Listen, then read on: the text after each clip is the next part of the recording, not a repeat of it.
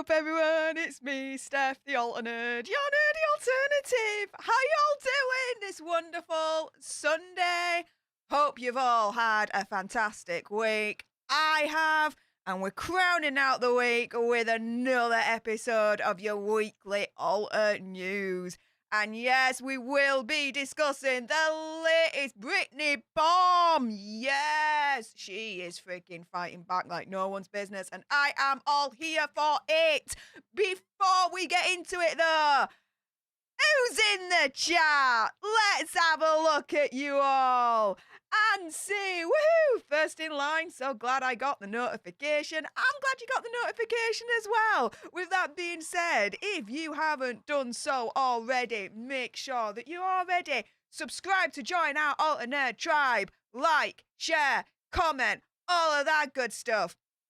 Also as well, do make sure that you turn your notification bells to on, just like our Aunt C did, because she got notified. Way! YouTube doing its job at last. Judith Smolke, hi from Southern California, Steph. Hey up, Judith, how's it going? What time will you be coming to us? I'm here now. Hello. Emma Jane, hello all from Sunderland, North East England, UK represent. Hey up, lass. Currently on our second storm warning of the week. Yeah, Storm Malik is proper beating us down right now. We've got a woodland nearby, and yeah, let's put it this way, there's a shiz ton of trees that have just completely just collapsed. The wind is just battering the woodland right now like no one's business. I hope you're staying safe though, Emma. Friday to yesterday brought us 80-mile-per-hour high winds. Yeah, no joke. It has been nuts. So Steph's monkey farts were on Amber Alert. Well, monkey gas, but I appreciate the sentiment, Emma. Thank you very much. She says, today, yellow weather monkey farts warning with wintry showers. Yes, we're so here for the monkey gas. Do you know what, guys? I'm going to do a poll later on, maybe. Should I do, like, a monkey gas merch line? I don't know. I've been thinking about it. It seems like such a throwaway line that I just, like, from my head to my gob, it just came out. But now, I'm actually liking the monkey gas. What can I say? What else is going on? Millsworth, I totally thought she was in England with an accent like hers. Total! I'm a total English lass. Proper Yorkshire, though I am. Yorkshire proud. Yes. Emma says Steph is from Yorkshire, which is northwest. Pretty much. Yeah. But Millsworth is on powerful hip medication. Oh, I hope. Oh, God. Mate. Dude. I hope you're all right. Take care of yourself. But they're from the Oxfordshire area. Very nice. Very nice. Phil in the house. Hey up, Phil. How's it going? Scales is in the house. Hey up. Mandy Goff. Hey up, Mandy. How's it going? Rosa Piacenza. Hey up, Rosa. How's it going? And yes, let's get those likes up, like Colin's saying. Yes, let's get this sorted. And Jean Rick, one of the OG ledges. Hey up, Jean. How's it going, lass? Hope you're doing all right. What else are you guys saying? Jaybird in the house. Hey up, Jaybird. Laura R. Hey up. Alicia Brown. Virtual hug. Well, virtual hug back. Radiant Rosie, much love to you, Steph. I adore you too. Nola Lola in the house. Hey up. Banana Tree Gamer. Hey up, mate. How's it going? Been a while. How's it going? Caroline Lestrager. Hey up, Caroline. Ravens in the house. Dante Johnson. Hey up, you guys. Candy's recovery journey. Happy Sunday, Steph and Alternate Tribal. Happy Sunday to you too, Candy. Lady Pamela, hey up, get her hands, hey up. Ava's in the house, hey up, Ava. Sharon's in the house, hey up, Sharon. Carrie Richardson, hey up, Carrie. Hello. Who else have we got? Hearts is in the house, hey up, Hearts. Hello. Manuela, hey up, good evening. Oh, Def, Alexandra, hey up, lass. How's it going, hon? You absolutely rocked on hugging the cactus. Well, of course you know your shiz, lass, to be fair, but you know your shiz. Oh my goodness, yes. Carrie says, found you from Popcorn Planet. Well, thank you very much for jumping over my little corner of YouTube. Really appreciate that. Victoria, hi from Nottingham. Hey up, Victoria. A lot of UK represents in the house tonight. I'm liking this. Danny B, hey up from Texas. Hey up, Danny B. How's it going? Ams Bloom says that you also got the notification. You're stunned. Greetings from Poland. Greetings from the UK. How do? Harley, hey up, Stef. Greetings from Southern California. Wow. Okay. Hey up, Harley. And embracing the new me. Happy Sunday from Canada. Dude, I'm loving this. We are proper worldwide, us Out on Her Tribe. I'm loving it. I'm Alexa. Rebecca, hey up, lass. Seattle says we love you. See you in Vegas. Well, I adore you too. And I'm so looking forward to seeing you guys in Vegas if you can make it in April. Oh, yes, yes, yes. Whilst I'm on that subject, just to let you guys know, because I keep it 100, I've always said, you know, any donations that I do receive go straight back into the channel. However, in terms of any donations that are coming through at the moment, they are going towards the Vegas trip. So just to keep it 100 and let you know the deal with that. But Rebecca, you're freaking awesome, lass. Thank you so much. Kenneth for peace. Hey up, Steph. The storm also hit us in Denmark. Bloody hell. Guys, be careful. Storm Malik is not playing games at all. Rick Smith, good afternoon. You're like a bright light in the darkness. I could feel your humanitarian, unconditional love flowing through the screen. You're an awesome soul. Keep glowing up. Yay! Thank you so much for your kind words there, Rick. Really appreciate it. Kyoka in the house. Hey up, Kyoka. Hey, Steph. If New Mexico, USA. Booyah! Derek Goldie in the house. Evening, Steph from Cape Town, South Africa. Hey up, Derek. How's it going, mate? Who else have we got? Jessica. Hey up, Jessica. Hello from Manitoba, Canada. Love you, Steph. Well, firstly, pronunciation is never my best friend, so hopefully I've pronounced your like city or town right. However, I adore you too. Thank you so much. Alexandra's like, yeah, do it. Do the monkey gas line. Merch line. I might have to contact my merch designer. I think I'm gonna do it. We'll see. Jill says, hi, Steph from Arizona. Hey up, Jill. Hey up.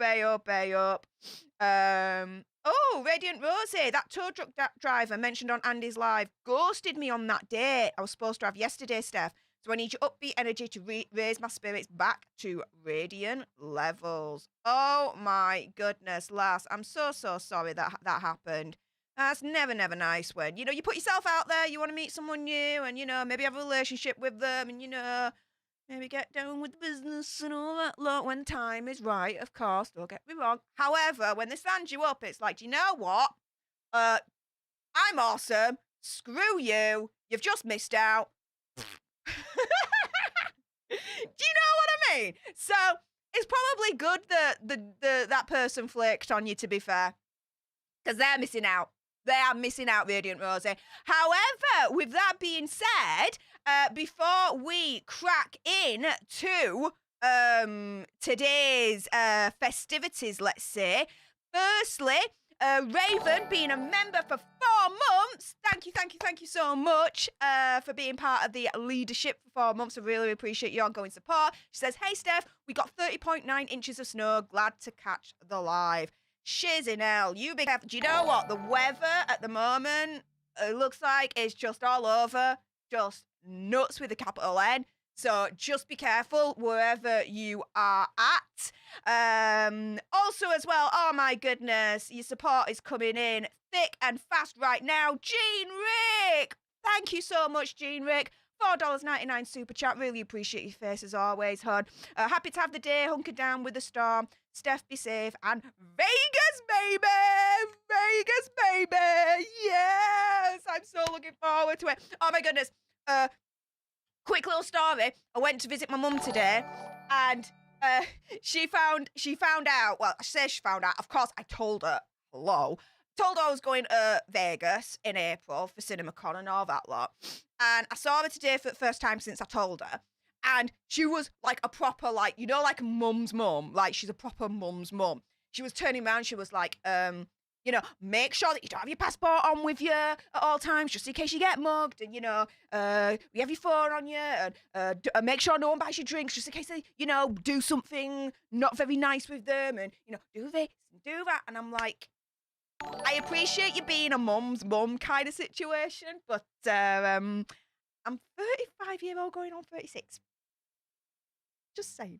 I'm just so excited. I'm so excited to meet you all. It's going to be so freaking fun. I have to admit though, guys, I'm totally psyched to, if for the first time, like ever in real life, meet up with Andy, Lewis and Jodie. Oh my goodness, like, they're my dudes. They're my dudes. I'm so happy. So yeah, I'm counting down days.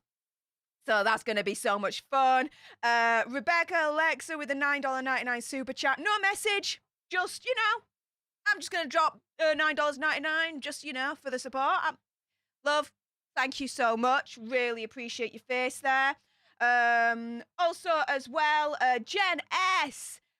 She's been part of the leadership now for 3 months. Thank you again for your ongoing support. Appreciate your face, Jen S. She says, hey up, Steph. Love your channel and love your new segment, Britain's Most Evil. Yes! Keep up the great work and love the positivity. Heart, you are awesome. Thank you so much for that. Just to make you aware, the next Britain's Most Evil episode is already uploaded. Yes! I'm just waiting for the YouTube gods basically to turn around and say, yeah, we're not going to limit this video. We're going to greenlight it. So that'll probably take a couple of days. But yes, the next Britain's Most Evil is uploaded, ready to go on Wednesday. It is about, check this out, Dr. Death himself, Harold Shipman. And if you guys don't know who Harold Shipman is, oh my goodness, you guys will not believe your ear holes and your eyeballs with, you know, what I'm going to be dropping. So this is, it's nuts with a capital N. Also as well, there was one, because I do read all the comments. It's just, I don't respond to them. I do it like in batches, like, you know, one night when I'm free and I'm not working or anything, I'll go through my comments and I'll respond to you all there. But there was one that was really lovely, a little bit of constructive criticism which I needed, which was, love your storytelling, Steph, we just want a bit more Steph. And I kind of understood what they meant by that.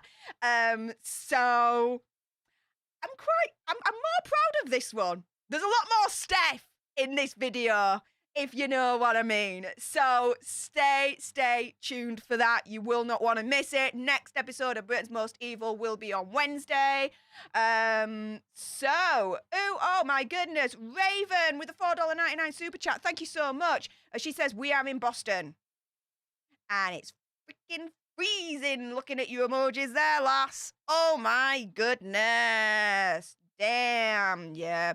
It's cold here as well. But it's not, it's wind chill, if that makes sense. You know, you step outside and it's not too bad, but then the wind gets you and you're like, damn, that's cool. So, yeah. There's that. Katie Embleton, member for 4 months. Thank you so much for your ongoing support and being part of the leadership for 4 months so far. She says, hey up. Hey up, lass. How's it going? How's it going? Oakley, dokily. Now, there are a few other people that I actually want to shout out. Because guess what? They joined the leadership just off the backs, like not even during a live or, you know, whatever. They just joined. So I want to shout out, firstly, Becky Alexa, which you gave me that super chat earlier on of $9.99, which again, thank you so much. But not only that, outside of the lives, you are so freaking kind, and you send me like little cash apps as well. So I just want to take this moment to really thank you for your support, not only during the streams and videos, but outside of it as well. You really, really don't have to do that. However, you do. So I appreciate that. I see you. Thank you so much. It means so much to me, that. Renee Dickerson, yes, you rejoined. Thank you so, so much. Mandy Gove, yes, you joined the leadership. And Stef $Doe, woo, you also joined the leadership as well. So thank you so much for becoming part of the leadership. Really appreciate your faces there.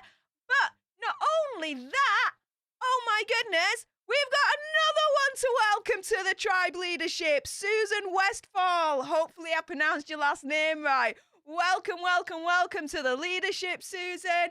Really appreciate your face. As with every single person that's part of the leadership, you guys have exclusive access to all the exclusive videos that I put out, usually a little bit behind the scenes, getting a little bit to know about me. I'm trying to do this really, really fast and really, really cleverly, but clearly that's not working, so I'll abandon this right now. You also get access to the monthly live streams, leaderships only, and we get to chat, we get to hang out, we get to have fun. It's been awesome. We had one like a week or so ago. I can't remember, time's like completely non-existent, and we had so much tons of fun. It was untrue. The next one will be in February, so don't miss out on that, you guys. Also as well, you get access to the exclusive emojis, your badges, and you may be noticing names whizzing past me head. They are all the leaders that are part of the leadership. So everyone that's joined on this stream, watch out for your name whizzing past my head in a future video or stream. Yes. Okay.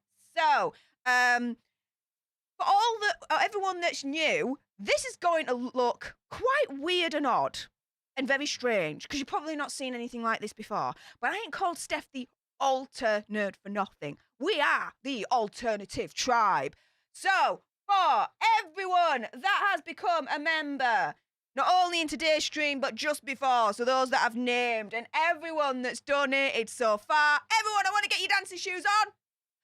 Everyone, all your leaders, you've got your exclusive dancing emojis. Everyone else, you've got your own emojis. Light the chat up with the dancing emojis, because we are going to celebrate every single one of you that has supported so far in 3, 2, 1, booyah!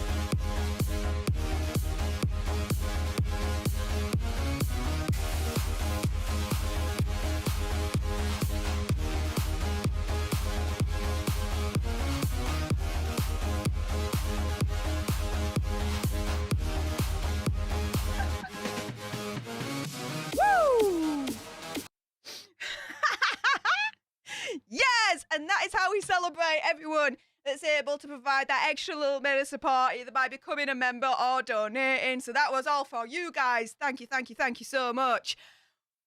Ooh, as I get my breath back, oh, look at all those emojis. Yes, dance emojis. Woo, woo, woo. Oh my goodness. Hey, witchy women, get in, lads. Thank you so much, lasses, for becoming part of the leadership. Oh my goodness. Lady Pavel has become a member as well. Thank you so much, you guys. Oh, as I get my breath back. As I always say, I don't need to go to the gym. The streams are my gym, quite clearly. Oh my goodness. Thank you guys for becoming part of the leadership. Really appreciate your faces. That is so wonderful of you to even consider that. Loving your channel so far and the content. Keep it up. Keep grinding. You guys will get there. Ooh, okay. Well, shall we start? I think we shall. Ooh, 'cause – damn, we got some things to say. here we go. Right. So, you may have noticed Britney Spears has actually edited this Instagram now. So, it's not the same, right? It's slightly different. It's slightly amended. Whew. So, as I get my breath back, here we go. Britney Spears has destroyed Jamie Lynn. Like, target destroyed, slammed, obliterated, dunzo, lass. Like, she needs to crawl in corner and just freaking never come out ever again kind of thing, right? Oh, yes. So, here we go. Britney Spears. National bestseller? Now, she's saying that because Jamie Lynn's turning around and saying, I'm a national bestseller. Look at me, look at me, look at me. She ain't. She's trying to twist the facts. That's just not reality, right? But anyway, we'll get to that in a moment. National bestseller? Duh. The timing of your book was unbelievable, Jamie Lynn. Especially knowing the whole world had no clue what was really done to me. Facts. We probably only know, like, the tip of the iceberg, unbelievably, and quite shockingly and scaringly, right? So, yeah, we really do not have a clue. Like, again, tip of the iceberg stuff, I think we know. My whole family, including you, is saying you didn't know. BS. Yes. Snaps. Snaps. Yes. We called her out saying, she's saying she didn't know. BS. Queen Britney is doing that too. Says a lot. It says a lot. But what these women are saying here, which is the real, which I'm not going to play because, you know, YouTube, copyright, that kind of thing, is pretty clear. I'm just kind of shocked that more people like these real soul sisters aren't telling it like it is. Queen Britney, come on over to YouTube. Don't you worry, lads. We're telling it as it is as well. It's all groovy. Congrats, bestseller. I'm thinking there's a little bit of shade there and a little bit of sarcasm. I'm not surprised at all. The nerve of you to sell a book now and talk shiz, but you're effing lying just like you lied about Alexa Nicholas. Yes. I wish you would take a lie detector test so all these masses of people see you're lying through your teeth about me. I wish the Almighty Lord would come I wish the Almighty Lord would come down and show this whole world that you're lying and making money off of me. You are scum, Jamie Lynn. Woohoo! Yes! Truth. Not my truth, not her truth, not his truth. The truth was coming out of Queen Britney at that point. Yes. My freaking goodness. Now, with that being said, okay, let's get to it. So, national bestseller, the bit that she says right at the beginning. Okay, so Jamie Lynn's trying to spin it by saying that she's a national bestseller because she topped the Christian book charts on Amazon, right? However, if you look at the overall position of the book, as of last week, she was at 95. That don't scream bestseller to me. Just saying, right? Does not scream bestseller at all.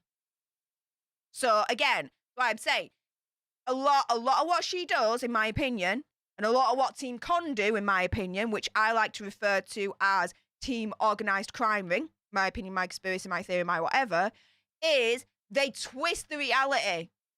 They twist reality to suit their own narrative. So there's an element of truth, but it's taken out of context to suit their narrative. It's sick. It's wrong. And I'm so glad that Queen Britney is now calling out on it. The one thing that really, I don't know, maybe she's trying to be a little bit more balanced is Queen Britney has now actually amended her Instagram. So what first thing that well, I say the only thing for me that's the glaringly obvious that she's amended now, that she's edited in this post, is the bit at the end saying "You are scum, Jamie Lynn." She's edited it and she's taken that out. That's like how do I put this? The most obvious thing that I can say that's the difference between this new edited post and the original one is the bit at the end. "You are scum, Jamie Lynn." I mean, hey, at the end of the day, she can say what the hell she wants, as far as I'm concerned. Don't get me wrong.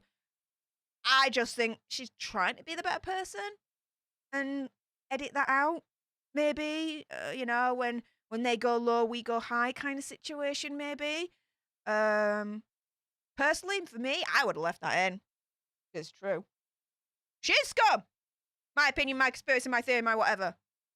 She is scum. She's making money off of her sister with her book of lies. What do you freaking expect, right? Hello? But, hey, I respect Britney's decision to edit that because she finally has the freedom to do what the hell she wants. So, hell freaking yes for that. And this whole national bestseller stuff, here we go. This is Jamie Lynn Spears' Instagram. And she says, "I can't believe I'm officially a national best-selling author. I've no words except how grateful I am that I was able to share my story with y'all. This has been one of the most challenging and vulnerable things I've ever done, and I just honestly can't thank y'all enough for the support and kindness." Okay, so I've already kind of, for me, I would like to say, my opinion, my conspiracy, my theory, my whatever, debunked her whole national best-selling author status, because to me, that's a load of BS. The other thing as well is that, it's been one of the most challenging and vulnerable things I have ever done, lying about my sister and profiting off of all those lies and making money off of her dishonestly. My opinion, my conspiracy, my theory, my whatever. And can't thank you all enough for the support and kindness. I don't know about you, but how much support and kindness is she getting? Because from my vantage point, not that much. Not that much at all. But, yes. I think, that book belongs with her mum's book, Lynn Spears, in the freaking fiction setting. Do you know what? One of these days, I'm going to go into my local bookstore. I'm going to get her book. Of course, handle it with gloves, because I ain't touching that shiz as far as I can freaking throw it, right? With my gloved hands, get the book, put it in the fiction section, and take a freaking picture, and then post it. Do you know what? That's an idea. I'm going to do that. I'm going to do that. And be like, this is where you belong, Jamie Lynn Spears. Boom! Idea! Love it. I'm going to go through that. Yeah. Love it. Also, as well, I saw this on Twitter that I wanted to share with you guys. Now, it's from George with that Twitter handle @BritLenaPop. I saw this and I thought, nice. If this is true and if this is legit, guys, freaking Queen Britney knew what she was doing back then, prior to the Team Con, aka my P, my conspiracy, my theory, my whatever, team organised crime ring. This potentially, this proves, if this is true, that there was no mental incapacity that they tried to argue. All right? So, this is Britney Spears' original idea for her Piece of Me video. So, I'm I'm just going to zoom out a little bit more so you guys can... Oh, no, I don't think it'll let me. If I move this then, browser... Hey, there you go. Now you can see it. Even better. Right. So, she says... I am so sorry that you felt the need to go behind my back to my manager and ask him if I was ready next time you can come to me directly. Oof. Now, bear in mind, this was dated Sunday, the 18th of November, 2007, okay? For the Piece of Me video shoot. He even thought it was insulting and rude, but I'm a forgiving person, so let's focus on my upcoming video. Ween. And please do not go to Sam, so Sam Lutfi, and tell him he backstabbed you by telling me what you told him.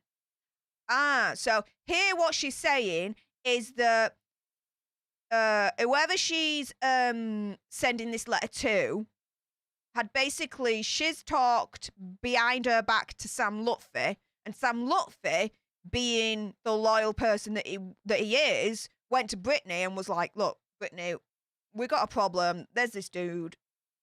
He said this. You need to know. So, yeah, absolutely, she's right. Don't chastise Sam for doing the loyal thing. She says, at least finally someone has the balls to tell me everything that goes on behind my back, so just get used to it. Boom! And like Sam said to you all on the phone, I'll be taking charge of my career from now on. He doesn't want to be bothered with any of their artistic decisions because he is not an artist or a musician, but I am. And also his taste in house decor is off. So I'm designing the bedroom scene. He's not being lazy. He isn't Larry. He just wants me to stop letting you all push me around, and I agree with him. So it's time you listen to me. Every contract says Britney Spears on it for a reason. Every contract says Britney Spears on it for a reason. Boom! Freaking mic drop right there. Mic drop right there. And like Sam, based on this here, was empowering Britney to be more of her own boss, to not let people push her around, for her to voice her opinions more, be more assertive, be more forceful for what she wants. Yes, I'm here for it. So she carries on and says, so I do not like that woman's idea for the video. That isn't it. That isn't who I am, and I'm just not going to do it. I made my own treatment, and I already talked to Wayne, and he loves it. All right, again, just to reiterate, as we're like a third of the way through, we don't know the validity of this document. We don't know if this was really Britney or not that typed this up, but hey, I think it's interesting. So she says, my treatment for Piece of Me is sleek and modern looking apartment or loft. Me and my girlfriends running downstairs out to the car. Paps take shots up our skirts. We jump into a cab, head to the bar, take a hot guy to the bathroom, blindfold him, tie him up, leave him in the stall, cut to a dance number. I will compose with the dancers. It'll be something playful, sexy, and fun like me. I need a trailer big enough to rehearse, and I would like to see photos of the actors because your taste in hot men doesn't mean I still think they are hot. So what Britney's saying there is, put it this way, I'm gonna be in on the whole hiring of the hot dudes situation because what you think is hot is definitely what I don't think is hot. So, yeah, I'm going to make sure that I'm going to have some fun with some proper hot hunks because I'm Queen Britney and there you go. Love it. She says, I do not need a car and driver. I just got my new license, so I'll drive to the set myself. I'll bring my own food so we don't need to waste money on a big cheese tray that no one eats. Wow. I hired my own stylist. She's young, new, and cute. I just keep forgetting him. Okay. If we can be ready to film next weekend, that would be wonderful because I'm unfortunately in the middle of a stressful divorce battle. So that's K-Fed. And I have strict visitation calendar that my lawyer is way too busy to change it for me for some reason. But next weekend, I'll be free. Now, again, this is quite, how do I put this? Foreboding, foretelling, quite like you chills run down your spine. I have a strict visitation calendar that my lawyer is way too busy to change it for me for some reason. Like, I'm sorry, but, and this again is my opinion, my conspiracy, my theory, my whatever.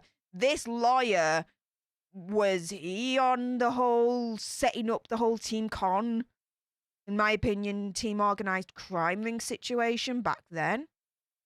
And didn't have the time for Britney to sort out the visitation situation because there were other things that they wanted to handle instead?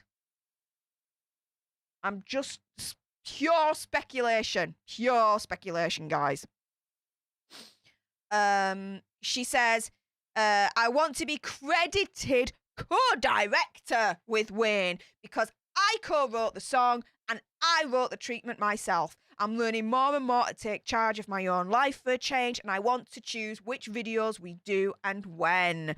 Which, again, knowing what then happened shortly after, you know, she was there learning more and more, trying to take charge of her own life, get more control back, and it ends up, you know, just around the corner, that whole thing taken away from her completely. Like, zero control at all. Zero freedom. It's sad. It's sad. But check this out. She then writes, if this is Britney that's written this, if that bothers you, then go sign another artist. I am happy just handing out my music to everyone for free. Basically, she's turning around and saying, if you don't like what I'm saying, tough and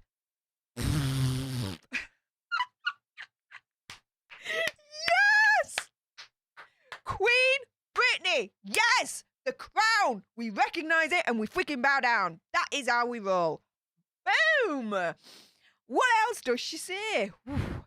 So she says, so let's then get ready to do 3 videos following Piece of Me, Let's Do Radar, then Break the Ice. Let's try to bang out 3 videos in 1 week if possible. Sam will handle Jive and I'll handle a lot of the budget for all 3 videos. Let me know if that would work out. I'm sure Janet may say the budget is around 300k. Just let me handle all that. I am the artist. I am my own boss, and I will no longer be told what to do. Thank you. Boom. Yes. Let's just get busy and start the wheels spinning ASAP. Quit reading TMZ and believe in rumors because I am fine. Consider the job awarded to Wayne for the first video, and let's talk later about the next 2 choices of directors. Cheerfully yours, Britney. Oh, snap, snap, snap, snap. Oh, yes. Oh, do you know what? I've already read that like a few times before, but reading it again, I still always feel the same way, which is, firstly, yes, Queen Britney, taking charge of her destiny, her career, her life, and being like, you're not telling me what to do anymore. I ain't going to get pushed around. I'm in charge of this freaking house. This is my rules. This is how it's going to down. This is how I'm going to be credited. This is what we're going to do. If you don't like it. However, on the flip side of that, it's very bittersweet because this was just before team conservatorship, aka, in my opinion, team organised crime ring.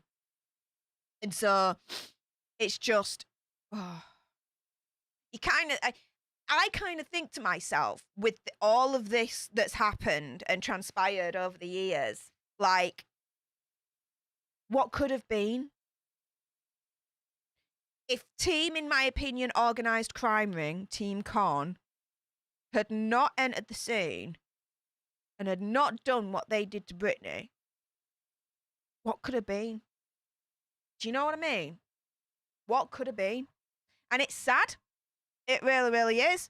Because I'll tell you something, right? Apart from, because post Team Con, you had the first album, which was Circus. And then, if I'm not mistaken, the second album after that was Femme Fatale. Which you had, you know, Hold It Against Me, Till the World Ends, which were 2 bangers absolutely loved.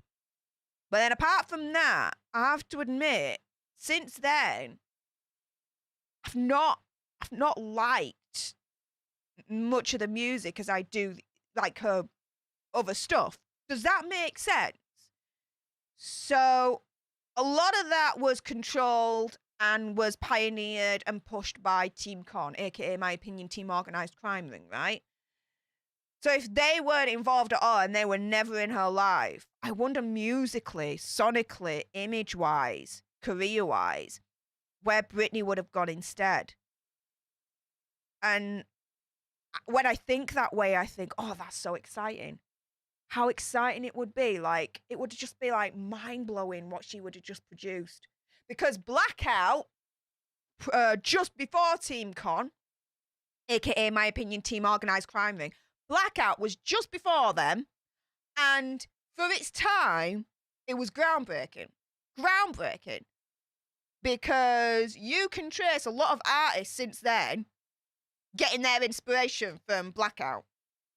Facts. Facts. Facts. Facts. So, she was groundbreaking with that album, right? What else could she have been groundbreaking with without, in my opinion, Team Organised Crime Ring, aka Team Con?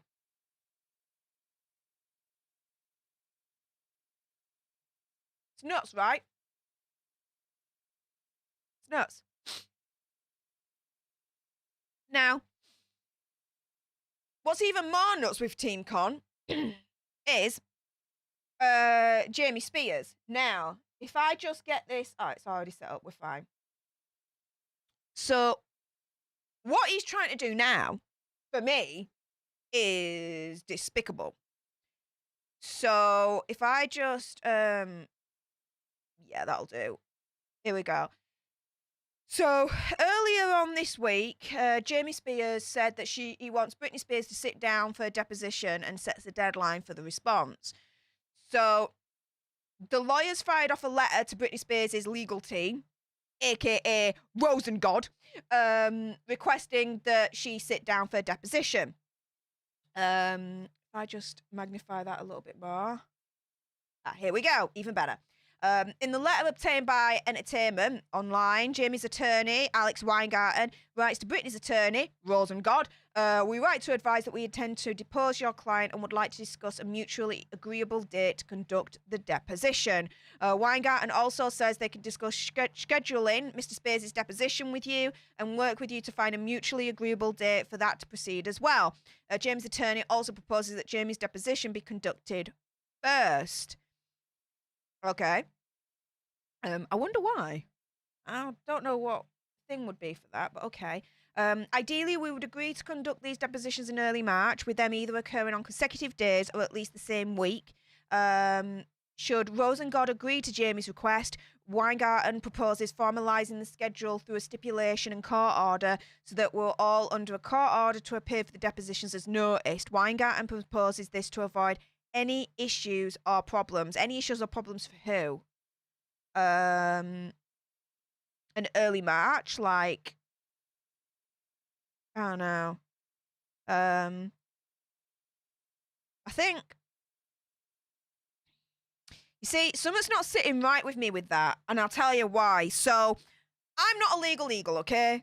I know absolutely bugger all when it comes to legalities of this kind of situation, right? So, with that being said, they're insisting, Jamie's side is insisting that they go first.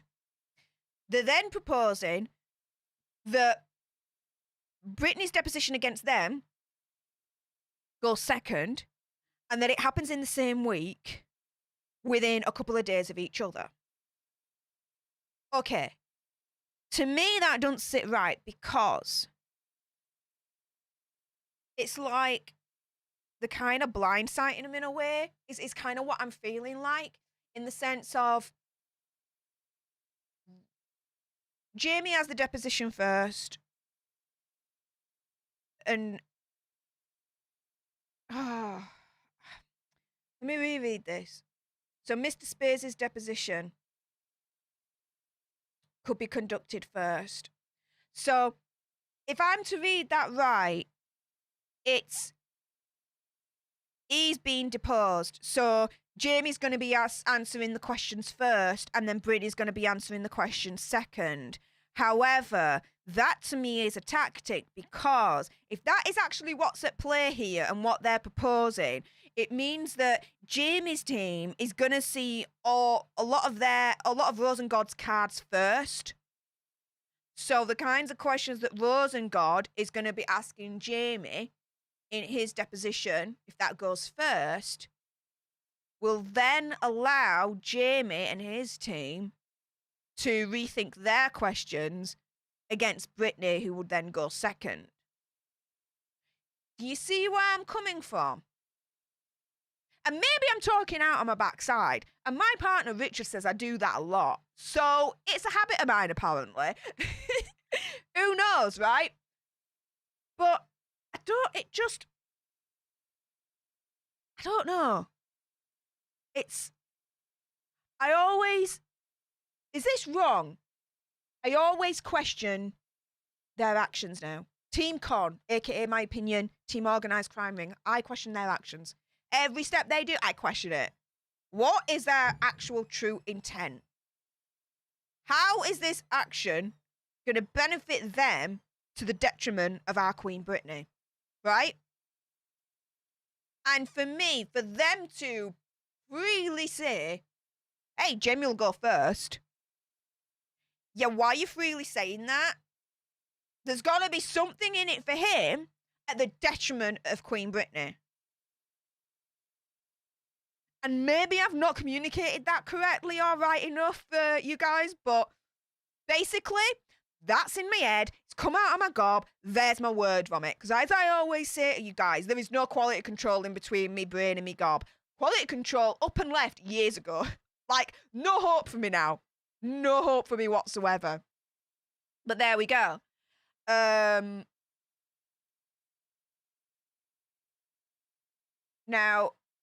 if we go back to this article, and then I'll see what you guys have been saying as we've been going through this.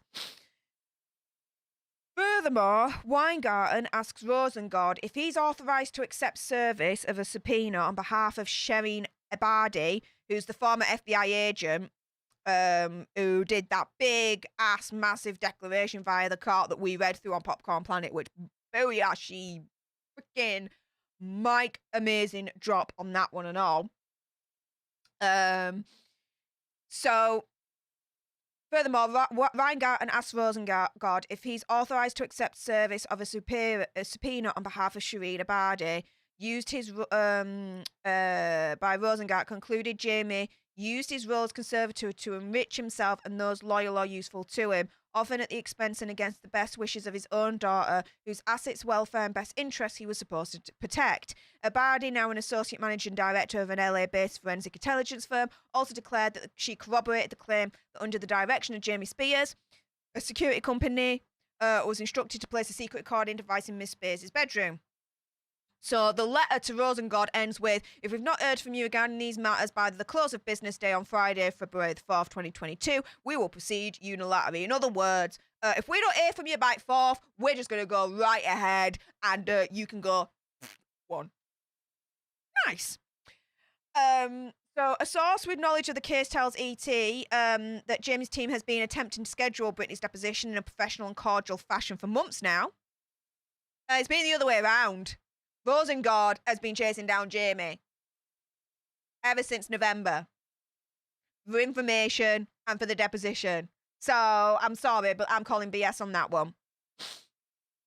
And so the source adds that Rosengod refuses to engage because he's more interested in complaining about taking depositions than actually taking depositions. Oh, they can bog off.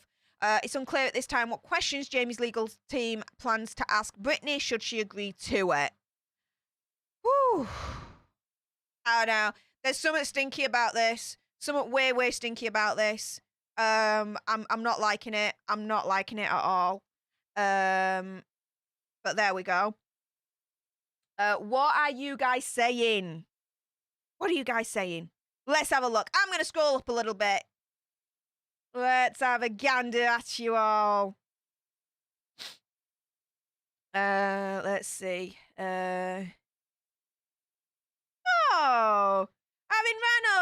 Fields. Hello there, Aaron. I'll be in Vegas same time as you guys, Stef. Way, loving it. Way. What else have we got? Melody. Hey up, Melody. How have I been? Long time no see. Hey up. I've not been too bad. I've been chucking along. Did I miss anything good? Yeah, but you can always watch on the replays. Nobody likes Stef. I would like to say that as well. Nobody like me indeed. And oh my goodness, Ms. Ashley in the house. $13.99 super chat. Thank you so much, Ms. Ashley. So she might be clarifying a bit for me here, because it's one way around or it's the other way around with who's taking the deposition first. I can't figure out what it's trying to say. Admittedly, and hey, I will freely admit when I'm a little bit confused, which is a lot, really. I was born confused, so don't take much, right? But she says, I think Jamie's lawyer is saying that Matt Rosengard would be asking Jamie question first, and then Jamie's lawyers would be asking Britney's question. Yeah, so that then goes into my fear that with Rosengard asking Jamie the questions first, in a way, Rosengard is having to show their cards on the table first. So by doing so, Jamie's team that can then go away, reformulate their questions, and a couple of days later come back and hit at them harder. Hit at Queen Britney harder. So I don't like that for Queen Britney at all. I really don't like that for Queen Britney at all. That's not good as far as I'm concerned. But Ms. Ashley, thank you so much for the super chat and for your support. You're so kind. Really appreciate your face. What else are you guys saying? Let's have a look. The witchy women. We all have overshared online. Facts. And being like, oh man, why did I do that? Facts. I'm proud of her. I just hope she's mindful of what she will be okay with long term. Hey, at the end of the day, she's been silenced for so long that it's all a learning curve. It'll all be a learning curve for her, you know? But at the moment, you know, let her revel in freedom to say what she wants to say, and that's it. Like, she freaking deserves that for the rest of her damn life, as far as I'm concerned. Bloody hell. You know what I mean? What else have we got?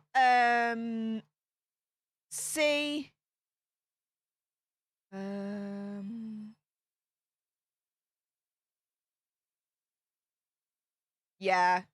Witchy women, she hasn't dealt with social media, able to do whatever and say whatever. I didn't even think of that. Yeah. So again, this is a big learning curve for Britney, as she's got the full freedom now to do what she wants and say what she wants and really be introduced to social media and all that jazz. So yeah. And you know what? She's going to make mistakes, because guess what? We have. We have. Hello. We all have, right? But at the end of the day, they're her mistakes, and she has that freedom to make those mistakes just as much as the freedom to make her successes. And we should all respect that as human beings for one another. Melody says, I believe every word. Me too. Me too! Jane says, Jamie Lynn ain't a nice person. She ain't a nice person at all. No way, no how. Not a fan at all. No. Laura says, in my opinion, if anything, so my opinion, my space, my theory, my whatever, Britney's holding back. I believe she thinks before posting she's a bright lady. Maybe. I got the funny feeling that she's posting out of pure emotion, like being very reactive to her emotions and then letting it out on social media. Which I'm not bashing her for that. I'm like, do you know what? Do what you want. For anyone that's new that doesn't know, I'm an atheist existentialist. So what that means, in a nutshell, of course, atheist, I won't insult your intelligence for that. Existentialist, best way I could describe it is the main part of my ethics is all about freedom. As long as you're not taking my freedom away, you're good.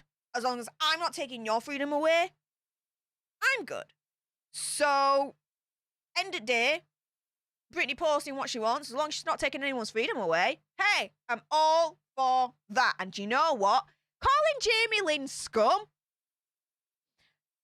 I don't think that's taking no one's freedom away. Let me just put that out there. What else are you guys saying? Jill says Jamie Lynn is the biggest two-faced lying snake ever. I would humbly agree with that opinion. Millsworth says, I hope she sues them all and starts bringing the receipt-stroke proof to knock them all down. I think it's coming. I think it's coming, and Team Con, a.k.a. my opinion, Team Organised Crime Ring, are quaking in their boots. Boots, boots, boots, boots, boots. They are shizzing themselves because that time is coming, and there is going to be a reckoning for Team Con, a.k.a. my opinion, Team Organised Crime Ring. And that reckoning's coming, in my opinion. And when that happens, guys, it's going down. Down. They're all going down, those mofos. Caroline says, I hope she looks back and sees growth. That's what I try to do when looking back on my older posts that come back in memories. Yeah. Damn, do you know what? I remember, right? How do I put this? I remember when Facebook first came out, and it was at the time when you had to be at university and have a university email address to be able to join Facebook, okay? That's how OG I am, right, with Facebook. And I was part of MySpace as well before Facebook came along, so I'm a proper OG. I feel really old saying this now, but, you know, it is what it is, right?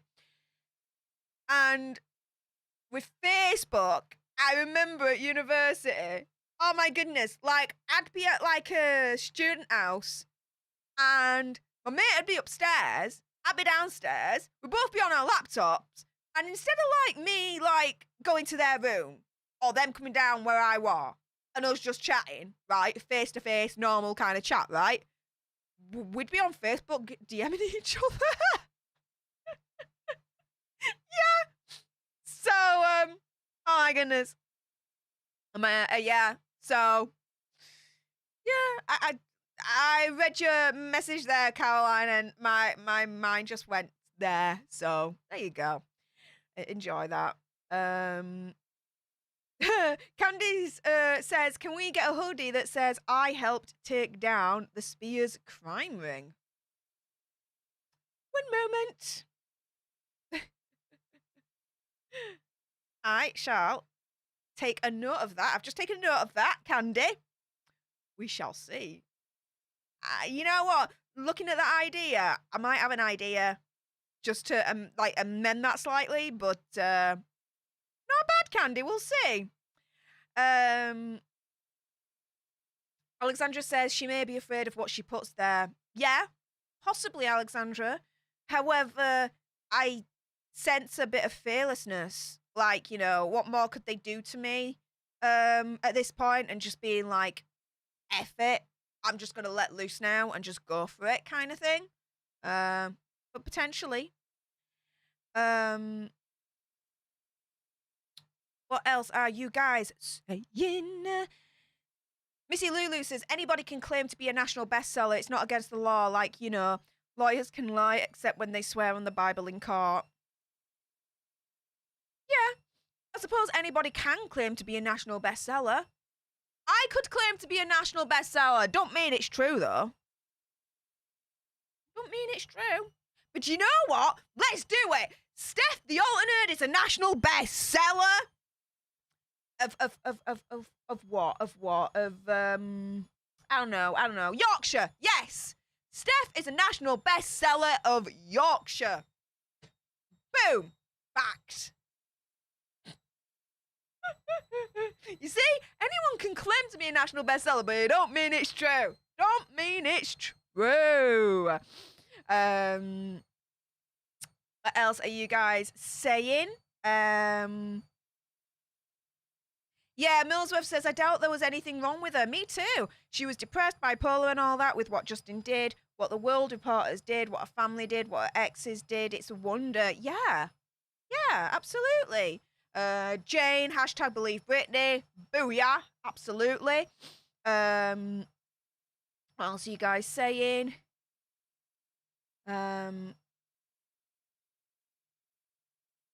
Just scrolling down. Let's have a look at your comments. Yes, Gene Rick. 300 in the chat. Let's get the likes up. Yes, absolutely. So as well, let me just do that. And I wonder if I can just find someone, hopefully. No. Okay. Never mind. Sorry, going back to this. To your comments. Sorry. Trying to do a zillion things at once, you know, life of being a professional-ish YouTuber of the world, of course. Yeah, let's get the likes up, guys. Absolutely. Please, pretty please. Jane says, I know I remember the pictures in the papers. I was so wanting to send Britney the biggest hugs ever. Yep. John Doe, I finally found your channel to subscribe. Nice. Well, thank you very much. Really appreciate your face. Whilst we are on that subject, if you haven't done so already, do subscribe to join our Alt Nerd tribe. Like, share, comment, all of that good stuff. We have fun on a weekly basis with our Alter News segment, as you can see here. Also, as well, I've just launched recently this month the new Britain's Most Evil series. Yes, 3 videos are already out. 4th one is already uploaded. That should be released next week on Wednesday. YouTube God's willing, of course. But yes, thank you so much, John Doe, for subscribing. Really appreciate your face there, mate. Let's see what else you're saying. Kerry Chatterbox. Hey up, Kerry, how's it going? And it's Sholocos in the house. Holla. Hey up, mate, how's it going, Sholocos? Lady Pamela says, I'm a little nervous of a Sam Asghari, dude. I'm not. He's not giving me any indication, anything whatsoever for me to be nervous about him. No, not one thing at all.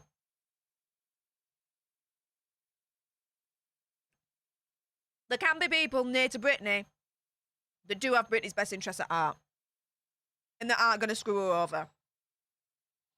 And we cannot be in that mind frame of being overly suspicious of everyone that's near her now, because she has that freedom to decide who's near her and who's not. And we've got to respect that decision. And we cannot disrespect it by turning around and saying, you know, no disrespect, Lady Pamela, but I'm a little bit nervous of a Sam Asghari dude. Or some people I've read, you know, have gone even further and really disparaged him and being like, you know, they've said a lot of awful stuff about Sam Asghari. And he calls her lioness. Like, he recognizes the crown and he does bow down. So, you know, yeah. I don't know what else to say, but I'm not nervous of him. He hasn't given me any cause to. No cause to. Emma Jane says, in my humble opinion, my conspiracy, my theory, my whatever, were her parents not slowly giving her substances on the run up to a breakdown? I believe that's a rumor. Whether that actually happened or not, who knows? But there we go.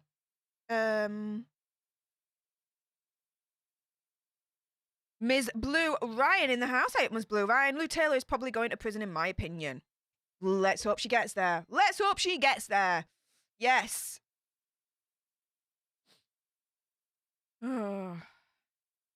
Jill says, I have no idea how she made albums, toured, and performed under all the heavy meds she was on. Yeah. it's a wonder how she was strong enough to be able to do all of that. It is a wonder. I do agree with you there, Jill. I think part of it was, and I had read this, that they hung her children over the head and said, if you do not do this, if you do not perform, you do not see your children. So, as a mother, and I'm not a mother, I'm not saying that, but as her being a mother, I can only imagine that, you do anything for your own, right? For your children. So you just somehow find the strength. You do that impossible task and you find that strength to do it. So you do see your kids. So it's the only thing I can think of.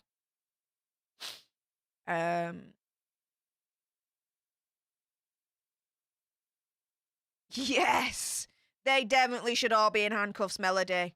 In my opinion, the organised crime ring. Yes, heading down the Perk Walk Way.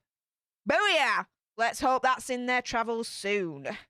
Do not pass go. Do not collect 100. Go straight to freaking jail. Mofos. Yes. Daddy Scales in the chat. Hey up, mate. 305 in the chat and not enough likes. Hit the like button. Yes, do make sure you hit the like button. Comment, share, subscribe, all of that good stuff. It helps with our little community that we've got over here for the Alternate Tribe. And yeah, you know what? It lets even more people out in the world know that this tribe exists.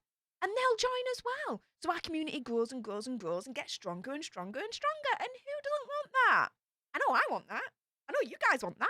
So let's get going. Get those likes up. Go on. It's $3.99. As in it's free. It's free. You know what I mean? So there you go.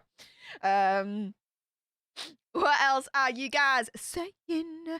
Oh, Kel Ray 83. Kel Ray 83. Hey up. Just got here. Stef, your makeup is absolutely stunning, looking gorgeous. Oh, thank you. It's so very kind of you to say. Also as well, One Show. Woo! Straight into the PayPal. Tipped $10. Thank you so much, One Show. He says, I'm of the opinion that Britney doesn't owe anyone a dang thing anymore. Facts. If she wants to get into bird watching, the Queen should go ahead and be the best bird watcher she can be. Also, I'm definitely saving up for Vegas. Vegas, baby! Yes! Oh, dude, I'd so be looking forward to meeting you as well, mate. I hope you're able to get there. If not, don't worry. Because it ain't gonna be my last time coming to America. My next trip for America, I know, I've got it. Was actually gonna be the original one. So my original intention with America was going over for like 2 to 3 weeks, staying at Florida, at my main base, and going to the theme parks and all that lot, and doing all that. Going over to LA for like a long weekend to see Lewis, Jodie, and the gang there, and then flying back to Florida, staying the rest of my time in Florida, and then buggering off back up. That was the original OG plan of what I was going to do. However, CinemaCon all of a sudden came up, and we were like, yeah, we're just all going to go to CinemaCon. Easy enough for me. I just got to go fly to Las Vegas and fly freaking back. That's all I'm doing. And my flights are freaking immense. Like, immense as in so easy it's untrue. I'm flying from Manchester to Heathrow and then Heathrow to Las Vegas. Just one connect flight and it's in the UK. And then flying back, again, kind of the reverse. Vegas to Heathrow, Heathrow to Manchester. Boom. I'm happy with that all day long. But One Show, thank you so much for the $10 donation. That's going straight to the Las Vegas Fund as well, so appreciate your face there, mate.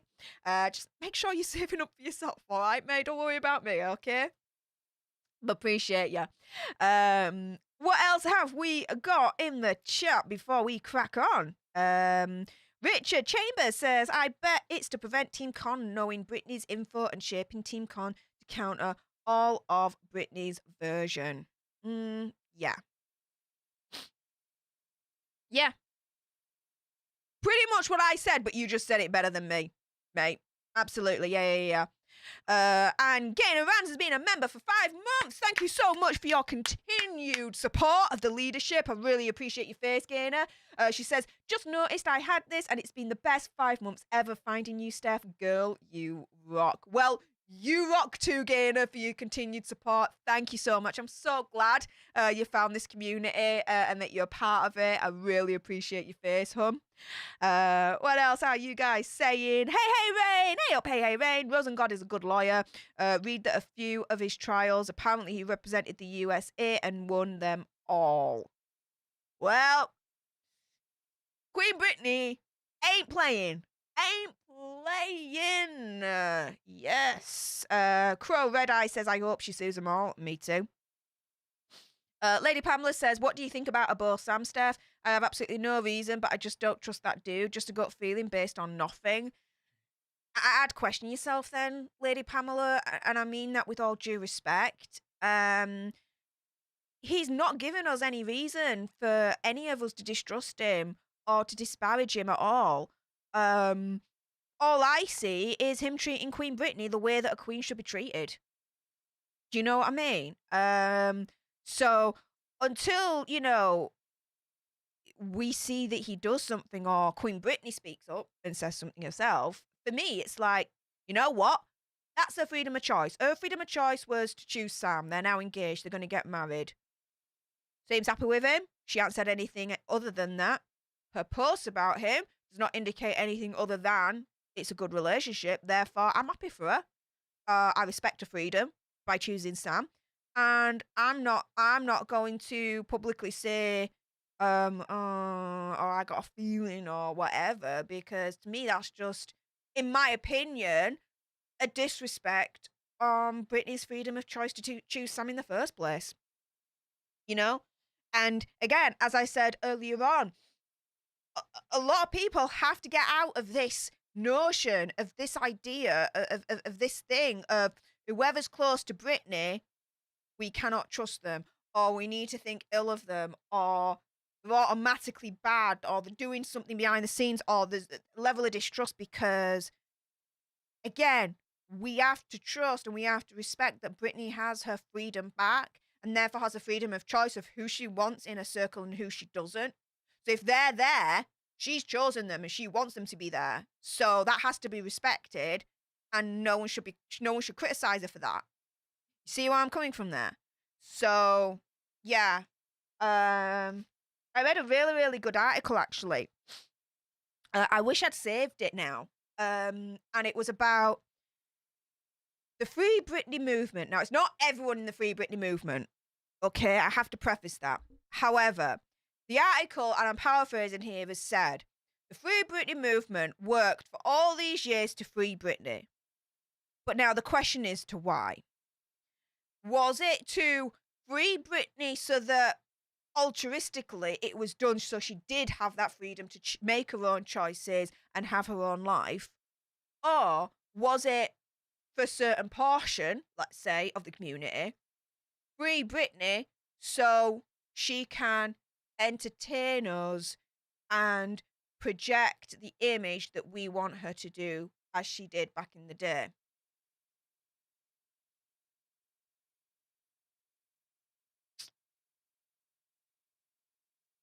It might be hard to hear that, but when I read the article, I just went ding, ding, ding, ding, ding, like, that makes sense. That makes sense. A lot of the Free Britney community did it because it was altruistic. There was a woman that was in pain, that was in a prison, basically, and she needed to be free in this unjust, completely wrong situation. Yes. But I believe there's a large portion of the Free Britney movement that did it so that it would be like, right, now you're free, entertain us, but do it in a way that we accept and the image that we want you to have. Because some of them, you know, complain about her hair, her makeup, this, that, and the other. It's like, what the hell are you chatting shit for? So, yeah. I don't know how I got onto that kind of rant, but Lady Pamela, thank you very much anyway for your support. Mucho appreciato and all that jazz. Alicia says this is designed to embarrass Britney and then they'll leak it to the media, aka TMZ. I hope they don't do that. If they do, though, they are in deep shiz.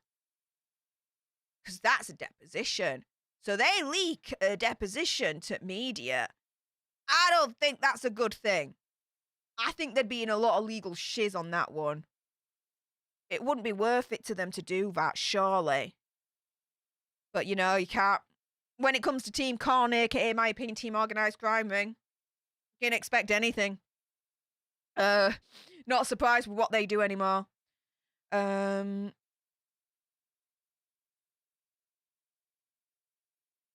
Alexandra says, I feel Jamie going first is good. Ooh, let me know why. Let me know why, lass.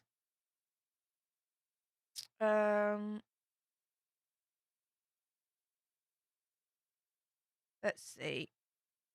Susan Westfall said the same thing. This is truly another way to embarrass Britney and leak to TMZ and others. Again, leaking a deposition to media, I don't think is the way to go legally. I think there'd be in a lot of shiz for that.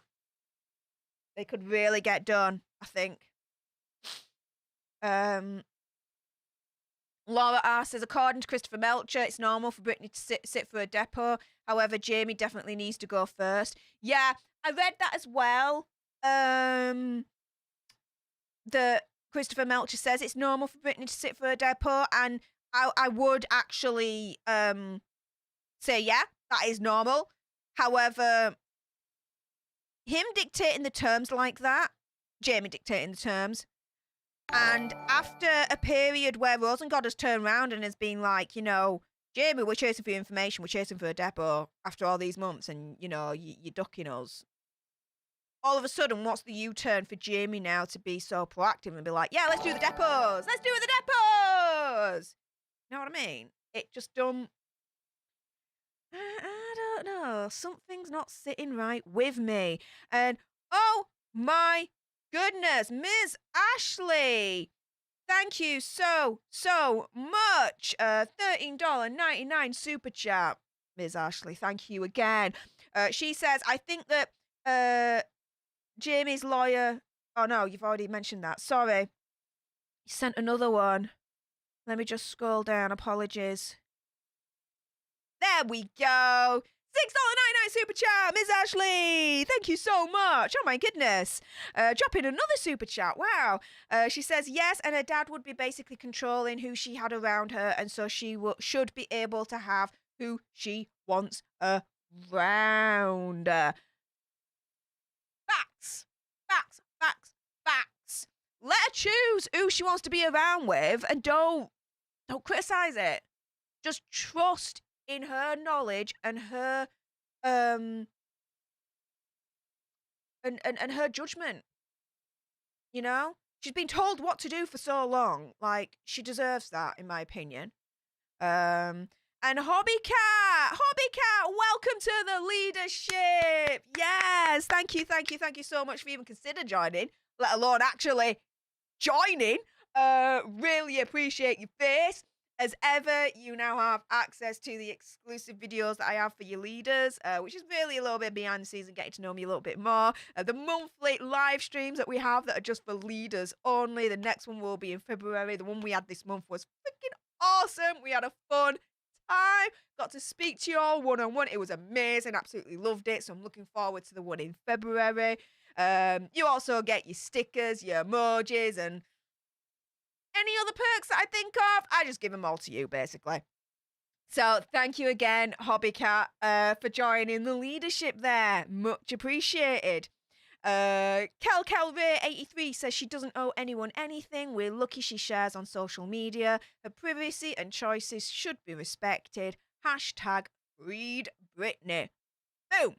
Yes. Melody says she won't make the mistake of trusting that father ever again. Fact, LOL. I don't think she trusted him in the first place, even before Team Con, aka, my opinion, Team Organised Crime Ring. No. I never thought she trusted her father anyway. Yeah. Gaynor says, I want her free, so she just love the life she wants now. Get married and hopefully more children. That's all she wants right now. Yeah, what she wants is what we need to respect. Manda says, I've actually heard another lawyer say there's no reason for Britney to sit for a depot. Interesting. Sudsy plays. Hey up, Sudsy says, Jamie's lawyer said when leaving court, I'm going to mess with his head. Then I send the letter. I think this is the letter he was talking about. And all this, Britney goes first, then Jamie Will is just wrong. Yeah. Crow Red Eye says, I'm not sure anyone with a brain will ever trust Jamie. Agreed. Totally agreed there. What else are you guys saying? Let's have a look. Oh, where are we? Here we go. Phil, hey up, Phil. Let's get 5 new members. Well, we're already at new members of 4. 4 new members, 4 new people to join the leadership. So we only need 1 more member to join the leadership, and we get to the magic 5. So is there going to be anyone else that wants to join the leadership today? Make it to the magic 5. Let's see. Jedi Mama, hey up, Jedi Mama says, I think Sam has been good for Queen Britney. Yeah, I think so too. Again, no indication that he hasn't been, so I'm not going to think otherwise until then. I can only judge on, the evidence that's presented. Do you know what I mean? Lulu Badwolf, what they are wanting to ask her is what makes me very concerned. What is Jamie's team trying to do? Indeed. Service Dog Kaizana, hopefully I pronounced that right. What are they going to depose her about? She was in a conservatorship. Exactly. But however, who knows? Christopher Melcher says it's normal, so I trust him. And Alice Bertie! Or Alice Burt, again, pronunciation is not my best friend, has become a member! Yes! That makes it to new member number 5! And Kelly Bignell just put it well over to new member number 6! Guys, welcome to the Alternate Tribe leadership! Thank you so much for even considering joining, let alone doing it. Yes! And if you've been watching Popcorn Planet, may the monkey gas bless you in every which way possible. Yeah, I'm going to be doing a monkey gas merch line. Yeah, I'm going to be speaking to my friend afterwards and getting that done. Okay. I'm so obsessed with monkey gas right now. Just the term I just think is funny. Anyway, besides the point. Alice, Kelly, thank you so much. Welcome to the leadership. Dare I dream and see if we could get up to 10? So we just need 4 more tribe leaders to join the leadership. Could we get to 10? I'm just saying, I'm just putting it out there. Who knows? We'll see. What else are you guys saying? Hey, Rain says, I think Britney should go first, considering all the stuff Jamie's depot might reveal, and I fight Jamie's team would try to bully her, in my opinion. It might be best to go first, just to get it out of the way. Yeah. Yes. Absolutely.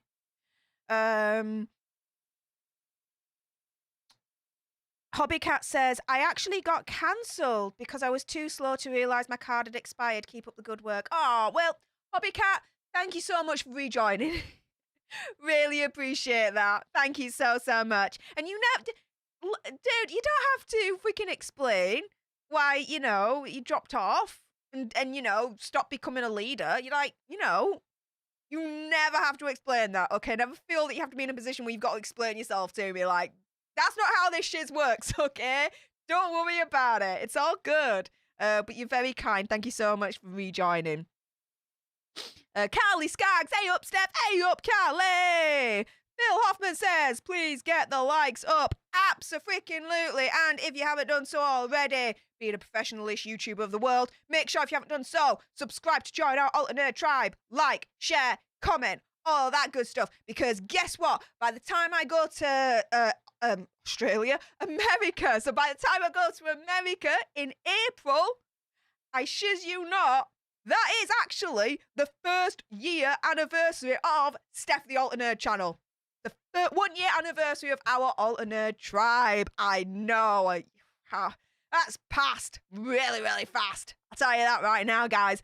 And I would love it if we could do like a massive, massive like double celebration of not only me coming to America and seeing a buttload of you guys, but also celebrating the milestone of 10,000 tribe members. Yes, that's what my aim. That's my goal.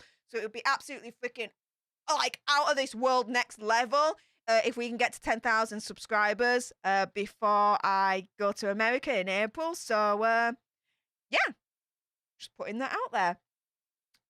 What else are you guys saying? Patrick Quill, what up, Steph? What up, Patrick? How's it going? Yes. Rebecca Alexa says, facts, not effery, like Emily D. Baker says. There we are. Agreed. agreed. And Ms. Ashley, again, bloody hell, lass. Another super chat, $6.99. Thank you so much again for your continued support. Wow. She says, I think they want to make so that she need to be in a conservatorship and that she crazy, but I think it would backfire. I tell you something, right, Ms. Ashley? Yeah, I absolutely agree with that. I really, really think that's what they're trying to do. However,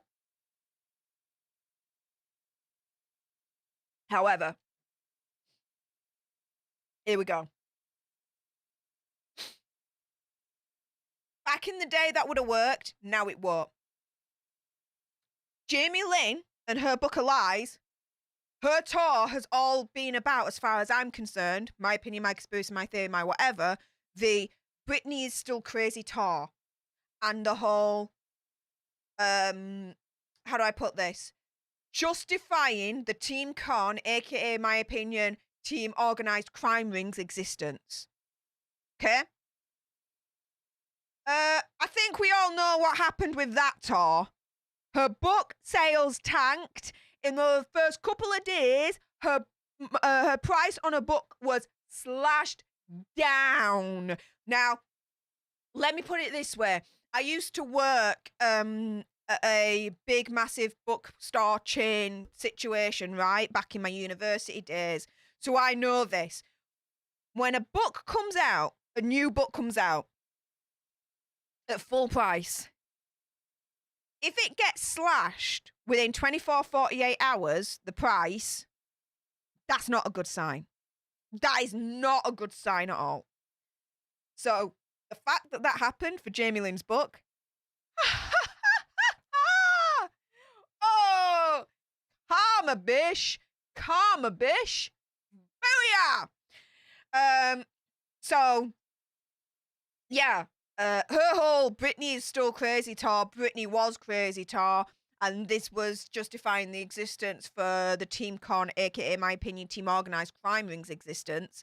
That backfired, we all know that. So I think that if Jamie and his lawyers try and do the same tactic, oof, backfire.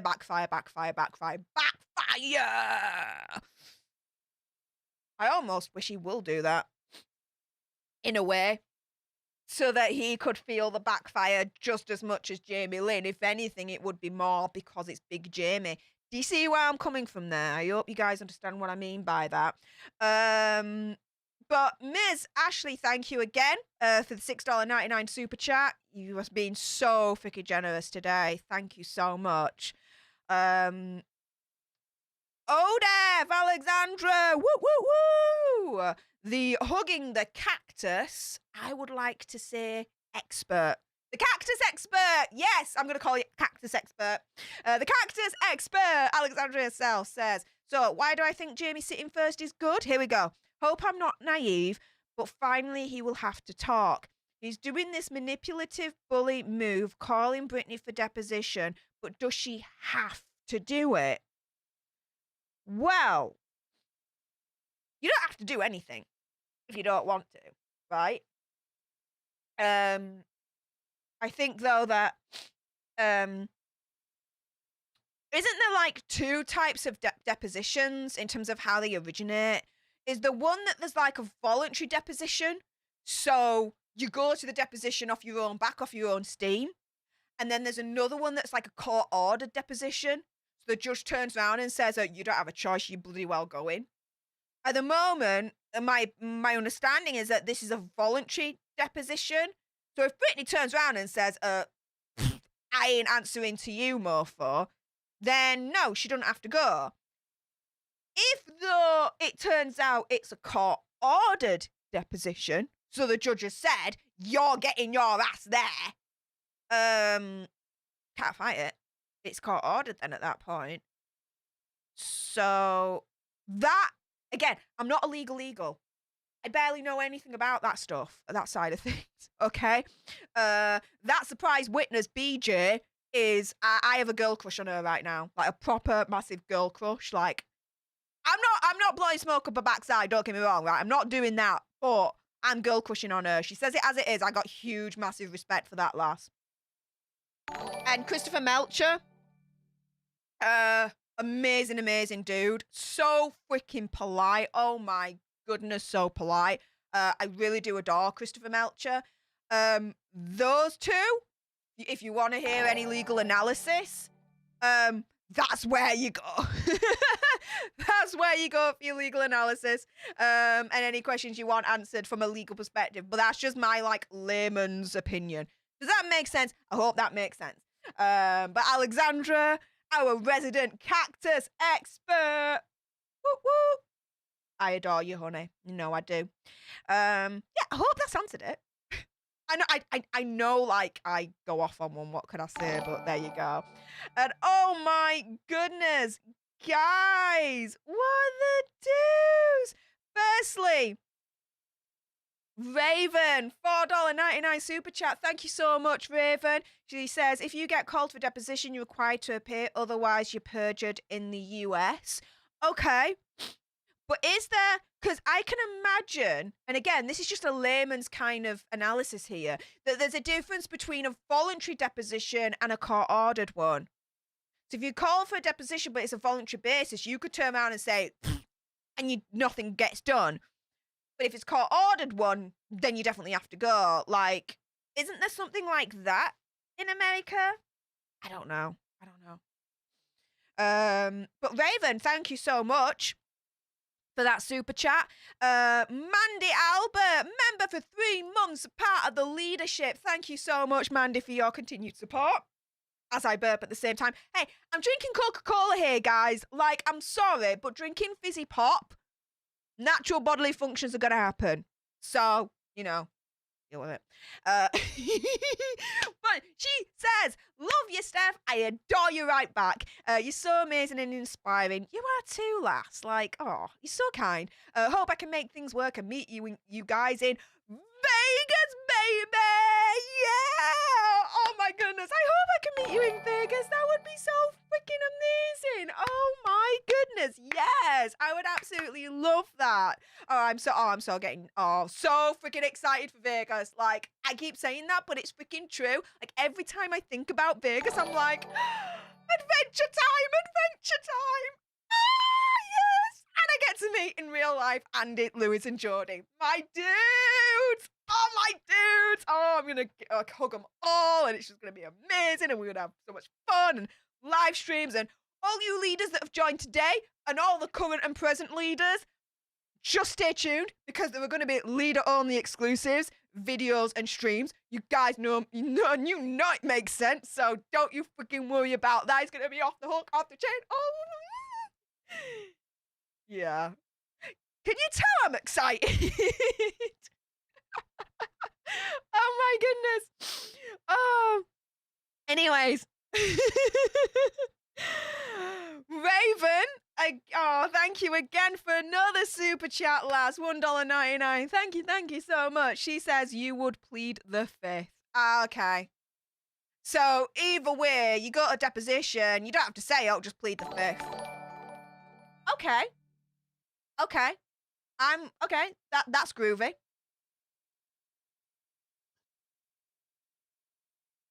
Groovy. Oh my goodness. What else are you guys saying? Let's have a look. Sorry. Inage27, love you, Stef. I adore you too. Candace, God save the Queen, God save the Queen, yes! Says, hello, Steph, it's great to catch you live, hope you're well. Oh, well, thank you so much for joining live, I really appreciate that. Penn Dizzy says, that surprise witness is awesome too. Hell yeah, Renee Dickerson says, love Christopher Melcher. Dude, you know where it's at! Yes, yes, yes, yes, yes, yes. Am I going to get married in Vegas and get blessed by an Elvis lookalike? No, because Richard ain't coming with me. I'm coming on my own. I'm just coming on my own. But I love traveling on my own. I love traveling on my own. I don't know why. No, I do know why, to be fair. It's because I'm a bit selfish. I can just do what I want. Go where I want, do what I want, and not have to worry. And that's it. And I'm so, so happy with that. So yeah, I'll be traveling on my own. Inage 27, $4.99 super chat. There's no message. It's $4.99. Well, thank you so much. Just for your generosity, just doing that. My goodness. And just to remind everyone, because I like to keep it 100 with you guys, you know, no BS, no beating around the bush. You just get it as it is. All the donations that I'm kindly getting from you guys, usually, I always say it goes right back into the channel. So, you know, the lights, the camera, this mic, the setup, you know, it goes into getting equipment for the studio. However, with this trip coming up, all the donations are going straight to the Las Vegas trip. So again, just keeping it 100. That's what's happening there. So Inage 27, thank you so much for that. Really appreciate your face. And Raven with another, oh my goodness, another super chat, $4.99. Thank you. She says, in the US, a deposition is the same across the board. And I made a mistake. It's not perjured. It's being held in contempt of court. Okay. Okay. And and Alexandra says, I believe if you're subpoenaed for a deposition, then you have to go. Fair enough. Okay. But Laura makes a great point here. So Jamie is currently in contempt, and Lou Taylor and Robin Greenhill. Interesting take. Interesting take. Yeah, absolutely. Potentially. Let's see what else you guys are saying. Hey, Canadace, God Save the Queen says, I'm happy for you and I just subbed at Stef Alternerd. Well, thank you so, so much. Whilst we're on that subject, you know, because I have to be a professional-ish YouTuber of the world. If you haven't done so already, make sure you are subscribed to join our Alternerd tribe. Like, share, comment, all of that good stuff. And make sure you turn your notification bells on so you're notified every single time I go live or release a video. Like next week's video is going to be another installment, another episode of Britain's Most Evil. Yes, it's already uploaded. It's ready to go. I'm just waiting for the YouTube gods to basically give it the green light. So that should be released on Wednesday, and it's all about Dr. Death, aka Harold Shipman. Definitely for mature audiences only. This one is wild, this story. It's like shocking what happened with this dude. So if you want to know more, stay tuned for the next episode for that. What else are you guys saying as I scroll down before we get to the next article? Let's see. Yeah,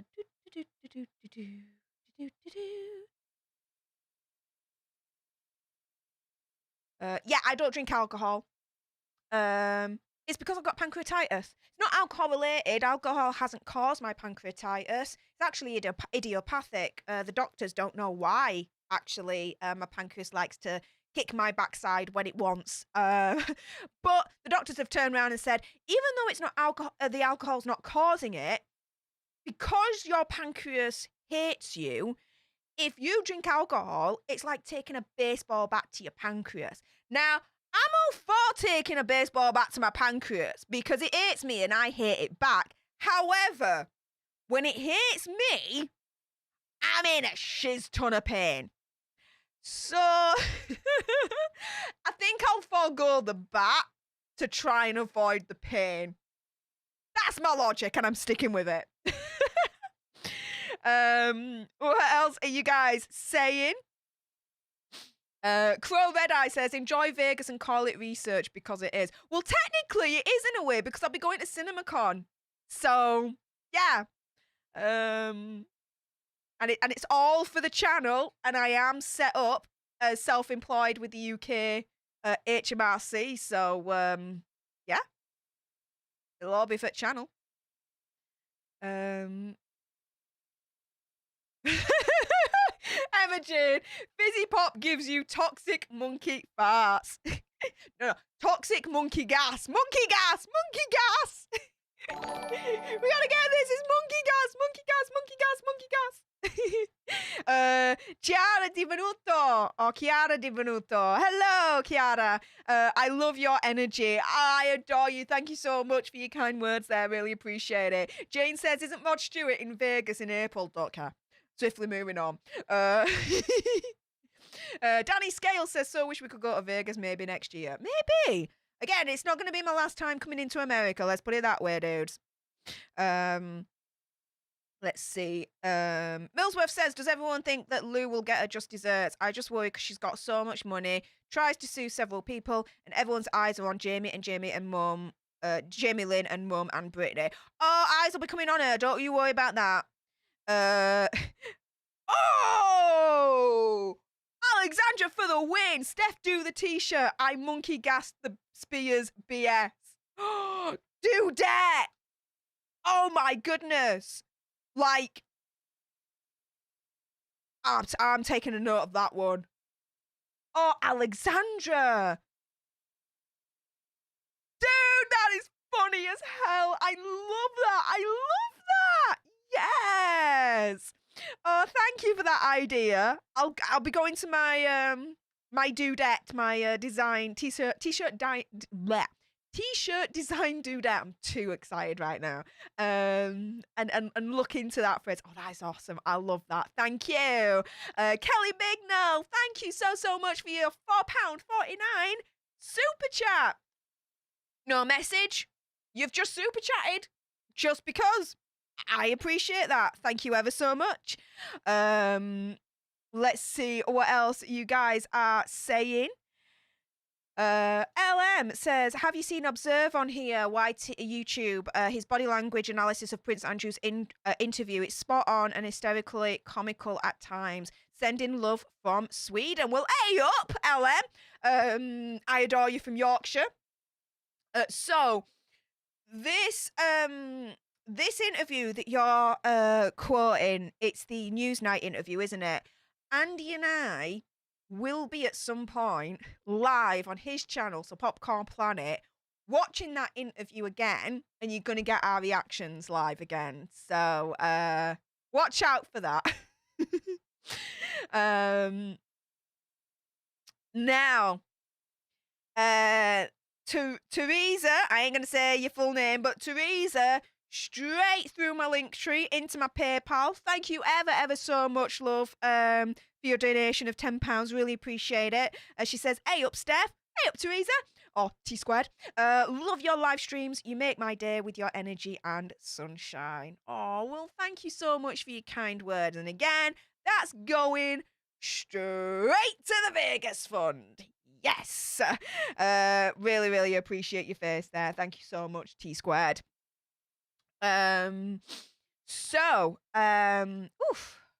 Let's crack on. What's Brittany Truskowski has become a member. You're already a member. She says, can't wait to see you in Vegas. Yes, I thought you were already a member, Brittany. Member for 5 months. Thank you so much for your continued support, being part of the leadership. I really appreciate it. And I can't wait to see you in Vegas either, Brittany. Oh my goodness, it's going to be so much fun. Oh, do you know what? I got like a list of what I want to do. I probably won't be able to get to do everything, but one thing I definitely want, I want white bits. I want white bits. I want a tan and I want white bits. Like, you know, like not the straps, of course, but you know, white bits. If you see what I'm coming from, you know what I'm coming from. Yeah, you do. I want white bits. I want white bits. Yes. Oh my goodness. Yes, yes, yes, yes, yes. So, I'm gonna get white bits. I'm gonna do some shopping. I want to do. When you go to Vegas, right? What's Vegas known for? Hello, I've got to do a blackjack. I've got to do a blackjack table, right? Okay, like 10 minutes on blackjack table is basically my thing. I'm going to give myself $100. Once it's gone, it's gone. Okay? Only play what you can afford to lose. I'm not a big gambler, don't get me wrong. It's very rare I even do the national lottery, do you know what I mean? However, with that being said, if I'm going to Vegas, hello, I do need to have one experience gambling in Vegas. So I'm going to do the blackjack table. I'm going to just put down $100 and that's it. And for me, I was taught by actually an ex-boyfriend. Yeah, an ex-boyfriend. Only gamble what you can afford to lose. Only gamble what you can afford to lose. And I don't know why, but that stuck with me. So $100. Once it's gone, it's gone. We're done. So yeah, there's that. And Canada's God Save the Queen, another tribe leader to the ranks. Thank you so much, Canada's, for joining the leadership. Really appreciate you. I hope I'm pronouncing your name right. But yeah, appreciate your face. Thank you so much for joining the leadership. That makes it to 7 new leaders this stream. Could we get 3 more and get it into double figures and get to 10 new leaders for this stream? Let's see. If you want to be blessed with the monkey gas situation, then consider joining the leadership today. What else are you guys saying? Let's scroll down. Ms. Ashley, yes, with another super chat. Oh, Lash, you are extremely generous this stream. Thank you so much. Wow. She says, Observe is on YouTube. He's a body language expert. Do you know what? I'm going to make a quick note of that. And I'm going to check him out. Because I know that for Popcorn Planet, we are looking for like a body language expert, you know, that we can like rely on so that they can provide their, you know, expertise if we've got like a video or like a stream or something along those lines. So I'll check him out. Thank you very much, Ms. Ashley. What else are you guys saying? Oh God, another super chat for Ms. Ashley. Wow. I've watched him do a few episodes, even with him watching Jamie Lynn interviews, but he couldn't really do good one because she had work done on her face. So, okay. Wow. You want to be a body language expert? Just get a shiz ton of work done on your face. Wow. That's nuts. And again, thank you again for another $6.99 super chat. Wow. Wow, you've been extremely generous today, Miss Ashley. Thank you so much. Wow. Oh, do you know what? It still amazes me even to this day that just like someone would even consider like donating, letting alone do it. It still blows my mind. I've still not got used to that, and I don't think I ever will, which is a good thing in my eyes. But there we go. Phil, hey up, Phil. Can't wait to see everyone in Vegas. I can't wait to see you all too. It's gonna be so much fun. It's gonna be so much fun. Yes. Okay. What else have we got? Who else have we got? Oh, Danny Scales. Oh my goodness, 2 on the trot. Super chats of $4.99. Wow, so $9.98 super chat in total. Thank you so much. Scales in the house. Wow, thank you. Alexandra says, Stef, what happens in Vegas stays in Vegas? Well, yeah, what happens in Vegas stays in Vegas unless it's on stream or in a video. Yeah. Yeah. Max, thank you so much for your compliments. I love the makeup, look, and outfit. You look good, Steph. Well, thank you so much for being so kind. Jane says, Church of Steph Sunday service. Oh yeah, loving that, loving that. Yes, Carly Skaggs, let's get hoping to go to Vegas also. That would be so much fun. I know it'd be so much fun. It would be so much fun. Absolutely, it would be so much fun. I would so be here for it all day long. Also as well, sorry, I was reading the bit above as well, Carly, apologies. Nola Lola, let's get to 10. Yes, let's get to 10 new members, 10 new leaders. So we got 7 so far that have joined today as part of the leadership. Will there be 3 more that can get us to double figures and get us to 10? We shall see. And Renee 85 Wait with a $2.99 super chat. Thank you ever so much for that. No message, just here's $2.99. Well, thank you so much. Really appreciate that. What else are you guys saying? Let's have a look. And see. Andy got 28 members on the 28th of January. Steph, you should get 30 on the 30th. Fair is fair. Well. Hey, you said that and not me. I'm just saying. Oh my goodness.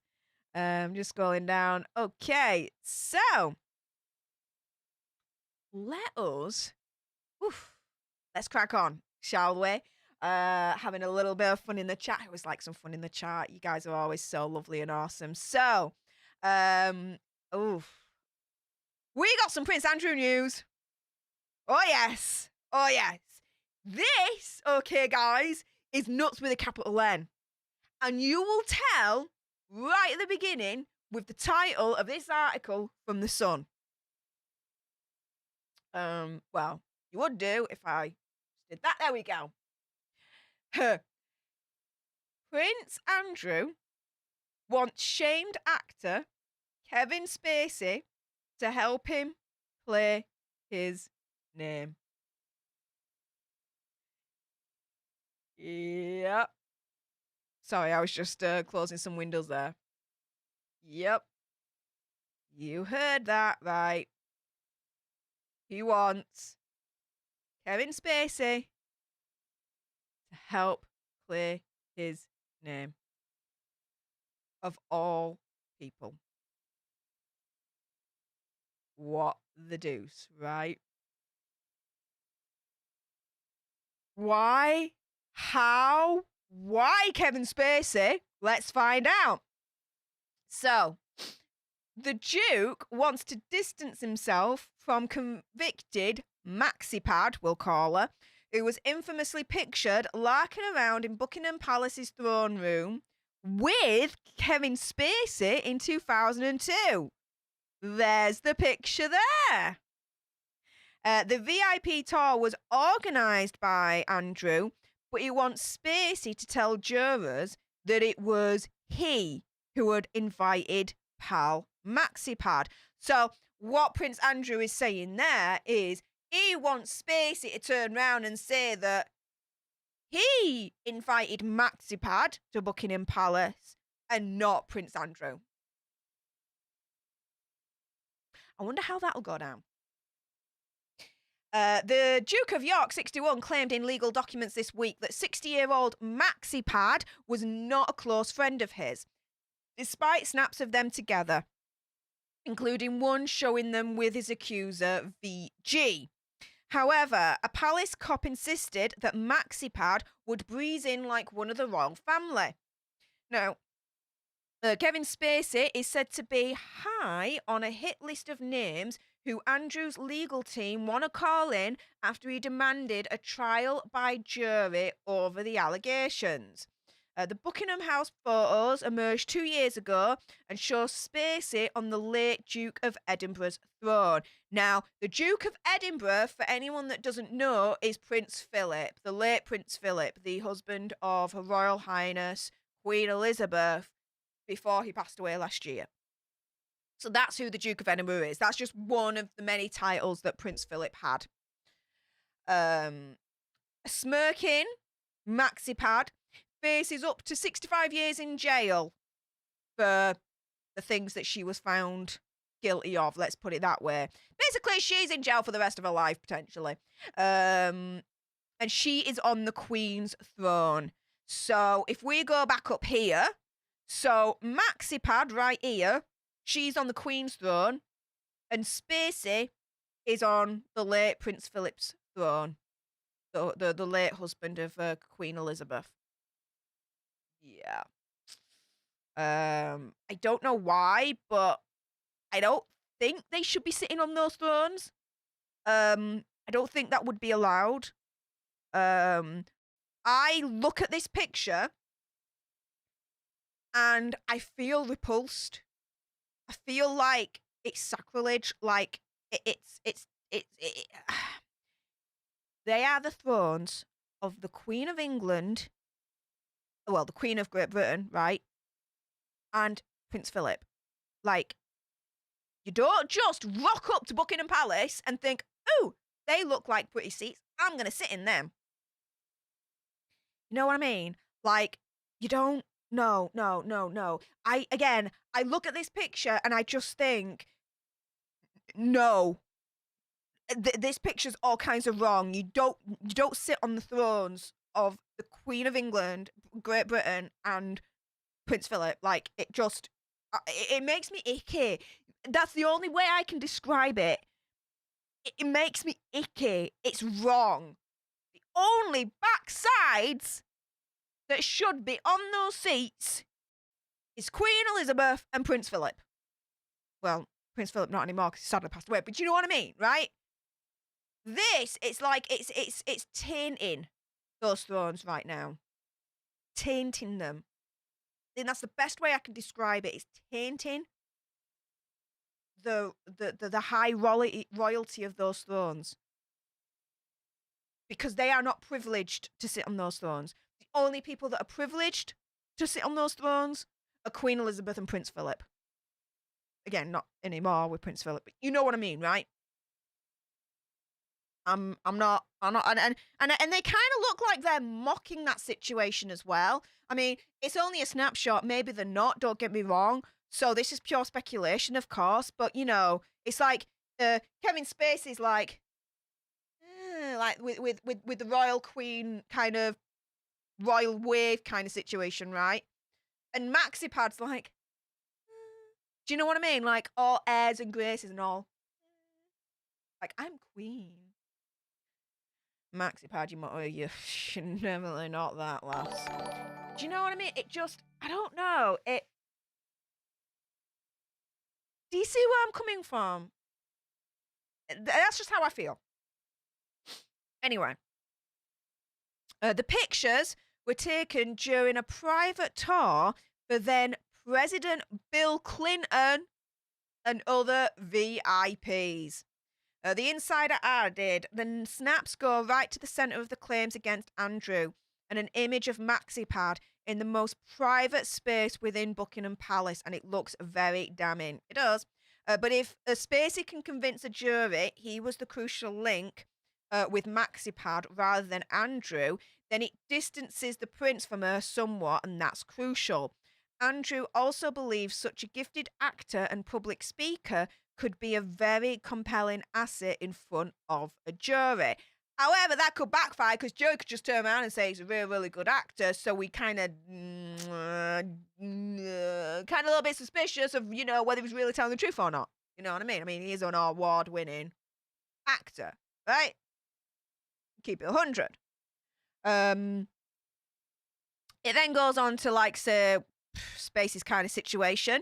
But the source says it's a ballsy move to think about using Spacey, given his own problems. But his testimony would add to Andrew's argument that maxi-pad was not a close friend. Well, when you're in Prince Andrew's situation, you pretty much grab any stick that you can get at this point just to hold on, or grab any straw you can get.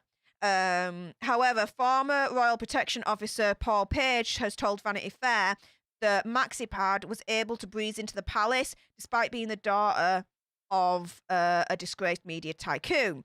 The protection officer added that was neither here nor there to Prince Andrew. As far as he was concerned, she was allowed to come in and go as she pleased. And he worked with Prince Andrew between 1998 and 2004 and went on, we were instructed not to put MaxiPad's name in the visitor's book. Okay. So, the hope of drawing Spacey to the stand comes after Andrew's request for a trial by jury. Both Prince Charles and Prince William are understood to be spearheading efforts to avoid the spectacle of a public trial to protect the family from any possible further humiliation. Last night's spokesperson for the Duke of York said of Spacey, it's categorically untrue that any help has been offered or that we have accepted any. The actor was unavailable for comment. What they're saying there, right? Very, very, very clever, but it don't really answer it.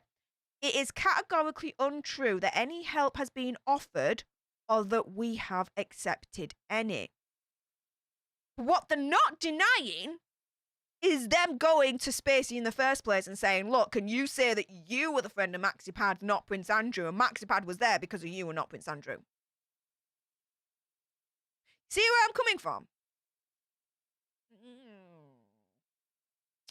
Of course, Spacey was unavailable for comment. Of course. But, yeah, guys.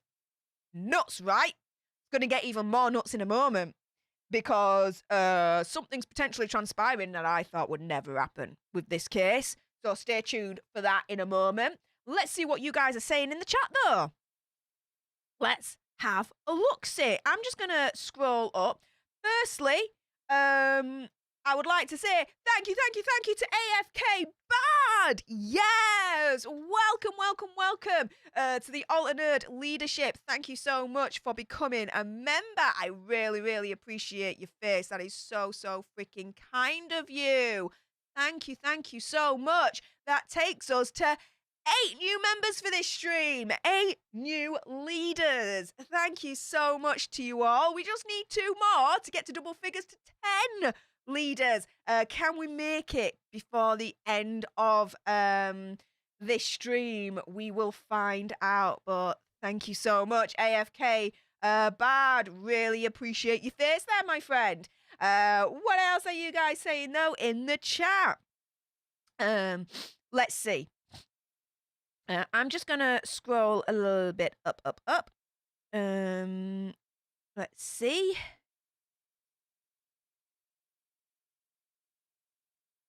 Scrolly up.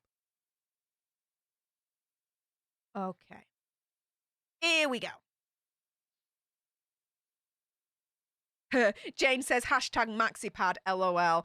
Yeah, because of I don't know, YouTube, there are certain names and certain things I cannot say, otherwise they will completely smack down this stream. Completely and utterly. And so I have to be careful with what I say because of that. So I cannot say certain names, but I can nickname them to try and get around it. And so MaxiPad it is. MaxiPad it is. What else are you guys saying in the chat? Oopsie-daisy says, the prince playing hot potato. We've taken responsibility for his actions. Say it isn't so. I know, right? Missy Lulu says, well, on the BBC interview, Andrew said that he and MaxiPad were friends and she invited Hefe to his daughter's birthday party. They are so crazy. Yup. Derek says the Sun got it wrong. It's not the Duke of York, but it's the ex-Duke of York. Not yet. Not yet, Derek. So all his military patronages and all that lot have gone. They've disappeared. He's done so with that. he has still got the titles of Duke of York and Prince. He's still got them. There are calls to remove his dukedom. There are calls for that. Whether that will happen or not is anyone's guess. I would think it will do. He will lose Duke of York. He will lose that. Especially if he loses this trial. If he loses this trial, he loses literally everything. Titles, the whole lot, he's gone. So yeah, it's not ex-Duke of York. He's still got that title. Still, but I think it's only a matter of time when he's gone. When that's gone. Donna Whitaker. Hey up, Donna. She says, hey, Stef. Hey up. Saw you on Popcorn Planet. Now subscribing. Oh, thank you. Late to the chat, but I'm so glad Britney's free. But what is her partner Sam's involvement for 5 years? He didn't show her TikTok. What did they talk? Well, this is the thing, right, with Sam Asghari. Again, it comes down for me to this. He's not shown any indication for me to think that dude's dodgy, right? For this TikTok situation that you've referenced here, we know that Britney's electronics was heavily monitored. She was given the hardware, the iPhone and all that. And so there was only so much access that she had. And anything else would have been cut off from her.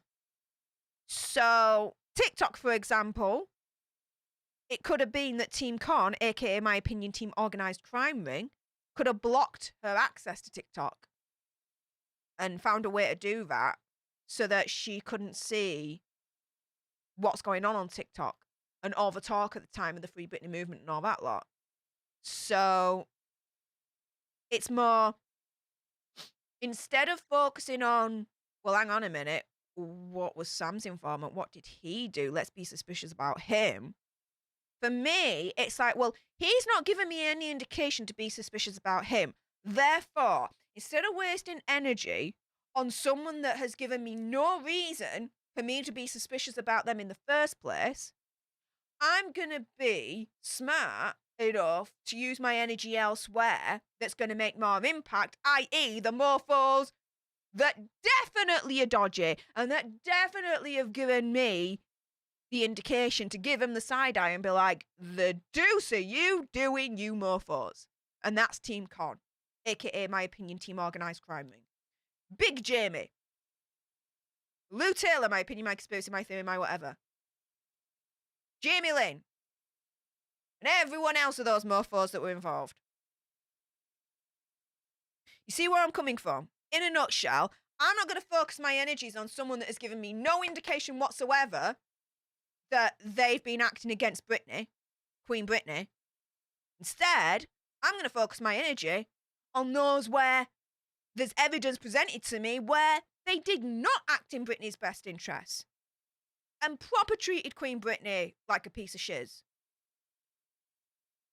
And at the end of the day, comes down to this. All I see at the moment is Sam Asghari making Queen Britney happy. And isn't that what we want for Queen Britney? For her to be happy? And she has that freedom of choice to be able to choose who she wants to be with and who she wants in her inner circle. And that's what we've been fighting for her to have that freedom. So now she's got that freedom and now she's making those choices. I'm not going to second guess her. I'm not going to question that. I'm going to respect that and be thankful that she has the freedom to do that in the first place. Now, if she puts her trust in someone and it transpires that they are a piece of shiz, she will find out and she will learn from her mistake of trusting the wrong person. But we have to allow her to not only have the freedom to make the choices of who she wants to be with and who she wants in her inner circle, but also have the freedom to experience and make her own mistakes. So, I hope that makes sense, Donna. And that's where my head is at with all that lot. But yeah, Alicia Brown, hella disrespectful with the throne situation. Yeah, absolutely. Cabeza Block says grandiosity, lack of boundary recognition. Yeah, absolutely. Lachelle B says, watch you on Andy's channel. Hi from Pennsylvania. It's cold. Well, thank you so much for coming over and joining my tribe over here. I really do appreciate your face. And hey, up from Yorkshire. Hello. Sharon says, Steph, as a Brit like you, I think that's wrong. Yeah, I think maybe if you're American, you might get my disgust and my shock at them sitting on those thrones a little. But yeah, as a British person, you'll understand it more. You might think, oh, well, they're just a couple of thrones. They're just a couple of seats. Like, why is she making a big deal of someone else sitting in the thrones? Like, what the hell? No, no, no, no, no, no, no, no, no. When the Queen, okay, check this out, right, guys? When the Queen, okay, visits a place, wherever she goes, there has to be a toilet there that's just for her. No one else can use it. No one else can use it but her. So, yeah, think about that.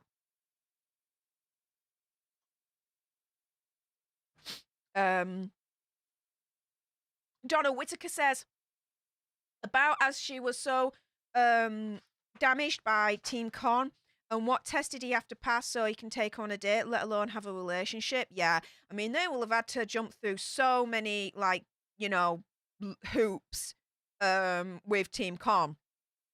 Absolutely. Laura R says, anybody with half a brain would know to not sit on royal thrones where there's still currently a monarchy. Yeah, absolutely. Sorry, Richard, what did you say?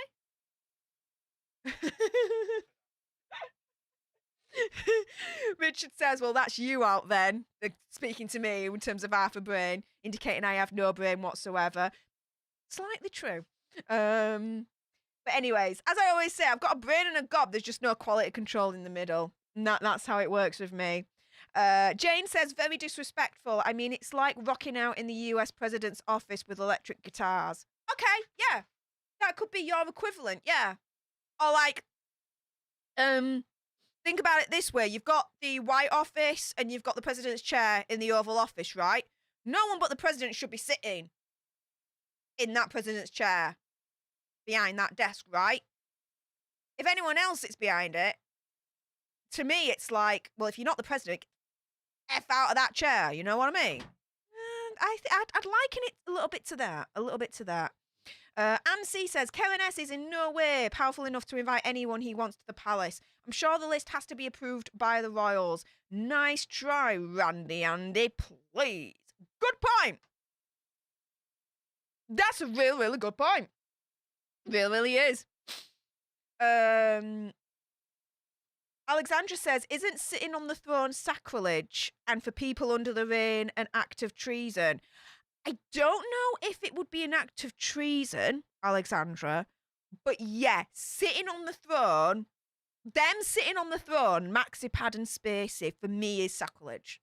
It is. It is.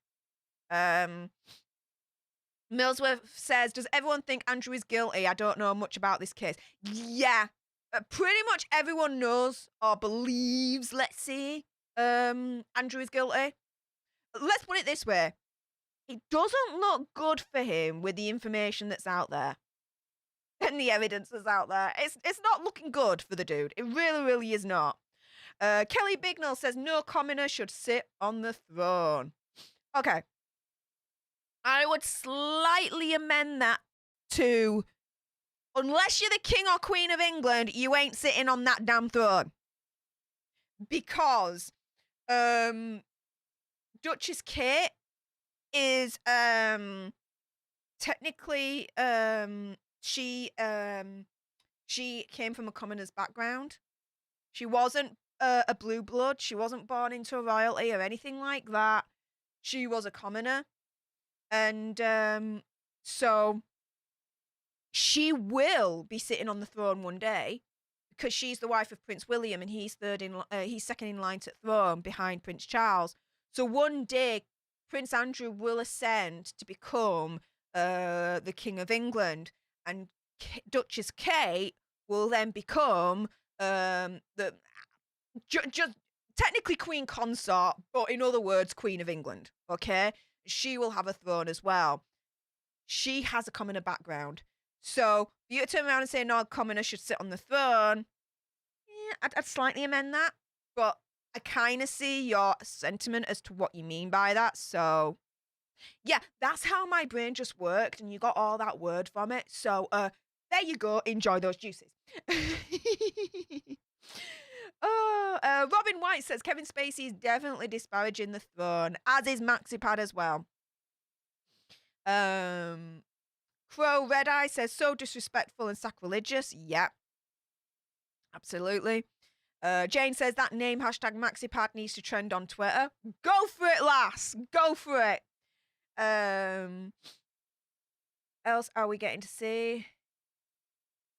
Michelle B. Oh, really? We don't get to hear it like this.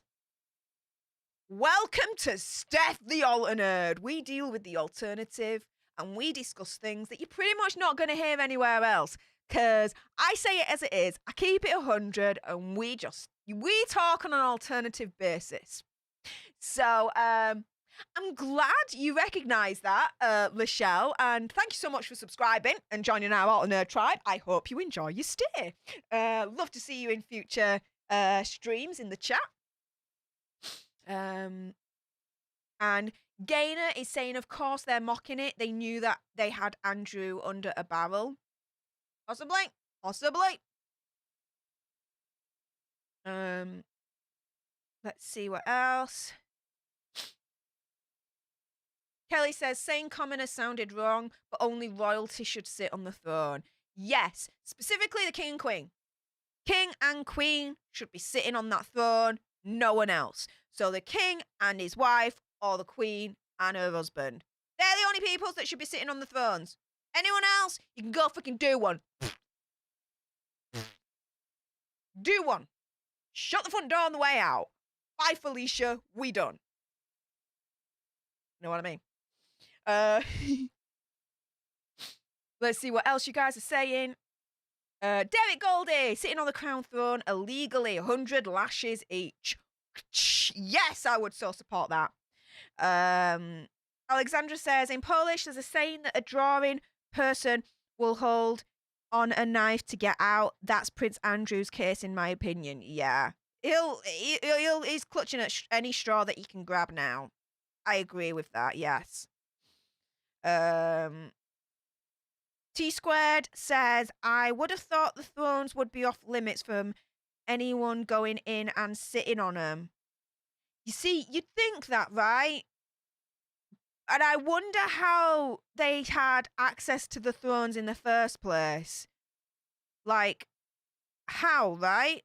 It's beyond, like, just beyond me. How even that situation even was able to happen in the first place, where they were able to get their butts on those stones. Like, no. We don't do that, Shays. We don't do that, Shays. No. Create with Brilly. Hi, everyone. Happy Sunday. Hey up, Create with Billy. How's it going? Let's see what else you guys are saying. Ansi says, Andrew's memory is wanting to rewrite history. It ain't going to work. Andrew knew MaxiPad way before this picture being taken. I believe that too. Create with Brilly says, I'll have to catch up on the 2 hours I missed. What are we talking about currently? We're talking about Prince Andrew. There's an article we're going to get onto in a moment where, damn, I didn't think this was actually going to happen, or it was actually going to be contemplated, but sounds like it is. And I got some concerns, so we'll get on to that in a moment. Jane says, MaxiPad is going to name Andrew next, I bet. She's going to do anything that she can do now to save herself. It would be mad if she didn't do that. Millsworth says, I don't know if you went up far enough. Seek out and watch videos from Observe and the Body Expert channel about Jamie Lynn.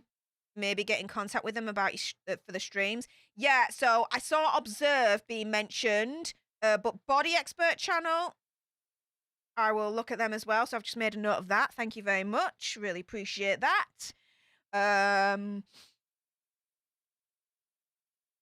Let's see. Oh, Derek Goldie, I stand corrected. Thanks, Steph. All good. I ain't saying that out loud, but kudos, Scales. Kudos. Oh, wow. There you go. Robin White, Sam makes Britney happy. That's all I need to know. Exactly, right?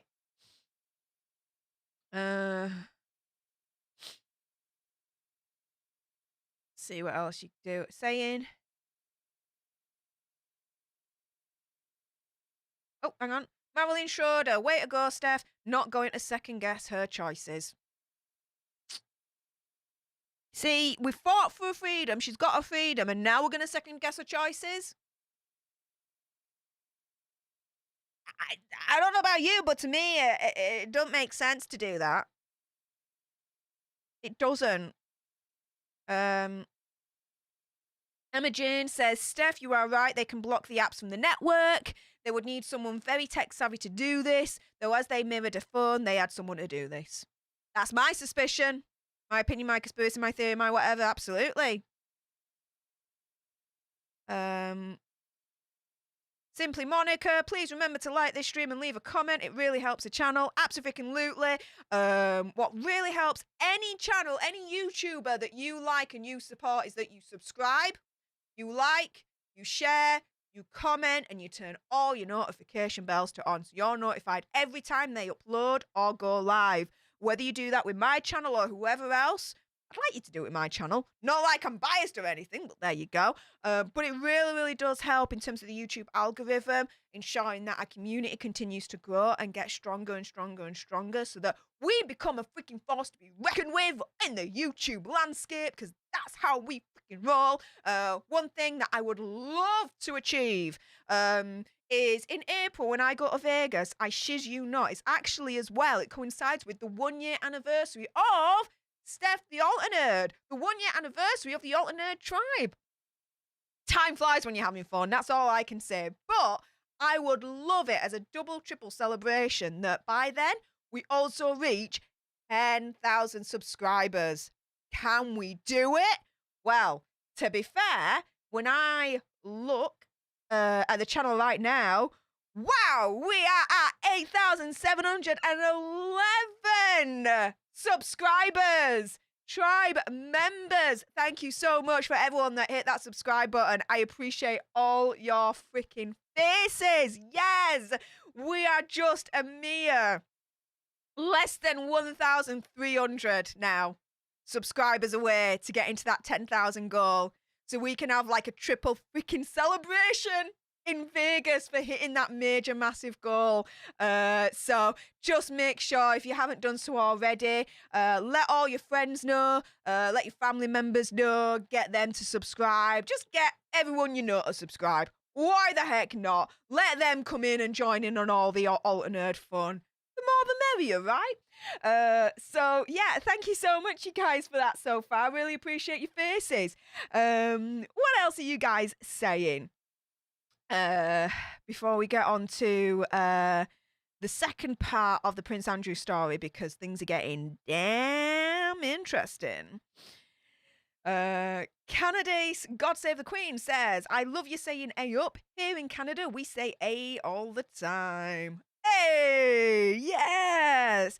I'm a Yorkshire lass, so when I say A up, that's actually me saying hi, how do, how you doing?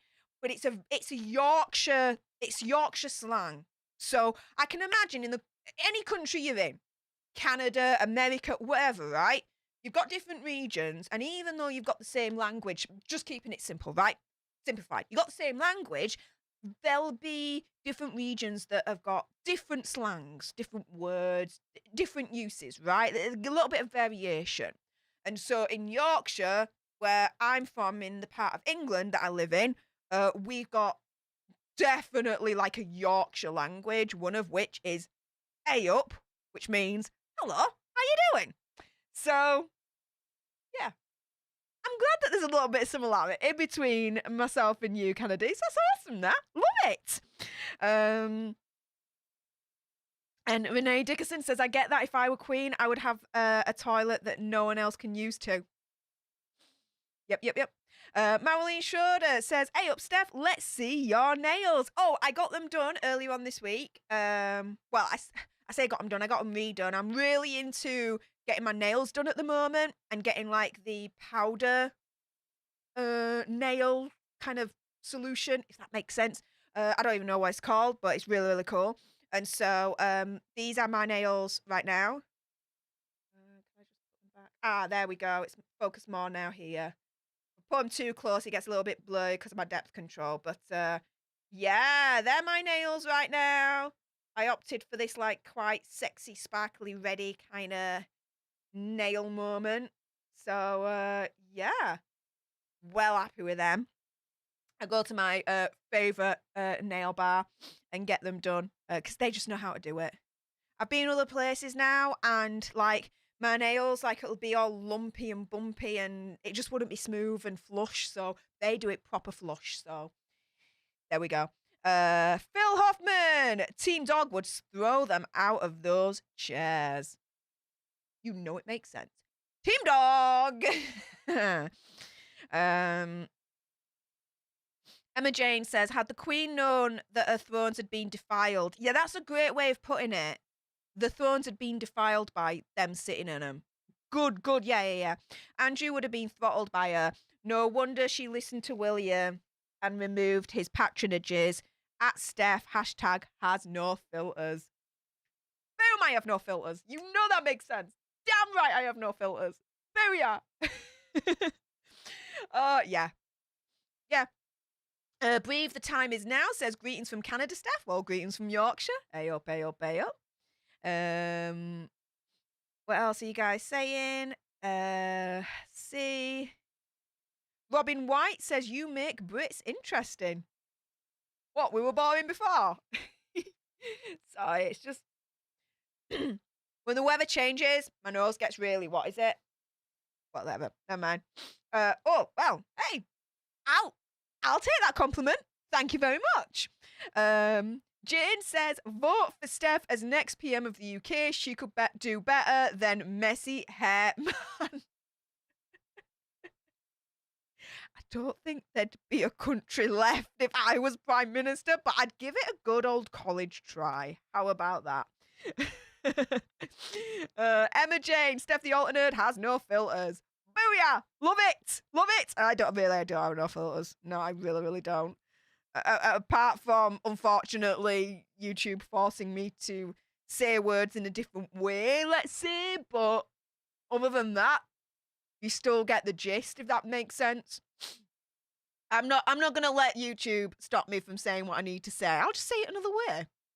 I'm okay with that. More okay with that. Definitely remember to like this stream, you guys. It really does help.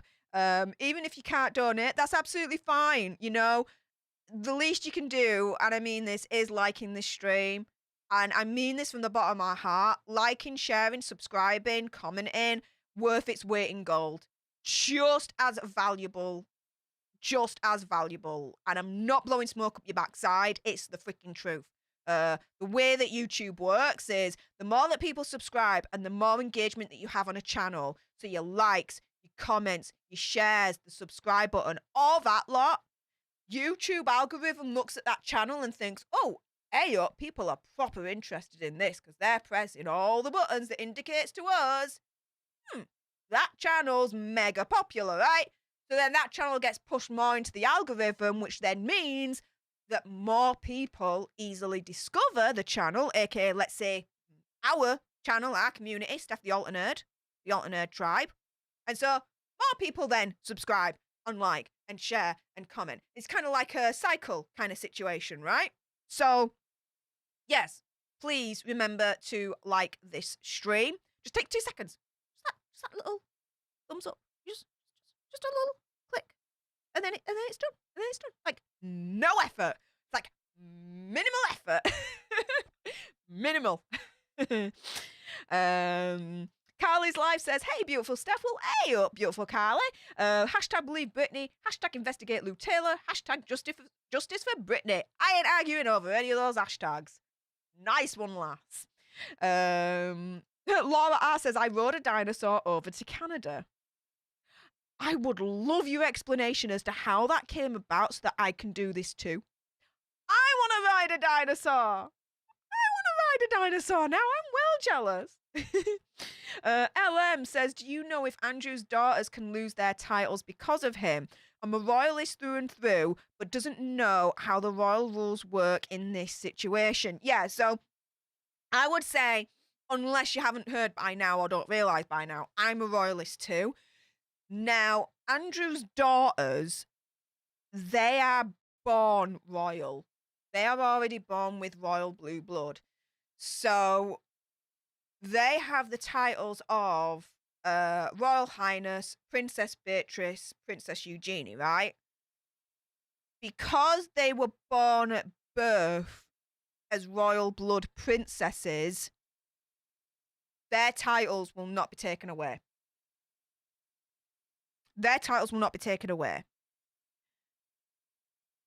However, Sarah Ferguson is still afforded the usage of Duchess of York, believe it or not.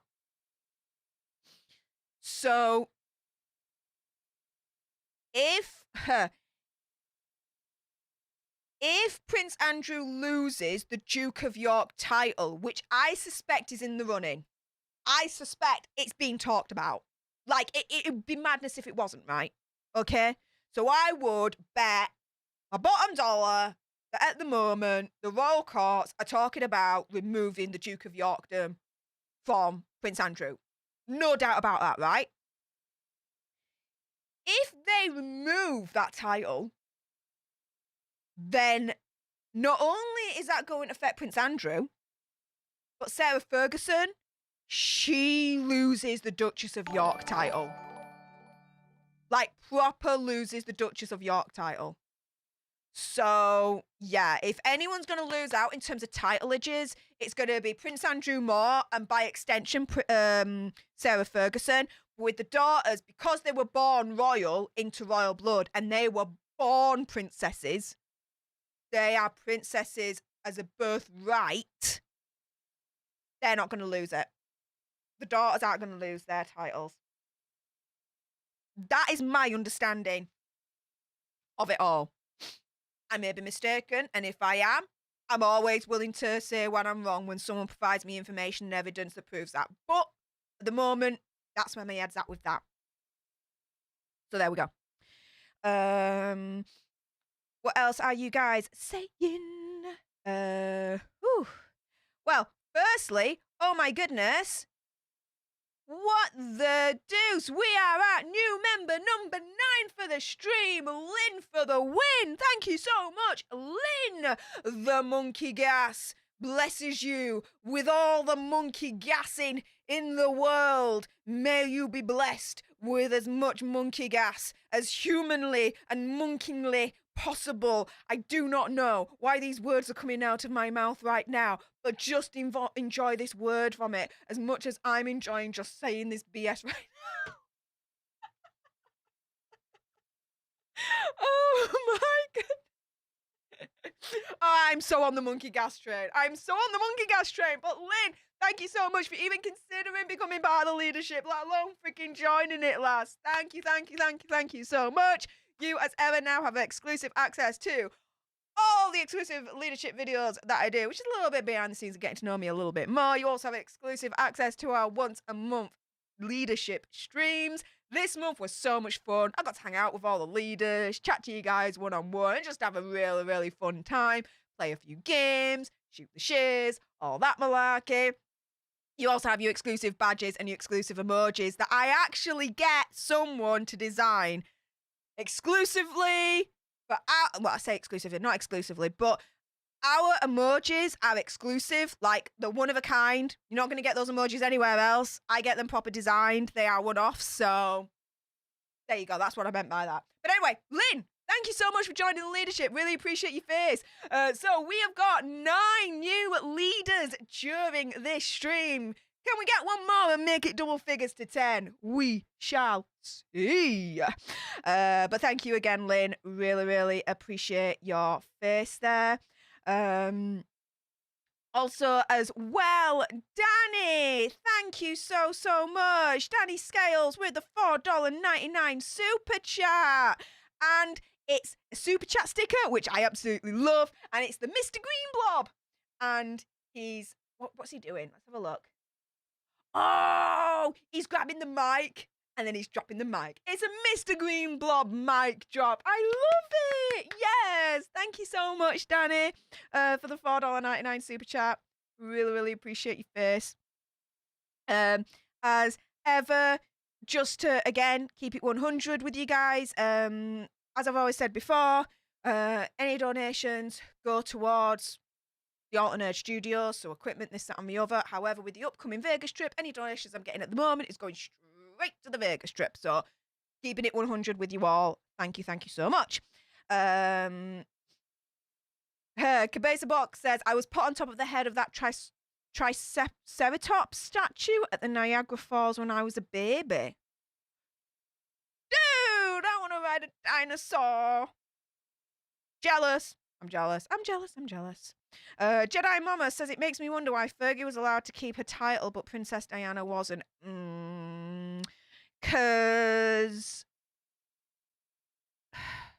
my understanding is, so when it comes to royals, it's all about hierarchy, right?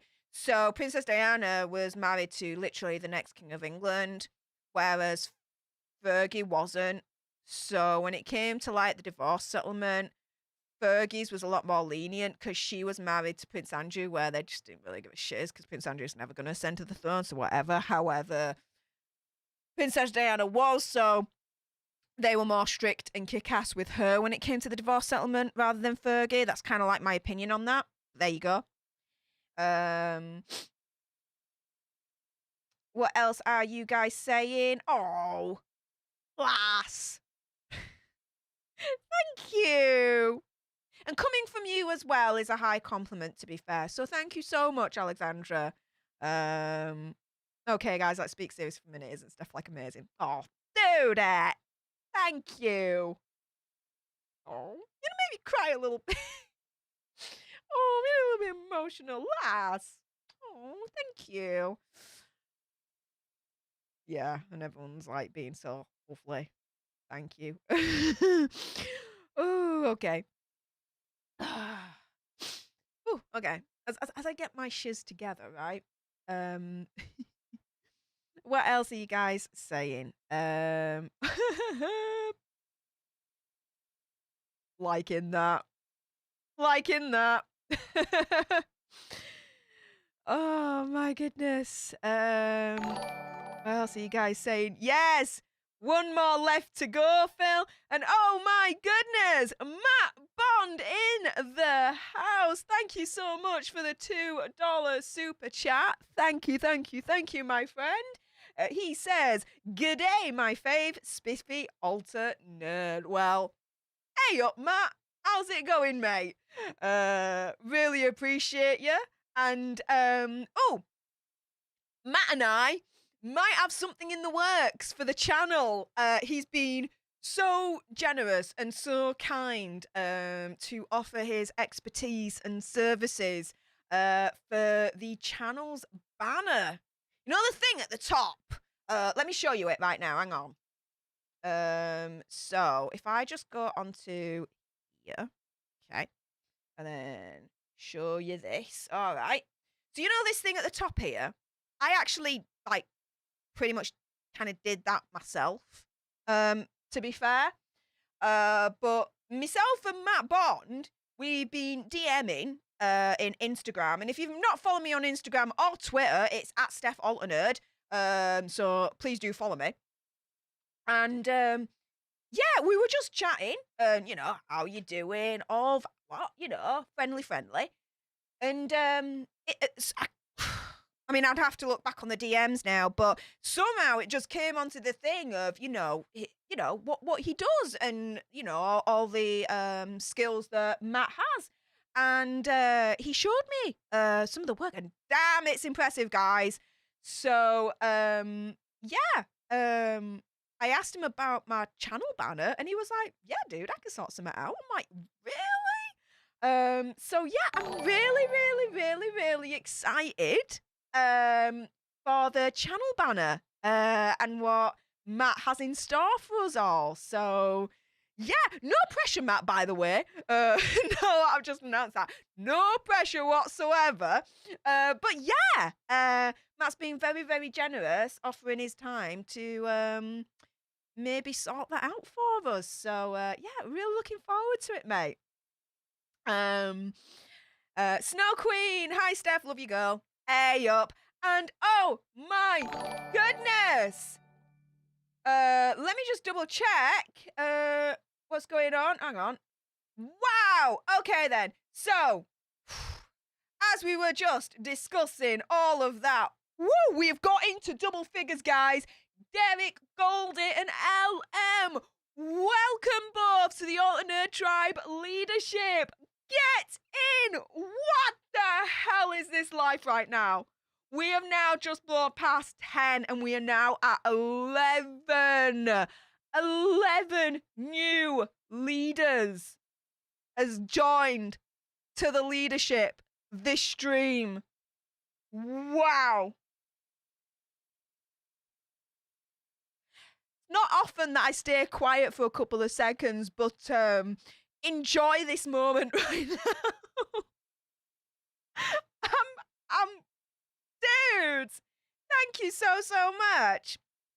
As ever, as I always like to say, you guys now have access to the exclusive videos that I put on for the leadership, which gives us a little bit more background information, a little bit more to get to know me kind of situation. The monthly streams that we do that are leaders only, where we get to chat, shoot the shares, play some games.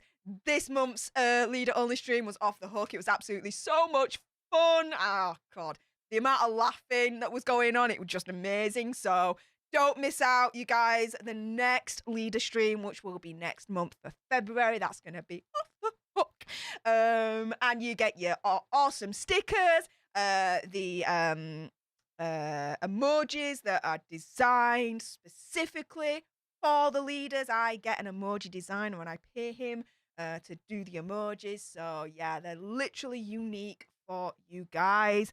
I really, really do try and put everything that I can into our community and into this channel to make it more enjoyable, not only for me but for you guys as well, and so that we can get to the next level YouTube legitness kind of situation, which for me the next level YouTube legitness level is like 10,000 subscribers.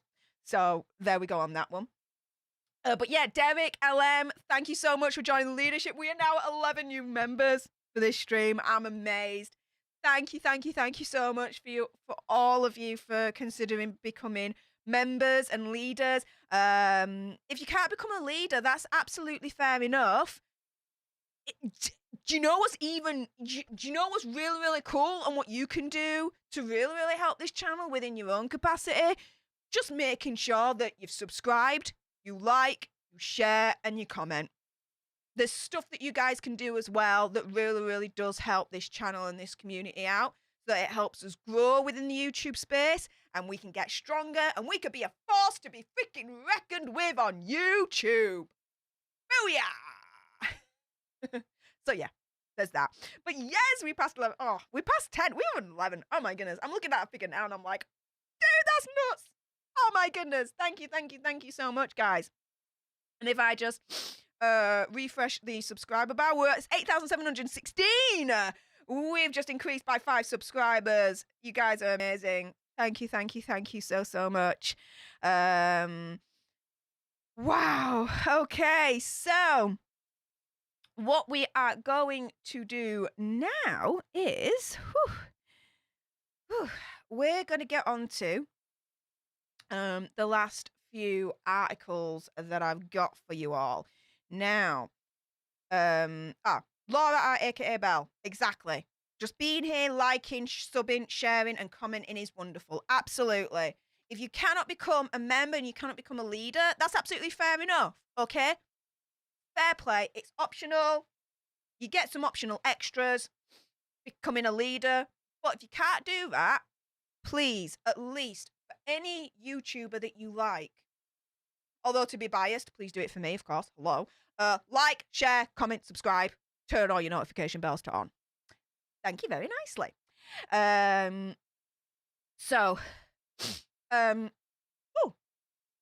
Let's get on to, okay, I'm gonna just do that. Hey. See, now it's looking more flush, isn't it? VG, or VR here. Oh, no, VG, yeah. VG. The lawyer says she will accept a settlement only if it holds Prince Andrew to account. So, you know how she's been saying recently? I ain't taking no settlement. I want my day in court so I can prove that he's a monster and that no one is above the law. No matter how rich, famous, or powerful you are, you're all going down. Now she's considering a settlement.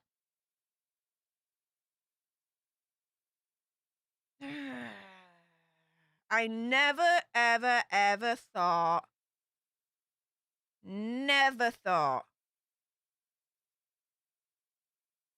that she'd be saying this.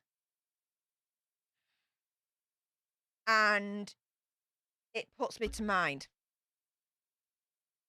Is Andrew guilty? Freaking in my opinion all day long. All day long, my opinion. My conspiracy, my theory, my whatever. However, it don't look good for her. So, deny, shame, or attempt to shame, I should say. VG's attorney shakes his head and says, the greatest deposition taker in modern American justice has seen a lot of foolish and foolhardy moves over the course of his 50-year career. But the legal papers filed by Prince Andrew on Wednesday, as we sat down for our Zoom interview, genuinely appear to have astounded him. Now, bear in mind, this article is from The Telegraph. Now, he says, this was MaxiPad's playbook, and it's now Prince Andrew's playbook.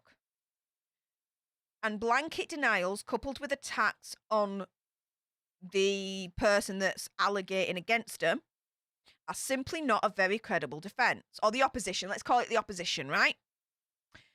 Particularly in view of all the evidence we have against him. If we didn't have the photographs, if we didn't have other people identifying him, that would be one thing. But as things stand, denying and shaming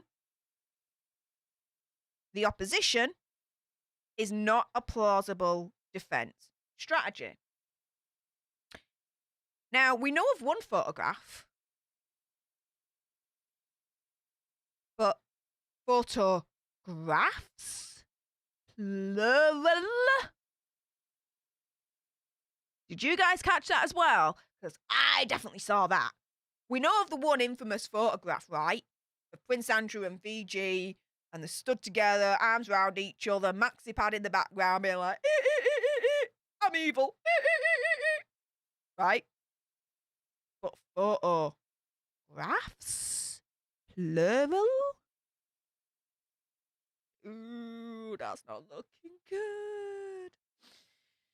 This was the prince's belated official response to claims made against him by VG 5 months ago, and his most robust to date. VG claims that certain things happened. You can read that there. And although the damages being claimed are still unspecified, they estimate to run into millions of pounds. Well, no shiz, Sherlock. This week, after years of refusing to assist, first a probe into the late FA's situation, and then investigations into VG's accusations, the Queen's favourite son, although I don't think he's the favourite anymore, I would like to speculate, finally issued 41 denials, rejecting all allegations of wrongdoing and stated a further 40 times that he lacks sufficient information to admit or deny other claims. And that's the bit that kind of got me the most when I was reading through it all.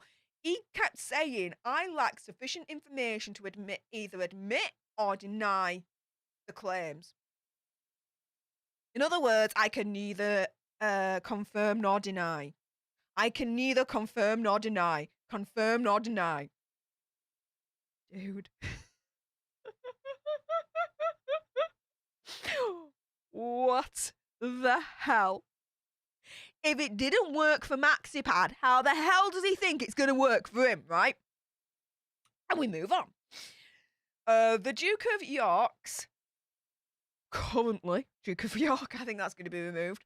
Official rebuttal comes after a notion to dismiss the case on a legal technicality at the beginning of January was denied, which Prince Andrew could be forced to take the stand in New York to argue his case in front of the jurors, something his lawyer stated on Wednesday he would welcome. Prince Andrew hereby demands a trial by jury and all causes of action asserted in the complaint.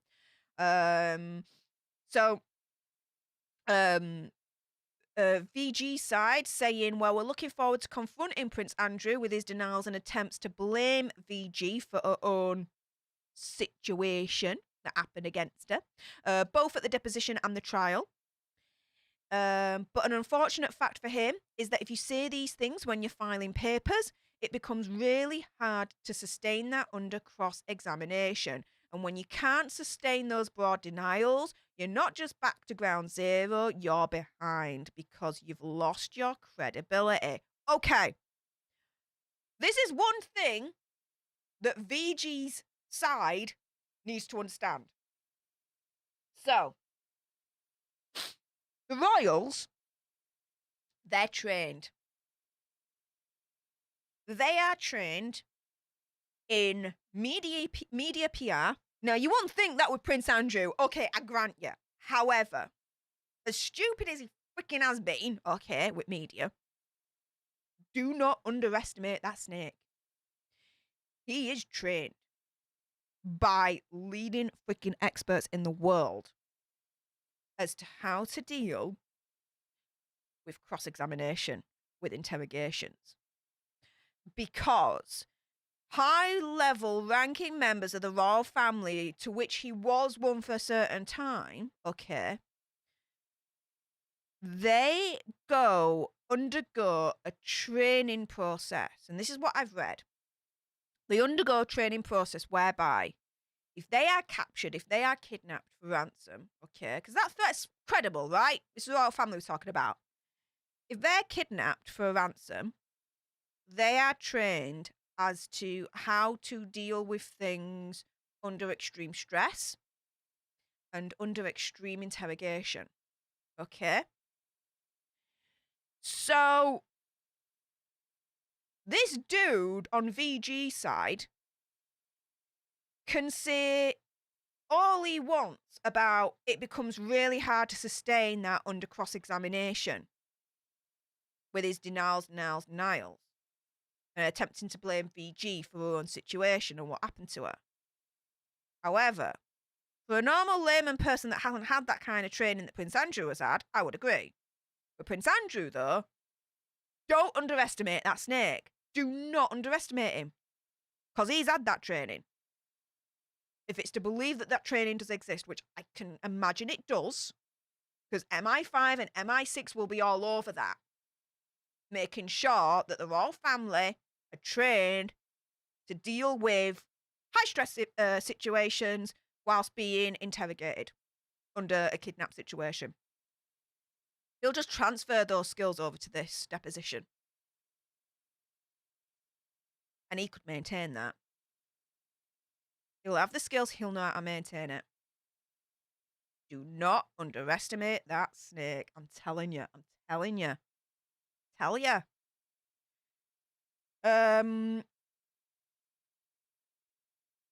With his two-sold salt and pepper air. Here we go. This is the lawyer that's talking out here. and lean build. The veteran lawyer may look warm and genial and like the grandfather of 12 that he is, but Boyce is a legal colossus in the US where he's both a trial attorney and a hired gun for billion-dollar corporations and said to charge up to $2,000, which is pretty much more or less 1,500 quid, an hour. Like, dudes, I'm in the wrong profession. I chose the wrong freaking degree in international relations and security studies. That's what I should have been doing. Freaking law. Wow. So he's represented Al Gore. He represented the federal government against Microsoft in 2001 and won. He paved the way for marriage equality in 2013, convincing the Supreme Court to eliminate a proposition of California's that was just basically evil as far as I'm concerned looking at this.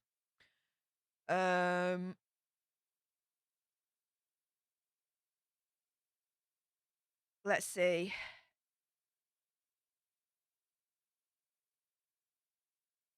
What else has he got? Yale educated lawyer. Is not, but nobody will argue that the Illinois-born, Yale-educated lawyer is not a master of his art, an eccentric genius, as one former boss described him, and perhaps most importantly, the Michelangelo of deposition taking. After all, this man is a chess player, he informs me, and always thinking several moves ahead, always bearing in mind the possible combination of permutations. He'll need that. He'll need that. He sees depositions as a cards on the table moment. Yeah.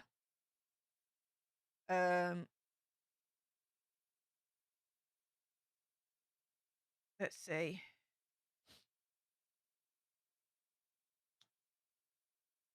Where's the bit where it's saying that they'll accept the settlement? Where's that? Boy shakes his head, the chess playing him almost saddened by such a clumsy move. He could have said, I didn't know she was underage. He could have said this was entirely consensual affair. There's a number of things he could have said, but this is incomprehensible.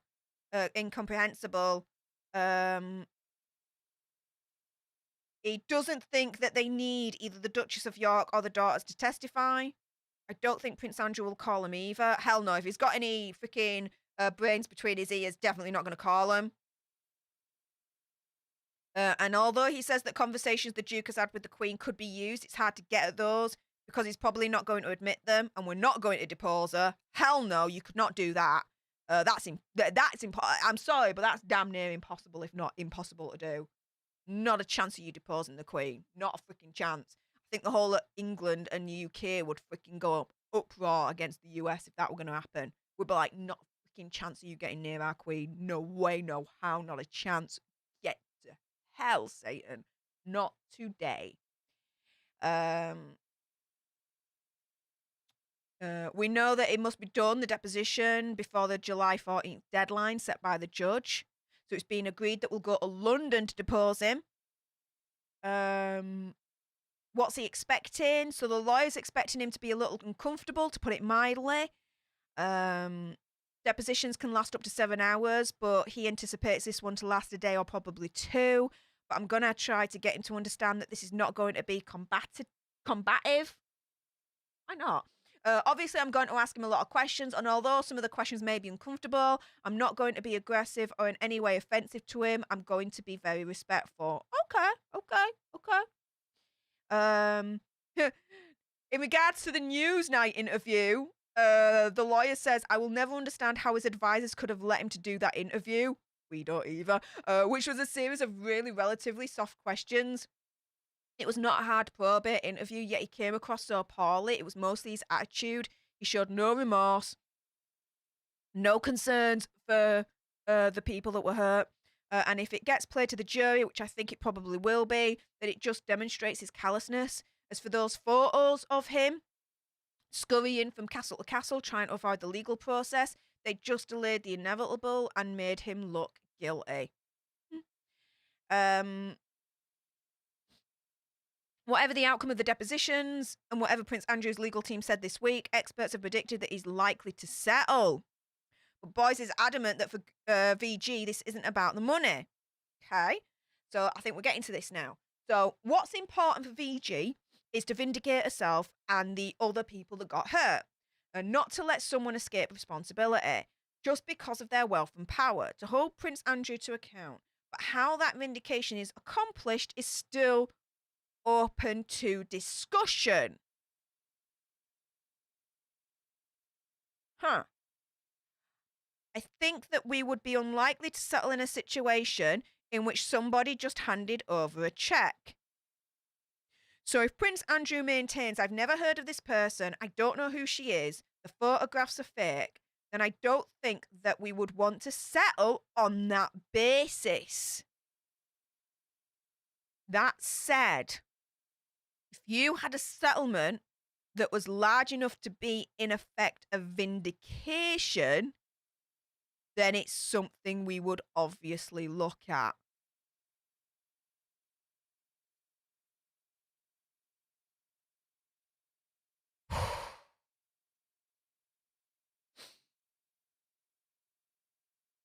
No. No, no, no, no, no. You don't turn round and say and maintain this thing of, no, we're going to court. I ain't settling. I want my day in court. You're going down. It's not about the money. I want to take you to court. I want to that way.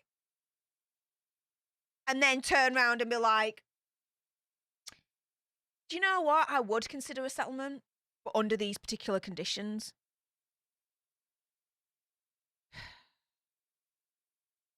To me, then it's like, well, I must wonder, how strong of a case does VG actually have? Because she could still go to court, make a case, and still win millions in comp, right? Millions, right? She could still do that and do it that way, the legal route, the trial route. But through her solicitor, they're giving the indication that they would consider a settlement to avoid it going to trial, as long as basically turns around and says via the settlement, yeah, I'm a dick, basically, an evil dick.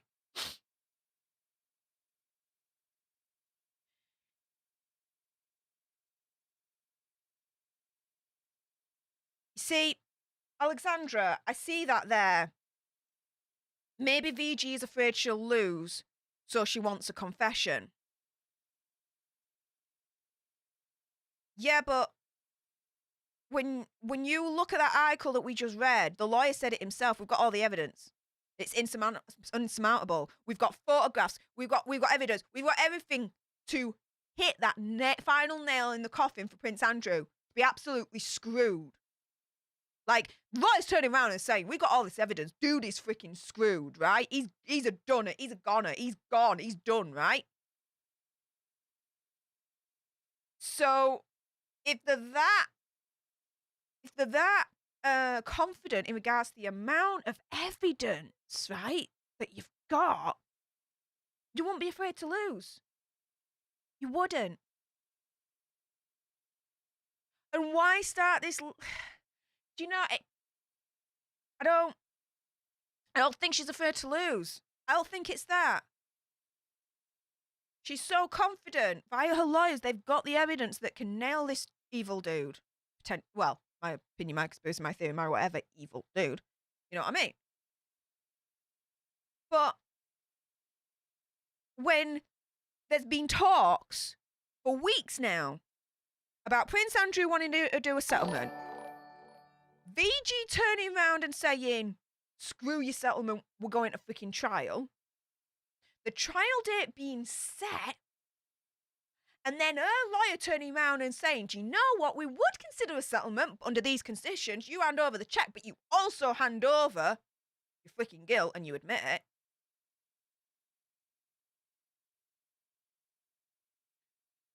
What then was all that rhetoric about, where you're turning around and saying, quite literally, I'm going to court not only for myself, but for the victims as well, to prove that no matter how powerful, how rich you are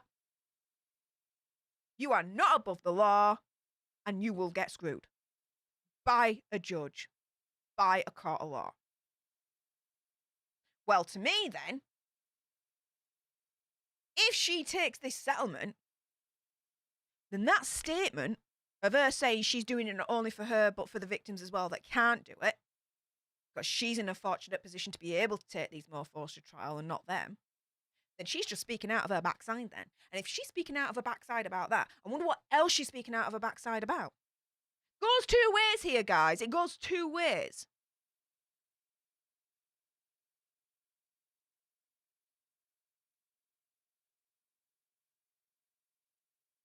Anne C says, Steph, the settlement could be for $1 in addition to him signing, yes, I did that to her. You see, that's why I love this move on her part. She ain't gonna settle for $1. Even with that admission of guilt, she would not settle for $1. This is a lass that has gone against others and has settled for millions. Settled for millions. Based on that track record, even if Prince Andrew admitted guilt and only offered her $1, she ain't going to take it. She's going to be like, you're going to add a few zeros on that, a few more, and then let's talk. I don't know.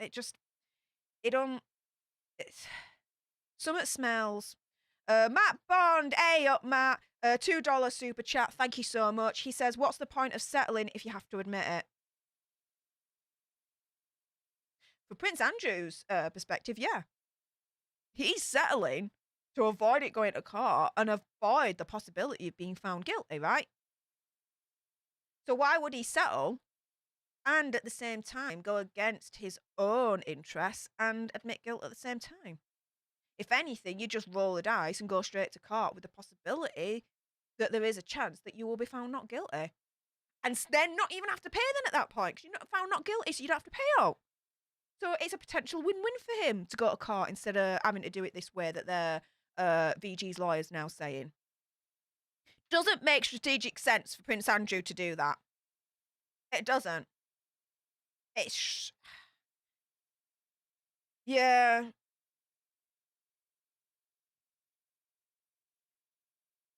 Yeah, exactly. Who in their right mind is going to admit guilt and settle? You settle to avoid admitting guilt or avoid the chance of being found guilty if you are guilty or innocent. Goes both ways, right? Exactly, Mandy. It'd be millions. You're not... No. Again, I repeat, he could provide VG with written confirmation that he's admitting guilt and only offer her $1, and she ain't going to take that. She ain't going to take that. Exactly. I agree, Melody. I agree. Now, if she is true in terms of what she's saying, like, dude, she deserves every penny that she can get. I'm not saying that. What I'm saying is, don't freaking turn around and say, I'm not going to accept any settlement. I'm in a position fortunate enough where I can take these dirtbags to court where other victims can't. So I'm doing it not only for me, but for all the other victims as well. And I'm taking him to court. I ain't going to settle.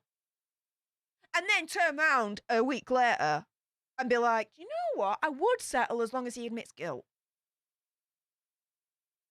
What? So what's all this BS then about you saying that you're going to freaking go to court because it's not just for you, but it's for all the other victims that don't have the capacity and the resource to take someone as powerful as him to court and get justice? That, to me, is like playing on the... I hate to say it like this, but the community of the victims. Playing on that. You're using them, then. In a really, really bad way. Saying you're doing it for them. When quite clearly, if you take this settlement, to me, you're not. To me, you're talking out of your ass then. And for me, okay? And if anyone come for me, because you know what? For anyone that's new, I'm open book about this. It is what it is. But I'm a victim. When I was younger, I was repeatedly attacked. by someone when I was young. I can't say it on YouTube. Let's put it this way. Attacked in the most intimate way. It was repeatedly. And yeah. So I'm saying all this right now from my position of being a community member of this certain type of victimhood.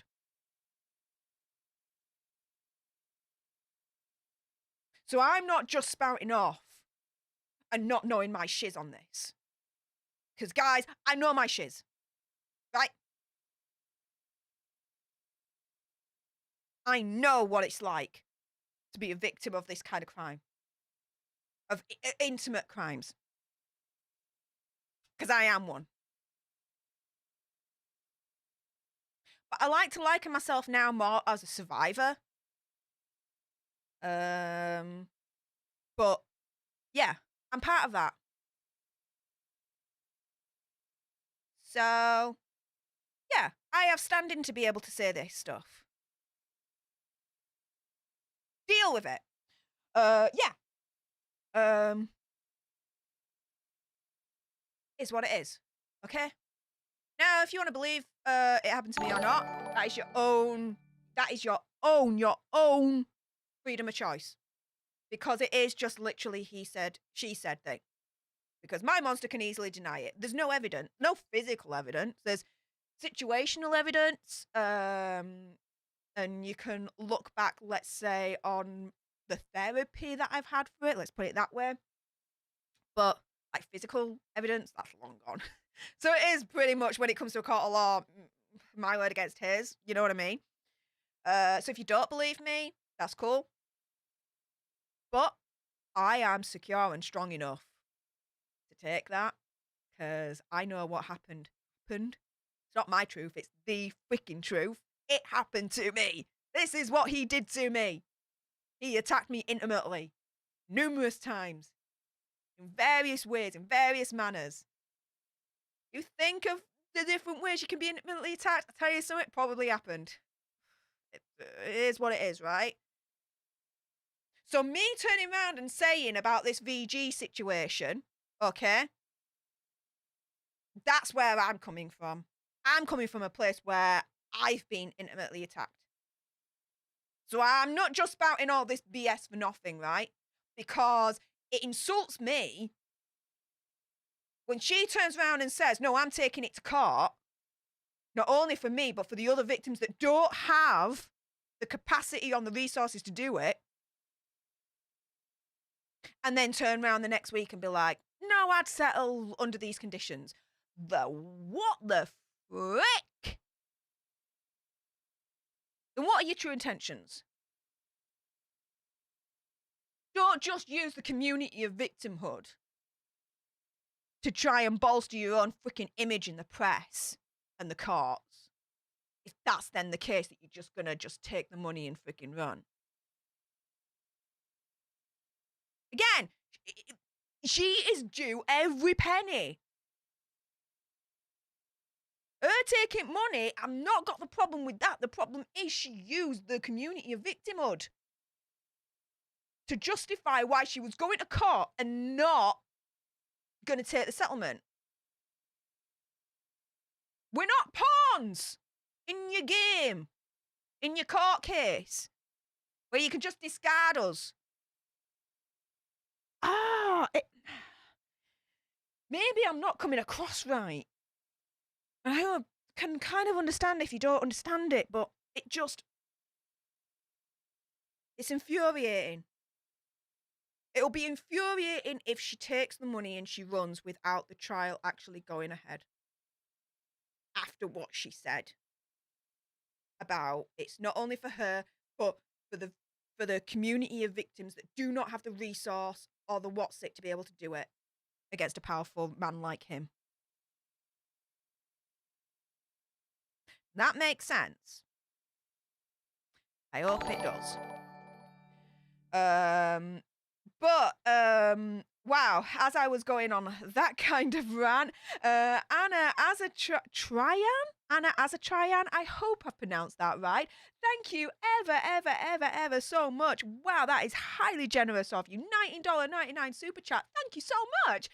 She says, Team Con is very cunning, but this may be good for Britney. They've spoken for years, degraded and harmed her in so many ways. Yet no one knows her side in detail. Also, speaking the truth may set her free. Well, she's speaking the truth already, and it's setting her free bit by bit. So I'm all for that. But again, Team Con is very cunning. They aren't going to freely volunteer the way they want the depositions to play out without it completely benefiting them and completely degrading Britney. So all I say when it comes to these depositions is, for me, proceed with freaking extreme caution. Extreme caution. Without a doubt. But Anna, thank you again for that generous super chat of $19.99. Bloody hell, lass. Thank you so much. As I've been saying throughout this stream, and just to remind everyone, so again, I can keep it 100. I've always said before that any donations that I do get go straight back into the channel. So the equipment, so this camera that I'm using, this mic, the lights, my mixer, my stream deck, you know, you've all helped financially contribute towards those that tech. However, with the Vegas trip coming up and me getting to meet you all, I'm so excited. Any donation that I do get at this point is going straight to the Vegas trip. So again, keeping it 100. Never ever want to like lie to you guys or, you know, lead you astray or anything like that. So, Anna, that's going straight to the Vegas Fund. Thank you ever so much for your generosity. Really appreciate it. And oh my goodness, Create with Brilly, yes, has just become a member. We are now at 12 new members, 12 new leaders this stream. I feel like I'm dreaming right now. I really, really do. Thank you so much for even considering becoming a leader, let alone actually, you know, clicking that join button. Appreciate your face. As ever, just like the new leaders, you now have access to all the awesome badges, all the awesome emojis that I get someone to actually design. So, you know, they're exclusive for you guys. You get all the exclusive videos as well that I upload. So you get to know a little bit more behind me, behind the scenes, all that jazz. The Vegas trip, you guys will be getting extra videos and extra streams. So watch out for that. Also as well, once a month, we do our monthly leader streams. We have fun. We chat, we have a laugh. This January's was awesome. We played some games. I Zoomed with you guys. It was so awesome speaking to you guys one-on-one. So Create with Brilliant, every other new member. Watch out for February's member-only leadership stream. It's going to be off the hook. I'm so excited. So thank you so much. Let's see.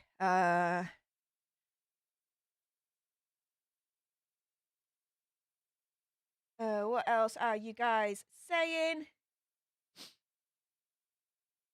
Oh my goodness! Matt Bond again with another super chat. Thank you ever so much. He $2 super chat. Thank you. He says, once Vegas is done, plan an Australian trip. Oh my goodness. Oh my goodness. Do you know what? If I become a gazillionaire, YouTube gazillionaire, I'd do America and Australia in just in the 1 year. But before I go to Australia, there's Vegas. I then want to do America again, but do the theme parks in Florida, and then go to LA and do a little bit of sightseeing there with Lewis from Nerd Report, my Steve and Jodie's Corner. And then after, I might consider an Australian trip. I know I'd love to go to South Korea and Japan. Probably more, I don't know. South Korea is really emerging as a really, really nice country for like beauty innovations in regards to makeup and skincare. And I know that they do a lot of tours there specific for showing you the best places to get like your South Korean beauty on. Let's put it that way. So, yeah.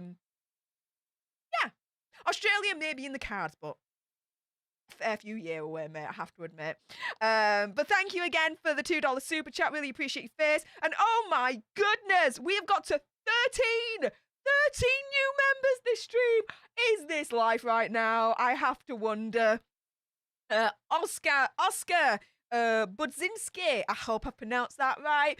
Welcome to the Alternate Tribe leadership, my friend. Thank you so much for considering becoming a leader, let alone actually freaking like clicking that join button. Like, dude, that's crazy nuts. Again, as I said before, you now have access to all the cool badges, all the cool emojis that I get designed. So that's exclusive for you guys to use in the chat. You also get the exclusive videos. You get to know a little bit more behind the scenes, a little bit more about me. Also as well, the exclusive once a month Alt a Nerd leadership streams. We get to talk one-on-one, chill out, play some games, have a laugh. It's awesome. Like I said before, January's was so much fun. Watch out for February, because that's going to be even more awesome.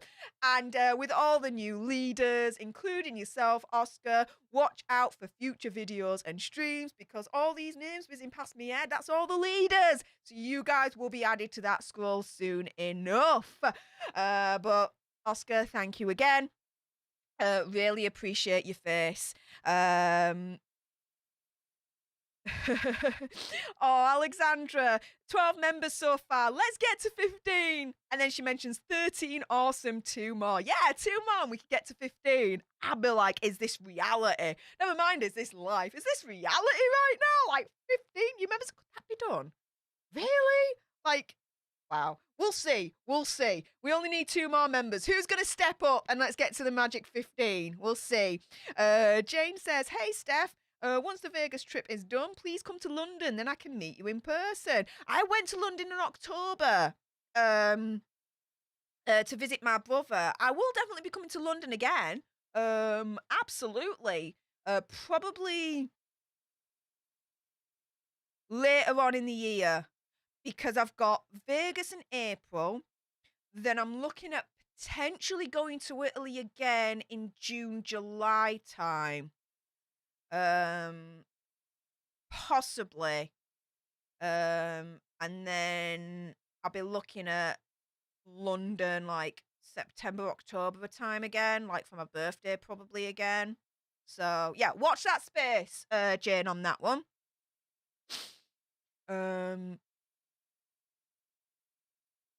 Let's see what else you guys are saying.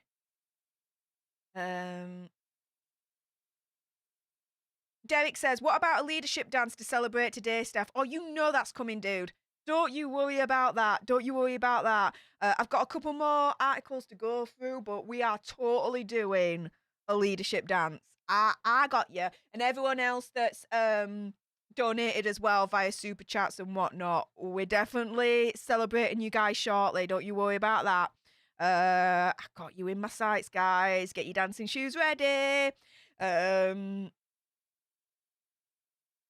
See what else you've got. Next European capital, come to Warsaw. Well, it's only a couple of hours away flight-wise. That wouldn't be too difficult to do. Oh my goodness. Melody says, looks like you stay so busy for real. Oh yeah, oh yeah, oh yeah. And Oscar, thank you so much. Oh, hang on. There we go. Oscar, thank you so much. So happy to join. Oh, well, thank you so much. Really appreciate that. Alexandra says, let's do the dance when getting to 15 new members. We'll see. We'll see. Loving your logic there, to be fair, lass. I really, really do. Also, as well, Alexandra, you are now modded. You now have the official wrench. Show your bad self with that wrench, lass. You know it makes sense. Proper wrenched you, Alexandra. You are now wrenched. Have fun. Oh my goodness. Ooh. Wow. Okay. Nancy says, Steph, consider Montreal, QC. Bienvenue, bonjour. Bienvenue, bonjour. I learned a little bit of French at school, at high school. But then, yeah. I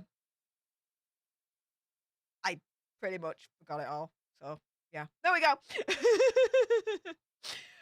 Okay, then. So, let's get on to these last two articles. So, a little bit more alternative news that you may not have heard of. Now, this is all coming out of UK. This is all British crime news that's ongoing at the moment that you guys may not have heard of. So, let me introduce you a little bit more to what's going on my neck of the woods. All right. Here we go. So, there's this dude that took against their will his girlfriend and did nasty things that left her unable to walk or talk. She needs care for the rest of her life. He was found guilty. He only received 7 years jail sentence. The Attorney General, the AG, is now reviewing it. So the lass in question, who he hurt, was called Angel Lynn, age 19. She suffered brain injuries and requires full-time care after falling out of a van at 60 miles per hour. She suffered life-changing injuries, like proper life-changing, right? And this has left her unable to walk or talk because of this vile monster. Now, Suella Braverman, and hopefully I pronounced that right, said has received a complaint that the sentence handed out on Thursday to Che Boskull, aged 20, is unduly lenient. So whoever's made that complaint, you're freaking geniuses, basically. She now has 28 days to examine the case before deciding whether to refer it to the Court of Appeal, which would then decide if the sentence is unduly lenient and should be increased. The family of his girlfriend, Angel Lynn, say they've been given a life sentence after the 19-year-old suffered life-changing injuries when she was hauled into the back of a van by Boskull and later fell out of the vehicle onto a dual carriageway. She suffered a fractured skull and brain injuries that have left her requiring round-the-clock care. Jurors at Leicester Crown Court were shown CCTV of the moment in September when he chased her down as she walked off during an argument before he bundled her into the vehicle driven by his accomplice. Now, here's the video. It's really, I think this should be the video. It's really shocking. So let's just have a look at this.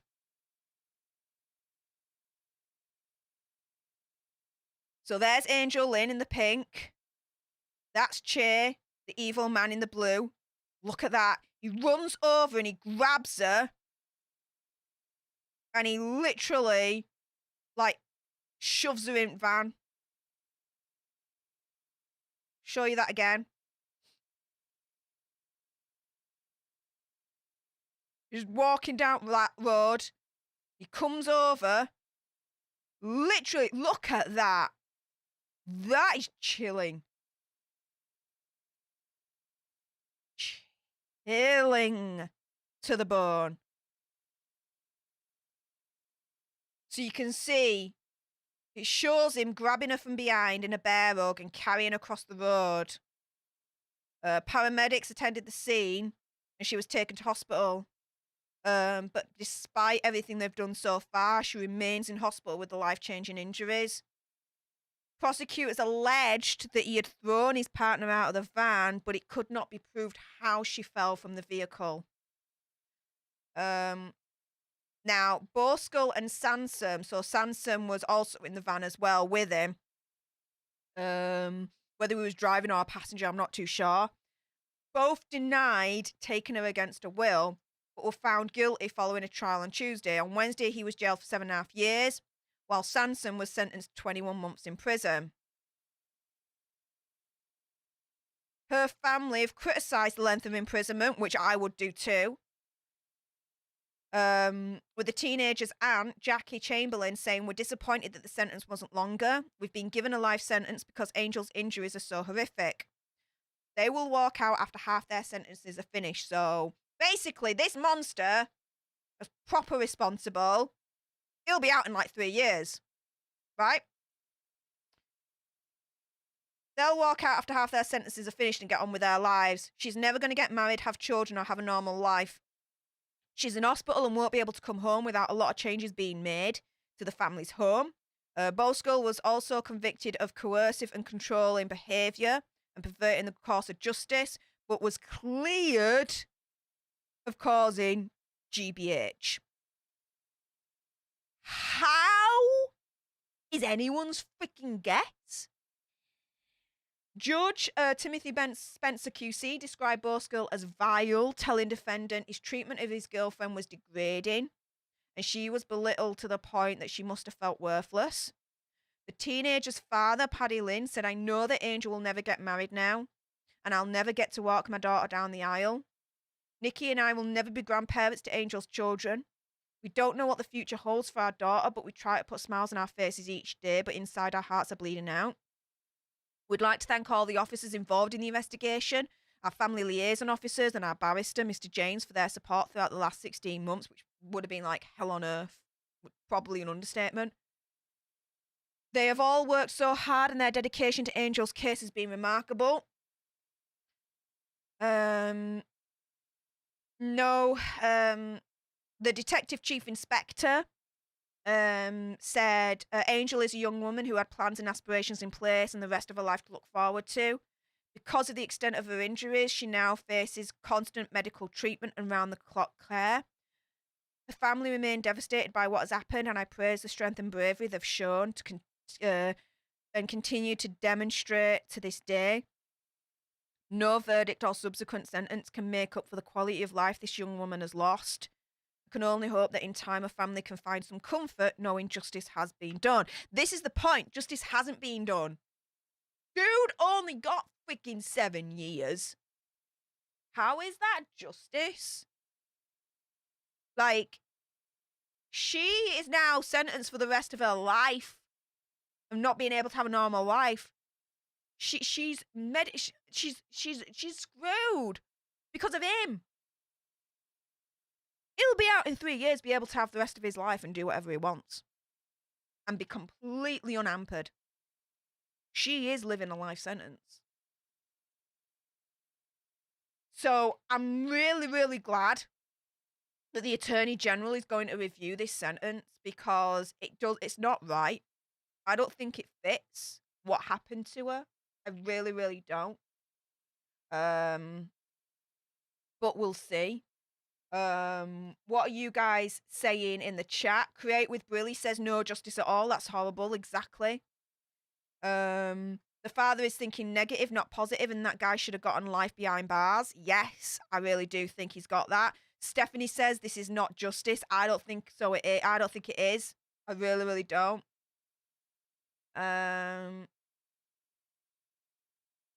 Melody says, I've seen others get married and have good lives, even have babies, but they do have to have lots of support.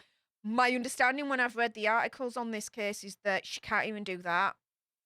Like, she's really like, you know, sorry, medically, like, there's a lot of brain damage. She's not, it's sad. It really is. Exactly, Jane. How can he be cleared of all that? And GBH, someone asked, what's GBH? It's grievous bodily harm. Think you guys in America call it something else, but it's pretty much the same thing. You can slap someone and, you know, you'll get done for assault, right?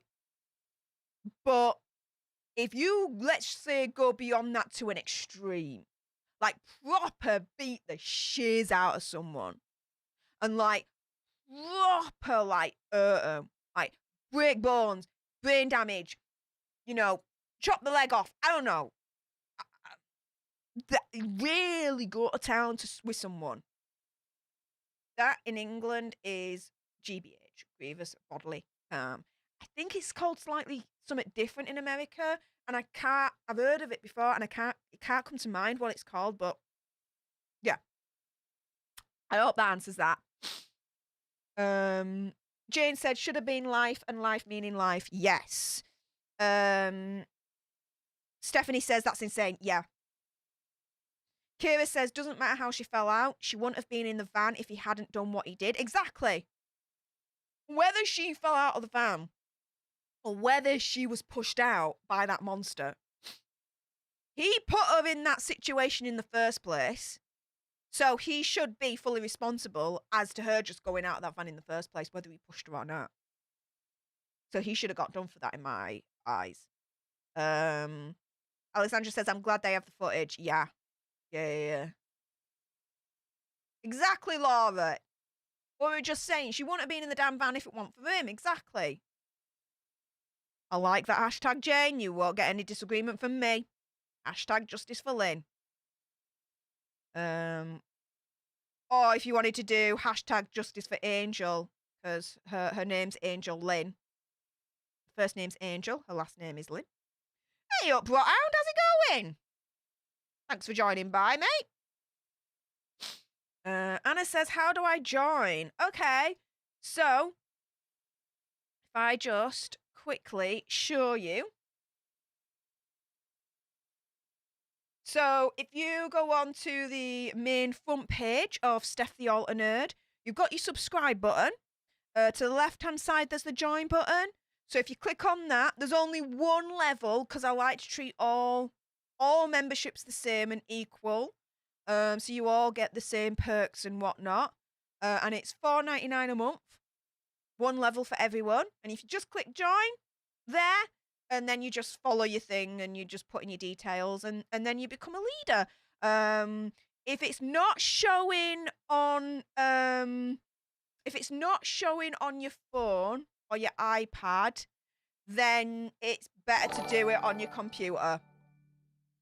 Because I know with the YouTube app, sometimes the join button will show on your phone or iPad and sometimes it won't. It's a bit, I don't know why. But yeah, if you're doing it on your phone or your iPad and it's not working, I would recommend that you look at trying to do it on a computer, desktop kind of situation or your laptop, if that makes sense. But yeah. Thank you anyway, Anna, for considering joining the leadership. I really, really appreciate that. Oh my goodness, Ms. Ashley. Whoa, drop in another super chat. Thank you so much for your generosity this stream. It's I'm blown away. Thank you, honey. She says at $13.99. Thank you, honey. See, in the States, they have people who spend 40 or more years in prison for crimes they didn't do, special human erasing or anything. Also, and I know because I listen to a lot of podcasts about stuff like that. Yeah, I mean, in America, this dude, this evil monsters got done for like 7.5 years. But in America, in certain states, you know, if you get caught by, let's say, the green stuff that makes you have the munchies, the green, people get longer. So go figure. But yeah, it's nuts. And Caroline Lestrega with a $2 super chat. Thank you so much for your generosity. US term is aggravated not being physically nice to someone. I have a way with words, what can I say? YouTube problems. Yeah, there you go. That's the equivalent. Thank you, Caroline. Anna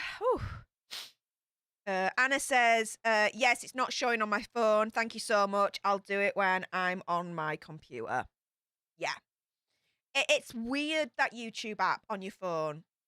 I don't know why they don't have the join button option on your phone. I think they do on your iPad, and they definitely do on your laptop and computer, but your phone, like, never mind. Never mind. I don't question the YouTube madness. I just have to go along with it. So, enjoy the ride. Enjoy the ride. What else are you guys saying? Nancy says, Stef, I was wondering why the join button wasn't on my iPad. Yeah, sometimes it's there and sometimes it's not.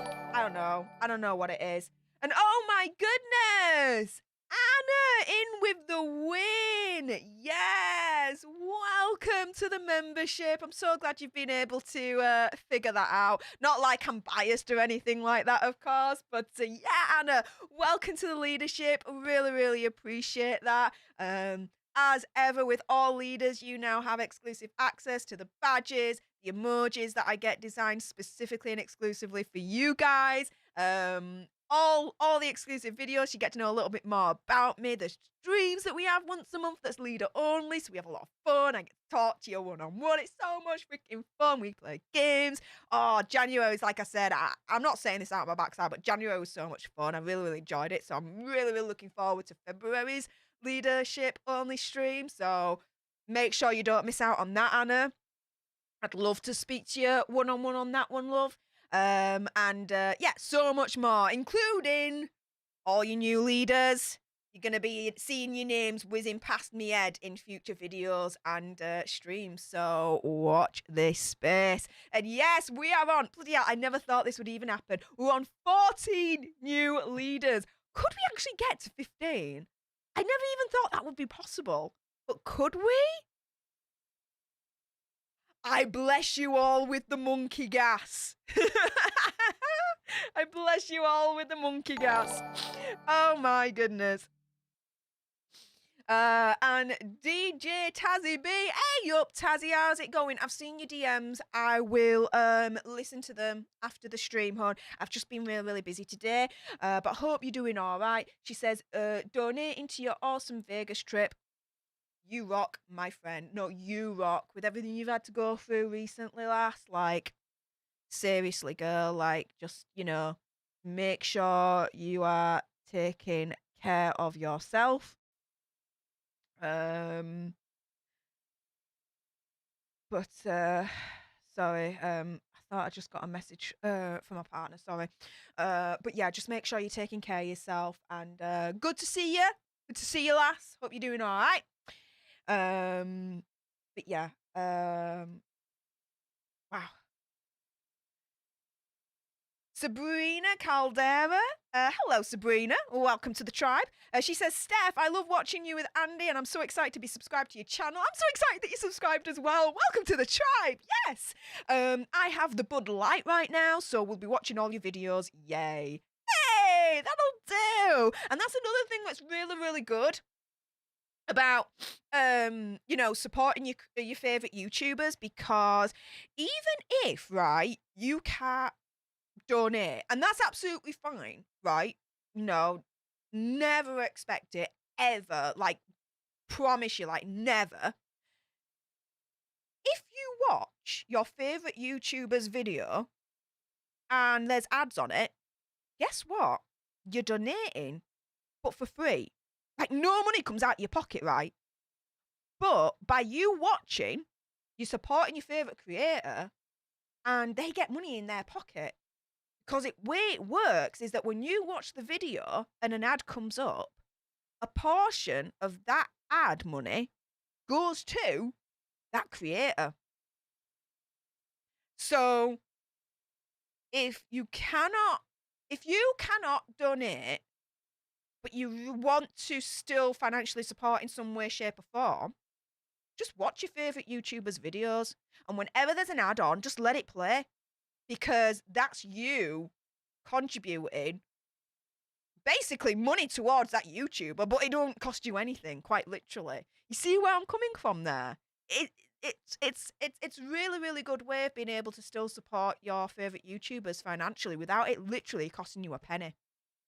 Quite literally. So there you go. Basically, just put your favorite YouTubers' videos on replay. Maybe mine. Just not like I'm biased or anything. But there we go. Exactly. You have to let the ads play. But even if you don't let the ads play, YouTube will still give a portion of the ad money to the creator. But the more you let the ads play, the more money the creator will get. If you have an ad blocker or something like that, then, you know, fair play. Like, your choice, fair enough. But if you don't have an ad blocker and you are unable to donate, but you wish you could in another way, that's a brilliant way to do it. Just let the ads roll, watch the videos, and you're still financially supporting your favourite creator just in another way that ain't costing you a penny. And I'm sorry, but not a lot of YouTubers will say that. But I keep it real. I keep it 100. There you go. There you go. Exactly. Laura. Oh, I didn't know that. Thanks, Stef. Exactly. Do it with me. Do it with your favourite YouTuber. And it's money in their pocket and it don't cost you a thing. And that's how you can, if you really wanted to, financially support your favourite YouTuber without it literally costing you a thing. So there you go.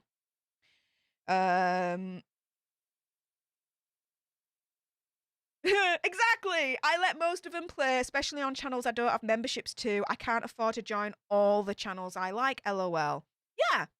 But even if you don't join them, just watching those videos and letting the ads run, that's you financially supporting them just in a different way.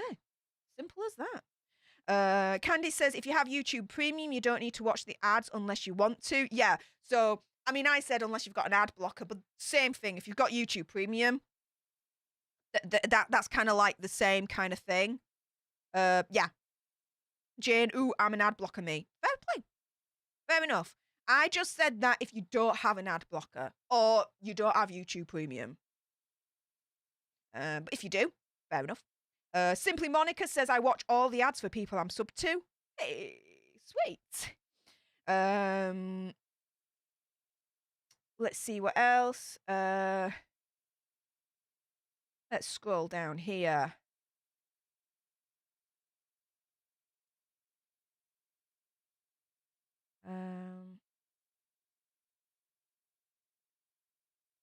Exactly, Stephanie. Exactly. So I'm actually helping my beloved channels when I'm watching in the bath or doing dishes and can't skip. LOL, good to know. Yeah, absolutely. Yeah. And you're gonna, I mean, like I say, I keep it 100. I just say it as it is, right? You're not gonna hear it from a lot of YouTubers.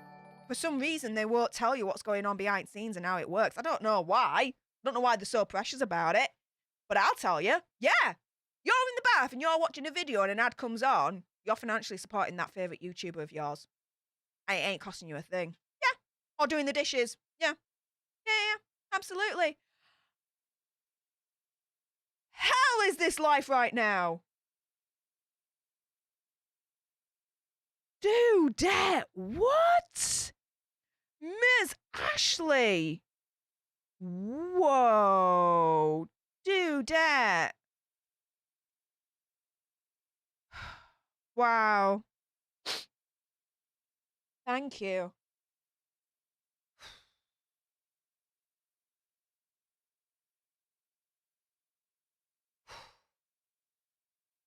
In addition to all the other super chats you've kindly contributed to this stream. Wow, lass. Too kind. $69.99 super chat. Wow. I gotta catch myself saying that. Wow. Thank you for your extreme like generosity. Wow. Thank you. Okay.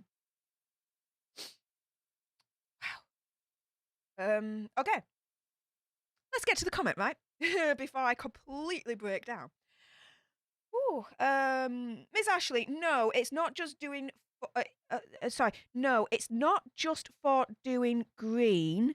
It's always people who either black or brown or don't have money and have either got a little bit of trouble and then the cops put people in jail for crimes they didn't do, like human erasing without any evidence. Okay, let me just reread that again.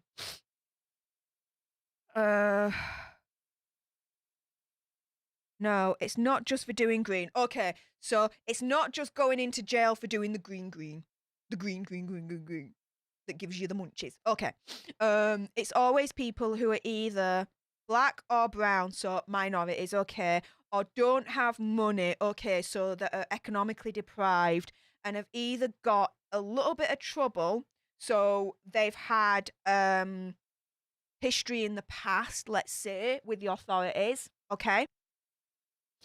And then the cops put people in jail for crimes they didn't do, like human erasing people without any evidence. Yeah. So I just used the example of that evil dude got 7 years for harming Angel Lynn, but the sentence doesn't fit the crime because she's got a life sentence in regards to the brain damage and the injuries that he inflicted, in my opinion. And he only gets 7 years and he'll be out in like 3.5, 3 a year. You get longer in America for being caught with the green. I just use that as an example. However, you are right. You know, if you are a person, a minority, you don't have any money, so you're economically deprived, you know, those people are extremely targeted by the authorities, set up for crimes, in my opinion, or completely derailed and put into prison when they shouldn't be, or given sentences far longer than, let's say, an American Caucasian would do. We know there are disparities between races when it comes to the police handling certain races. We know this. It's freaking obvious, right? Especially in America, in my opinion. So, Ms. Ashley, I ain't disagreeing with anything you're saying there, lass. All I'm just saying is I just used the green as a very simple, basic comparison. Just me saying, right, that people get sentenced for much longer terms for things that are less than, you know? Getting sentenced for having the green and getting a longer term sentence compared to someone that basically has given this poor lass brain damage. There's something wrong with this picture, right? That makes sense, lass.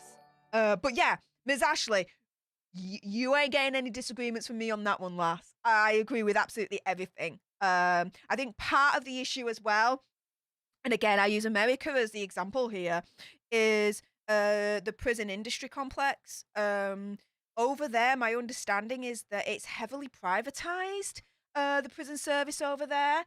And let's put it this way, my understanding is this. The more people that are in jail, the more money the prison oligarchy overlords that own it all get. So they aren't going to cry spilt milk if they get more people in prison. More people in prison means more of the green, moolah for them. That makes sense. So, yeah. It's just shiz that they target, as far as I'm concerned, certain races. It is. Yeah. Yeah. Hope that makes sense. And Ms. Ashley again. Wow. So generous, that one. Thank you so much. Really appreciate that. Wow. Laura, a rare zebra, with a $9.99 super chat. Bloody hell, you guys. You aren't messing about today, are you? Bloody hell. She says, another case of injustice.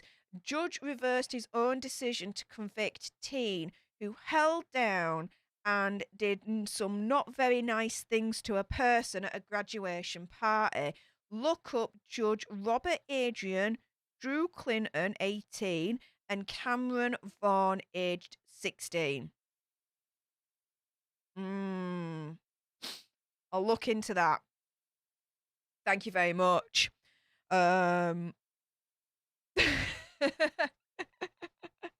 Alexandra. Oh, thank you so much. Dear chat, I can sense there's one lucky person that wants to become a member by hitting the join button and becoming the lucky 15 who takes us to dance. We'll see. Oh, and Ms. Ashley, oh God, wow, $6.99 super chat. Thank you. Wow. Your support is immense, lass. Thank you so much. She says, yes, I agree. Okay. We're kosher then. We're kosher. That'll do for me. Wow. Whew. And Anna, I hope I've pronounced this right. Anna Azatryan, $19.99 super chat, and it's a super chat sticker. Super chat stickers. Okay, gotta open this one up. Let me have a look at this one. Hang on.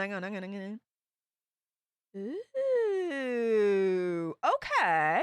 This is a new one. I ain't seen this dude before. Okay, so we got, basically, I'm gonna call him Pink Dude. So we got Pink Dude, and oh, Anna, that's such a cute super chat sticker. So the Pink Dude, right, he's like this, okay, and then he goes like this, and he goes like this, and then the heart actually jumps out of him. Oh, that's so cute. Oh, Anna, thank you so much for choosing that super chat sticker. Oh, that's so cute. I love the super chat stickers. Now, I complain about YouTube a lot. Well, I did not say a lot. From time to time, okay? I may highlight some things that YouTube falls short on. Let's put it that way. Super chat stickers, though, absolutely love. I always say, whoever designed those things freaking deserves a pay rise, because that's something they got right. I love the super chat stickers. Like, they're so freaking cute. They are! I'm sorry, but they are. Dude, I really are. Pink Dude! We are introduced to the Pink Dude. Love it! Yes! What else have we got? Candy says, states are starting to legalize the green, but it needs to become federally legal. Yes, I know about that one, yeah. Ms. Ashley says, Stef, I love your channel and your accent. My grandparents from Scotland. Dude, really? Oh, wow. That's a proper small world, that. My partner loves Scotland. Like, absolutely loves it. I think given half the chance, he'd want to move up there and live there. Me? I do like Scotland to visit. I don't think I could live in Scotland full time. No. I'm a Yorkshire lass, all right? I live in Yorkshire. I'm a Yorkshire lass. I live in Yorkshire. That's just the way it goes. It feels logical. It feels natural. I'm a Yorkshire lass and I live in Yorkshire. What more to say to that? But dude, I love that. I love knowing that. That's awesome. Whereabouts in Scotland do you know your grandparents are from? I'd love to know that. If you're happy to disclose that information, if not, tell me to freaking bog off. I won't be offended, lass. But I'd love to know whereabouts in Scotland. Damn. Let's see what else you guys are saying. Tell Tahati says, Stef, you're awesome from Canada. Oh, well, you're awesome too. Thank you ever so much for your kind words there. I really appreciate that. What else are you guys saying? Let's have a quick gander. Let's see. Derek! That's a very good question. Any news when the Gabby Petito special fundraiser for a foundation will be yet? Sorry for this question out of left field. Never apologise. Never apologise for a question. I'm, open book. I'm okay. So, the Gabby Petito fundraiser. Okay, so, technicalities of that. This is the thing.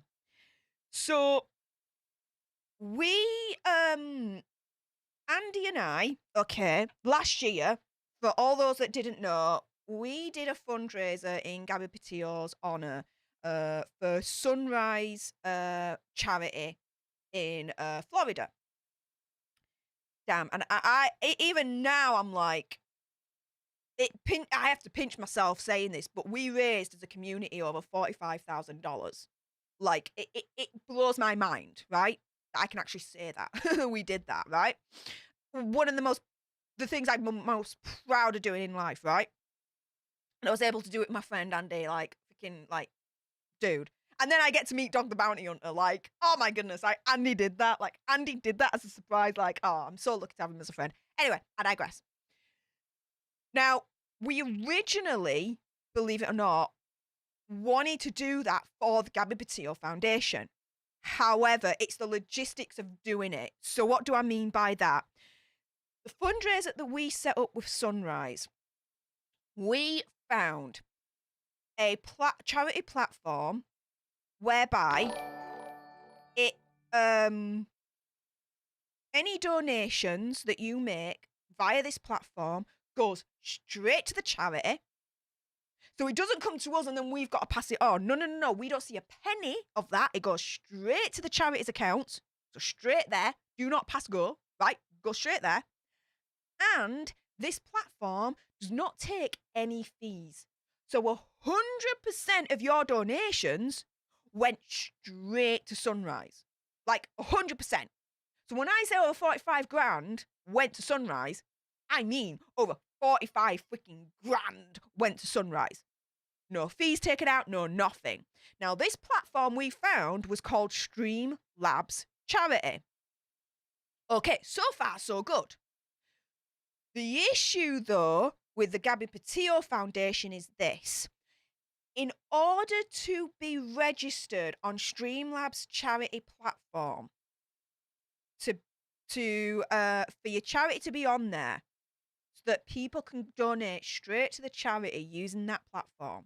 So 100% of the proceeds goes to that charity, and it doesn't like go through a middleman.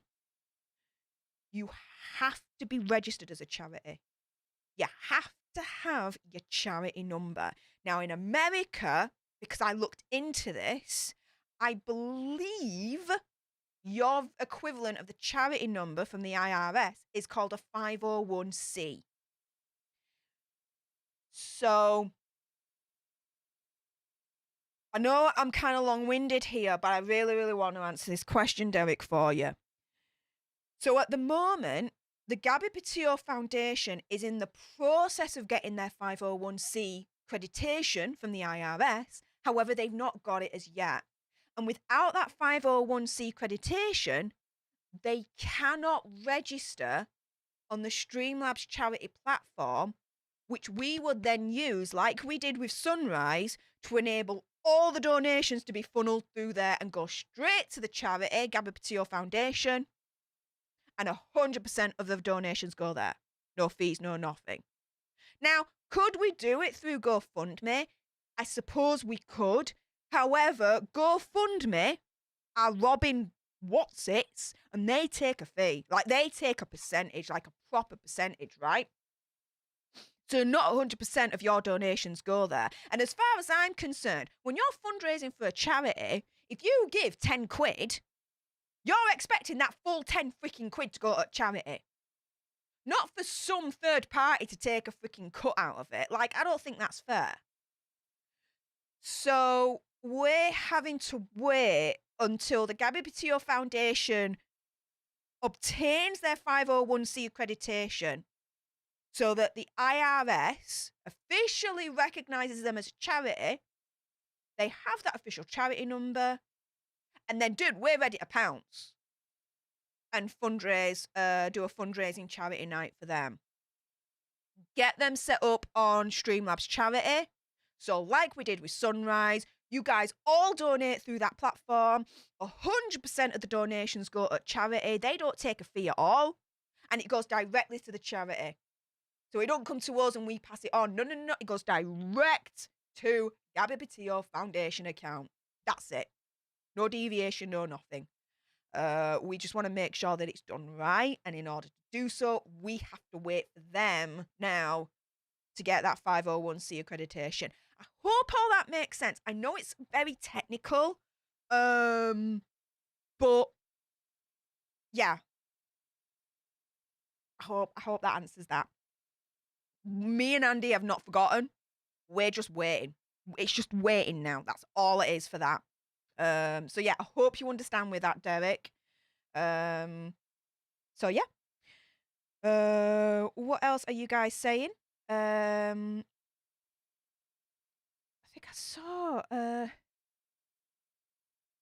me just see, let me scroll down. Glasgow! Dudette, really? Oh, okay. Nice. So, Edinburgh's on the right, Glasgow's on the left. That's the way that I understand it. So, where I am, I'd have to basically travel. If I was to drive, I can't drive, but if I was, I'd have to go through like Cumbria. So I'd have to go northwest through Yorkshire, get out of the county, get into Cumbria, and then travel straight up from Cumbria past the border into Scotland and get to Glasgow that way. Yeah. Okay. Cool. Sweet. Wow. I don't know why I was out. Do you know what, Miss Ashley? I was just expecting a Scottish place that wasn't as well known as Glasgow, but fair play. Glasgow's a lovely place. It gets a bad reputation, but it is a really, really nice place if you know where to go, to be fair.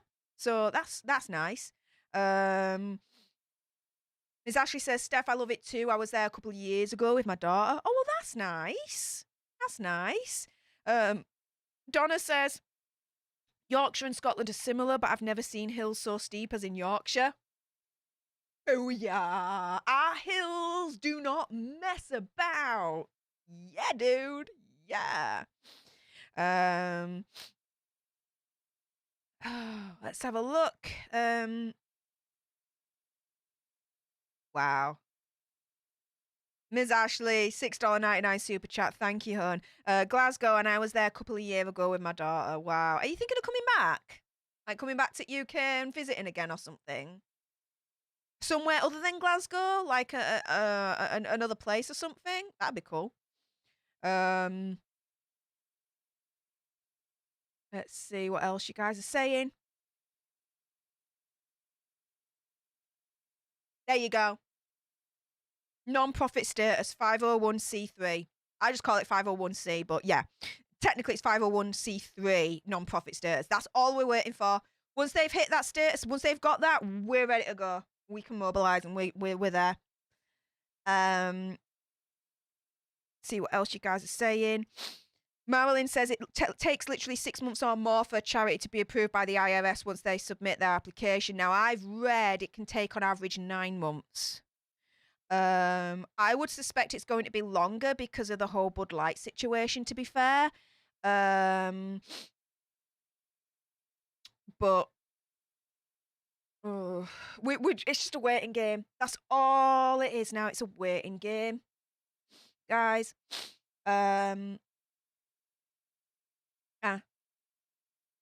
Kelly says you explained that really well. Thank you. I am part of my own. I have a charity that I'm involved with. It's a conservation environmental charity. That I'm actually their honourable accountant, treasurer. Yeah, I'm actually in charge of their money. But yeah, so that's why I know quite a bit in regards to charity law, and all that lot. So yeah, of course we have our own charity registration number, but it's the equivalent of the same thing. They would need that in America, basically, for us to be able to go on it. So yeah, Derek says, thanks for your answer. I see they are org registered, but I didn't know about the 501c. Yeah, I mean, being org registered, fine, but for the fundraising platform that we use, that's the only one that allows 100% of the money to go to the charity, so they don't take a cut, and we can ensure that it goes straight to the charity instead of through a middle person. It's the way it has to be. But there we go. Jill says, how long will it take you to get to Vegas? Well, 14, 15 hours.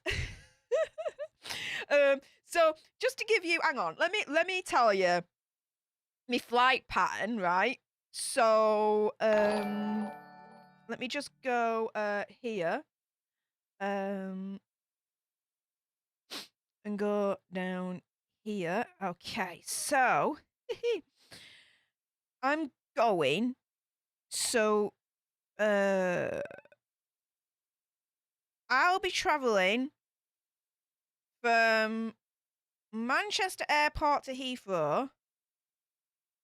I fly 11:40 and get to Heathrow for 12:50. So it'll be an hour. Then there's this overlay, so I've got to stay at Heathrow for about 4 hours, and it's not until 16:40 that I then fly out direct to Las Vegas. And I get to Las Vegas at 7:20 Las Vegas time. That's about 13, 14-hour trip, and it's very similar coming back. I fly on Friday night, and I land Saturday in Manchester, which again, it's another 14, 15-hour kind of traveling time, flights, and staying at the airport before I get my final connect flight, all that malarkey. So yeah, it's gonna basically take about 14, 15 hours to get to Las Vegas and then back. But I'm looking forward to it. It's an adventure. I'm all for an adventure. So yeah, Jill. What else are you guys saying? Miss Ashley says, Steph, I have family that's been to Liverpool as well. Oh, Liverpool, right, is amazing. I've been to Liverpool a couple of times. It's so much fun. It is so much fun. I really do recommend Liverpool. Really is fun. And the shopping there's immense. Like, seriously, dude. Like, it's awesome. Candy says there's a difference between 501c and 501c3, but it's so closely worded they get confused regularly. Yeah, but you guys knew what I meant, so I'm all groovy for that. Simon Stroke House Account. Hi Steph, loving your channel. One nerd to another nerd. Well, thank you. Really appreciate that.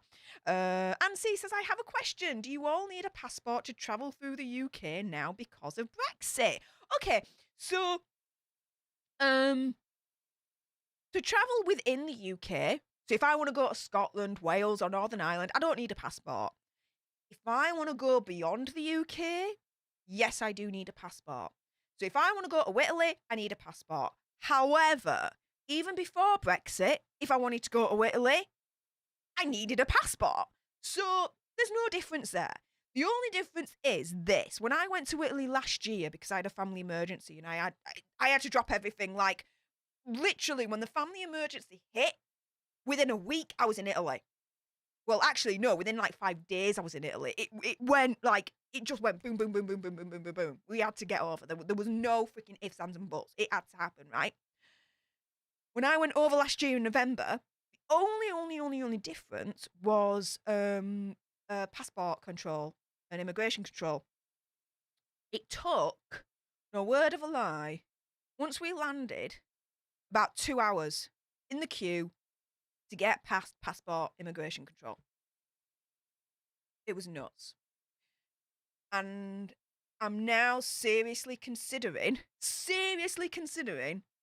getting my Italian passport, because technically I am actually a citizen of Italy. Yeah. It's strange, but when I was born, my mum and my biological father registered me at the Italian consulate as an Italian citizen. So I actually do have dual citizenship. So I don't need to apply for citizenship because I've already got it. So all I need to do is fill out my passport form for Italy, send it to the consulate, and boom, bash, bash, bosh, I've got an Italian passport as well. So if I go over to Italy, I can just use my passport for my Italian and just go straight through. And then when I come back, I can just use my English passport and I'm back. There we are. So, yeah, I'm seriously considering that. I really, really, really, really am. Oh my goodness, Andy! What the hell are you doing, dude? Spend time with your family, mate. What you freak? Oh, 4-hour stream. Go, Stef. Go, alter tribe. Yeah, I'm just having fun, dude, at this point. I really, really, really, really am. And he says also, go Vegas. Vegas, baby! Yes! Oh, I'm so freaking excited. Anyone just brings up the topic of Vegas and I just go, I'm so happy, I'm so excited. Oh my goodness. Oh, April can't come soon enough. It really, really can. I'm so freaking excited, it's untrue. Oh my goodness. Exactly. I can't wait either, dude. And I get to meet you. Big, massive bear hugs. I'm going to have so much fun. And yes, finally get to see you. Oh, it's going to be so freaking awesome. Yes, we are a devoted tribe. Oh yeah, that's how we roll. It says, did you see the Halo TV show trailer? It looks cool. No, I'm not. Halo TV show. Hang on. Let me Google that. Is it based on the game Halo? It is, isn't it? I'm not I'm a big gamer, don't get me wrong. I love gaming. Maybe one of these days I might just do a random stream for you guys and I just do a bit of gaming and we just hang out. But Halo, no. The reason being is because I can't play first player games, dude. They give me headaches and eye strains like all day long. I get sick, like motion sickness or whatever it's called. Playing first player games, and Halo's a major first player game. I just can't play them. Now, third player games, I can play them all day long. Absolutely love them. But no, so I never got into Halo because of that reason, unfortunately. So I don't really know it that well in terms of the lore and the history of Halo enough to appreciate the new Halo TV series that's coming up. Now, if they followed through with the Zelda TV series that they were considering a little while back, dude, you know I'd be on that all day long. All over that all day long. But alas, it did not come to pass, did it? But there we go. What else are you guys saying? Now, firstly, oh my goodness. Dude, did I just see right? Carly, thank you so much for the $5 super chat. Thank you so much. She says, really love your channel, Stef, and this community. Awesome content. Hope you have a fun vacation and wonderful time in the States. Oh, me too. I'm so excited. Like, seriously, right? I would have come sooner. Like, last year, Andy, Lewis, Jodie, everyone, right, went to Vegas for the last CinemaCon in August. And I would have gone. Like, no word of a lie. Like, I would have come. The only thing is, your president at the time thought the English were too diseased to be able to pass your borders. So, yeah, I couldn't come. But he changed his mind and in November thought, you know what, you English lot are all right. You're Gucci in my book. Come on over, borders are now officially open. So yeah, now I can come to the next CinemaCon. I'm so freaking excited. It's gonna be so fun. And exactly, Phil. Go Vegas, baby! Yeah! So freaking awesome. Yes, let's get one more member and get to 15. Who's gonna get us the magic 15? That would be awesome. And Ms. Ashley says, Stef, love Primark and Greg's too when I'm there, and it's so beautiful there. Oh, dude, we call it Primani. We call Primark Primani. Now, everyone in America, Primark, I would say, would be the equivalent of, let's say, I don't know, like Target, or you would call it Target. I've heard that. You call Target Target. But yeah, it's kind of like the equivalent of Target, Primark, Primani. But yeah, I love Primani too. This is actually a Primani jumper, guys.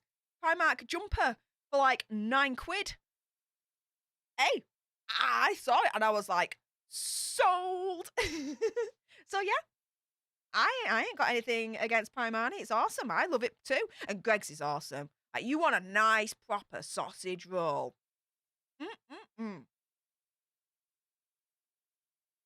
Sorry, I had to sneeze then. Yeah, you want a nice sausage, proper Yorkshire, a nice proper sausage roll. Greg's is where it's at. For a nice cheap sausage, nice sausage roll. That probably didn't make sense, but you know where I'm coming at. For like £1, like 3 for £1. Sausage rolls.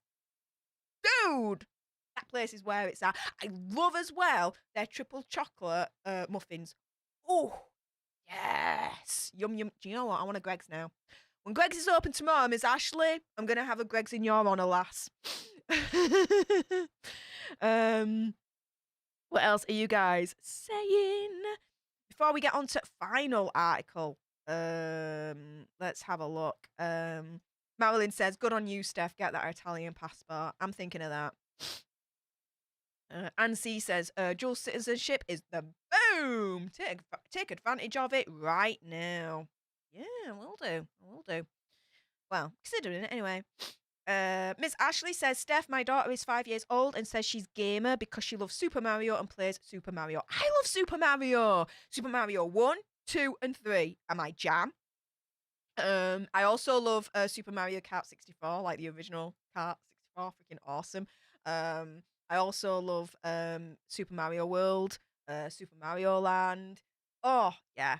Like Yoshi Land. Oh, my goodness. Like Super Mario. Yes. Love Super Mario. Also love Sonic the Hedgehog as well. I do like a lot of like the old school vintage kind of retro games. I am very much a retro gamer. My favorite game in the whole wide world. Anyone that's OG will know this. Zelda Ocarina of Time is my ultimate jam. I replay that time and time again. I never get bored of it. I absolutely love the freaking pants off of Ocarina of Time. It's like the best. I would say, in my opinion, the best game ever created of all time. It was so revolutionary. And a lot of open world games, as far as I'm concerned, well, I say a lot, all of the open world games, right, that you guys now have, to me, you can thank Ocarina of Time. I'm telling you now, that's facts. Thank Ocarina of Time for that. But yeah. Laura R says that she can't do first player games either. Yeah, so you understand then. I don't know what it is. It makes me dizzy, gives me headaches, my eyes go. There's a lot of eye strain with it. I can't do it. Unfortunately. I wish I could. There's so many first player games that are freaking awesome, and I just can't touch them because of that. But we'll see. Is there still Delias in the UK, Steph? Well, I've never heard of that, so I'd like to say no, but I'm not too sure. Alexandra said they opened a first Primani in Warsaw recently and people went crazy. I'm not surprised. Yeah, it's really, really good. Like I say, this is a Primani jumper. I absolutely love it. It's really, really good quality. I've washed it so many times and it's not gone crazy or nuts or icky. Do you know what I mean? The pearly bits are still on. Like, it's good quality. Good quality for £9. Like, good quality. It's nice and fashionable as well. I love it. Primani, yes. Like, for the basics. Like, Primani is really, really good for basics, in my opinion. But yeah, really, really good. Anne C says you're making me hungry right now. Do you know what? I'm hungry as well, but I can't eat until tomorrow, so never mind. Candy says my sister is a master of Legend of Zelda. Respect. Miss Ashley says, Steph, Britney Spears took that post off of her Instagram about Jamie Lynn. She's taken it off completely now. I know she re-edited it. Let's have a look. Oh, I'm not even spelling that right. Let's have a look. She taken it off completely now? Oh, no way, no how. What? She has and all. Whoa.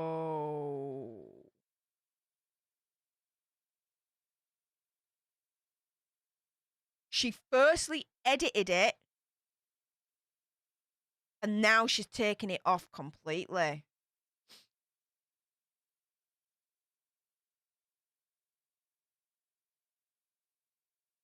Oh.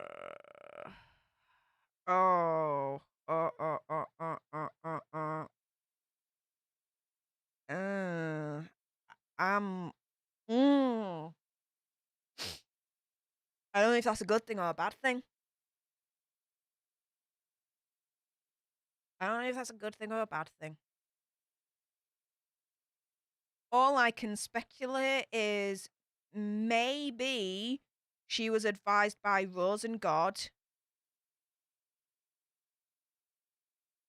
that to take that off.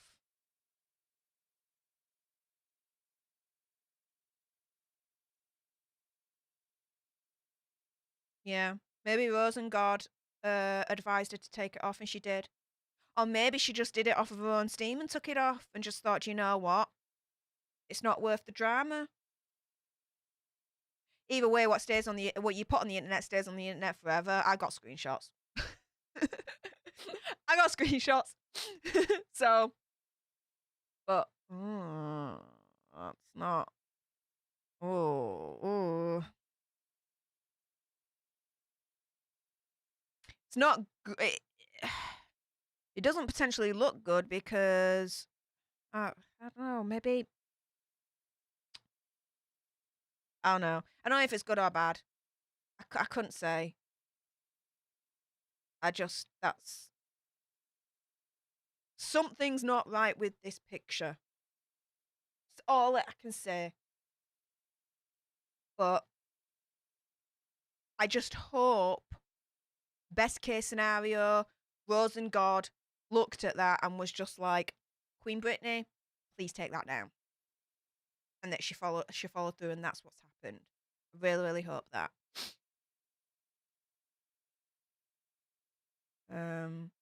Especially with the depots coming up. Okay, it's clicking into place. Especially with the depots coming up, I speculate that Rose and God turned around to her and said, please take that down. Yeah. Wow. Fair play to her. If that's what's happened. If not, wow. Ansi, no, Britney, I'm guessing a lawyer's advised her to do that. That's what I'm guessing as well. Candy says, oh, maybe she made a point and felt it didn't need to stay up there. Maybe. Ms. Ashley, Steph, maybe it is archived, or yeah, lawyer told to take it off. Yeah, maybe.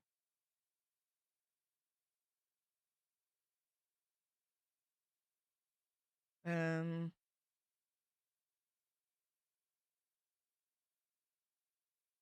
have a look. What else are you guys saying?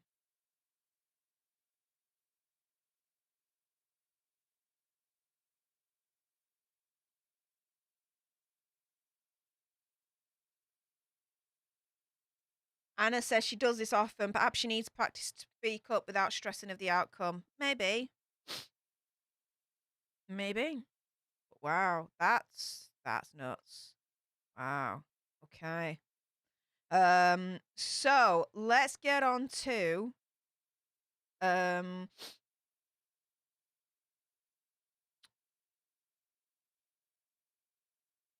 let's get on to the final article of the evening. So let me just. Wow, it's just nuts, that. Nuts with a capital N, I tell you. Something's going on. Quite clearly. What? Don't know. But I can only speculate that she's been advised to take it down by a legal team. It would make sense. It would make sense if that was the case, to be fair. But we'll see. Okay, so let's get on to the final article. Hey up, everyone. Whew. I would say if you are unfamiliar with the current controversies regarding the Metropolitan Police Force in the UK, you will be shocked. There has been a lot of officers that have turned out to be monsters. One person I would Google, one of the people that they have that really fell into a monster's trap from Metropolitan Police was a lady called Sarah Everard. Google that name. You will be shocked at what that Metropolitan Police officer did to her. It really shook Britain to the core, that one. Thing is, though, not an isolated incident. There's a lot of stories now coming out about officers in the Metropolitan Police Force that are utmost monsters. And you gotta wonder what the hell is going on with our police force at the moment. So, a former Metropolitan Police officer has been charged with an intimate crime. Stephen Kayeri, basically the dude that's the ultimate monster that deserves to go to hell, has been charged with intimate crime, attempting the intimate crime, and physically not being nice in relation to an incident in 2004. He's been charged with an incident whilst he was off duty that happened in April 2004 in southwest London. He was a member of the Hammersmith and Fulham force at the time, which is overall under the umbrella of the Metropolitan Police Force. He retired from the Metropolitan Police Force in March 2021. Now, I'm going to shorthand calling them the Met. When I say the Met, that is shorthand for Metropolitan Police Force. So bear that in mind. It's a well-known, shorthand term for him, okay? So he retired from the Met in March 2021. He'll appear at Wimbledon Magistrates Court on February 1st, so only in a couple of days' time. He was charged by postal requisition in January 2022, so this month, following an investigation by officers at the Southwest Command Unit. The Met added they're providing support to the alleged person who unfortunately suffered at the hands of this man, or allegedly suffered from the hands of this man. Any inquiry into misconduct will be carried following the criminal proceedings. A spokesperson for the Met said a former Met police officer has been charged with an intimate crime, attempting the intimate crime, and not being nice physically with someone. Former PC Stephen will appear at Wimbledon Magistrates Court on Tuesday, 1st of February.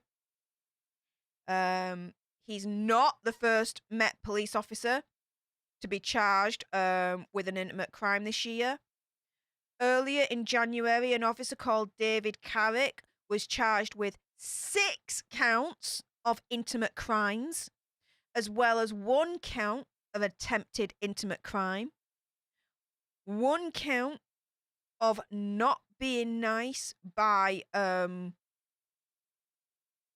accessing someone in a very, very not nice, intimate way, and 1 count of coercive and controlling behaviour by the Crown Prosecution Service. Now, this particular monster, this month... No, sorry, Carrick.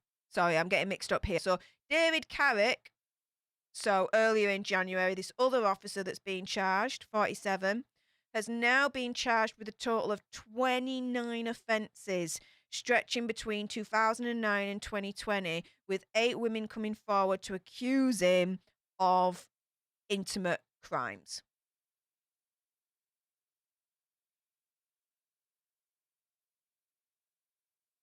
Bearing in mind that between 2009 and 2020, at some point during that period, he was either part of the Met Police or all of it was in the Met Police force.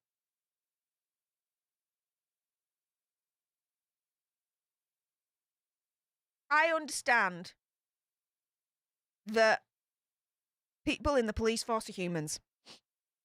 And humans, unfortunately, can be monsters. Okay. However, you have to understand, and a lot of people in England and the UK will know where I'm coming from with this. Recently, especially since Sarah Everard, okay, there have been way too many reports at this point of people that have either been currently in the Met Police or have been retired from the Met Force that have committed these kinds of crimes whilst they were part of the Met. So even though I can understand that humans are humans and some are going to be evil, I understand that, there are way too many now instances of Met Police officers, whether they are current or retired, being charged of these things. And so you have to wonder, how are these officers getting away with it for so long and only being charged now? Where is the Met's oversight to ensure that their current police officers within their unit are still acting with integrity and are not monsters? Because with the evil monster in the Sarah Everard case, there are reports that there were signs, let's put it that way, that this dude was a monster. And that, you know, he was committing acts of misconduct and all that malarkey, right? So there were signs. But the Met Police never acted on that. Why? So I'm just amazed at the moment of the amount of reports that are coming out of the Met Force where these monsters, there's too many of these monsters in the Met Force. There's way too many monsters in these Met Force. This is what I'm trying to say. Okay, there's too many monsters in the Met Force, and they need to be weeded out immediately. There needs to be proper oversight, and there isn't at the moment. And it's letting these son of a what's-it getting away for so long and only being charged years after the incidents took place. So the incidents take place, and for years, they are still part of the Met Force. How is that freaking possible? The Met has a lot of questions that need to be answered because they are charged with taking care of London, right? Hence, they're the police force of London, okay? But they can't do that properly if they don't have the tools to monitor the police officers in the first place to make sure that they're looking after London in the best way possible. Oh, it's infuriating. It's infuriating. What are you guys saying before I log off for this week's edition of Alter News? I'm going to scroll up a little bit. Let's have a look, see. Scroll down a little bit there. I think I went a little bit too up. Oof.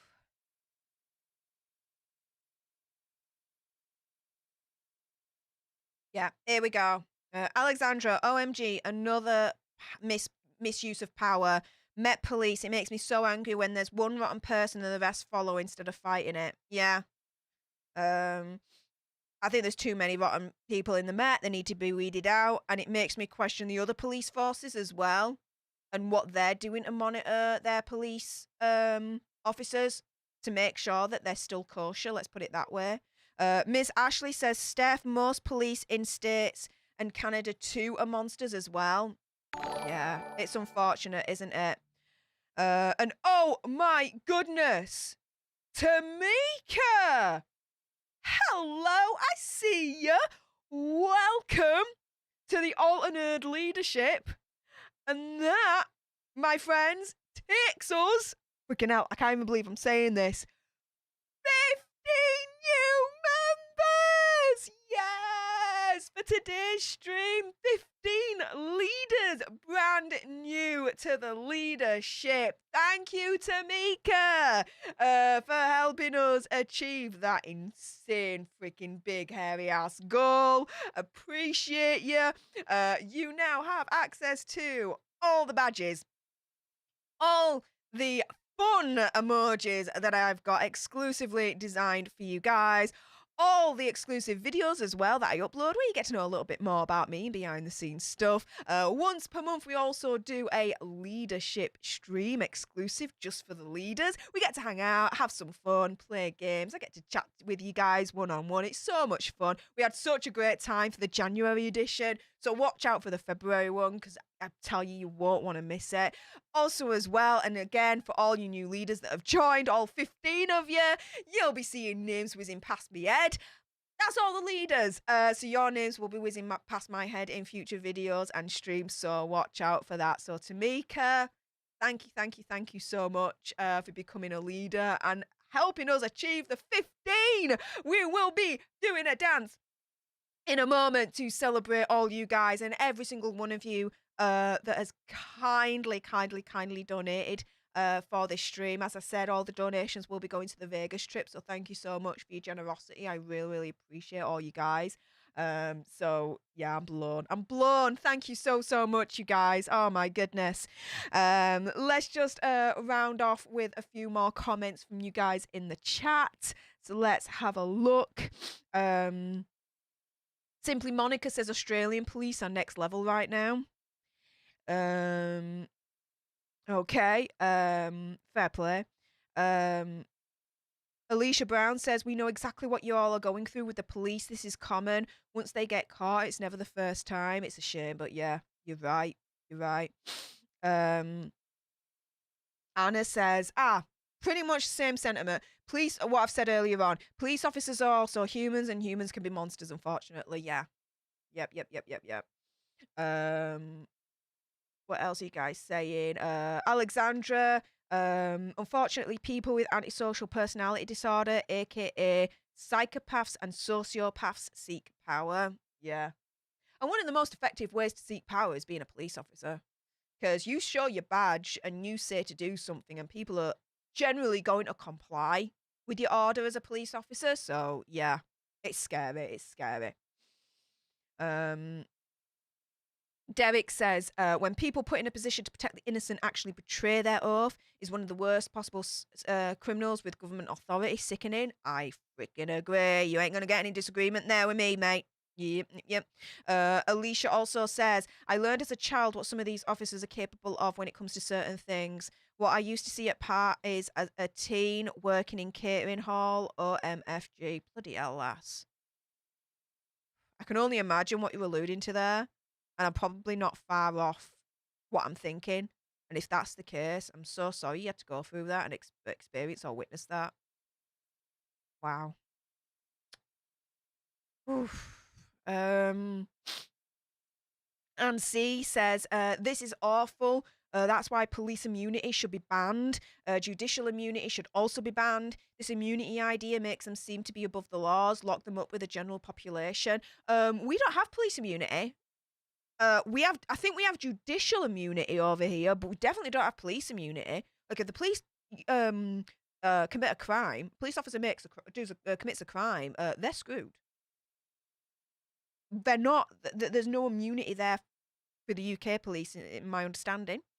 Alexandra dropping some more knowledge because she knows her shiz. Make sure you are subscribed to Hugging the Cactus because she is literally the expert cactus to help you guys out. I believe the streams are once a month at the moment. But yeah, there was one that was done recently, which was so amazing. But yeah, she says, the explanation may be simple and because of that terrifying. Check the Stanford experiment, prisoners and guards. People surrender by becoming same to the monster bully and rationalize their actions. Yeah, that was the Philip Lombardo, the experiment headed by Philip Lombardo. He wrote a book about it called The Lucifer Effect. I read that. That was like scary as shiz. Like, you want to read a scary book, right, guys? Forget Stephen King. Read The Lucifer Effect by Philip Lombardo. Like, damn. Is that some effed up shiz that happened? Damn.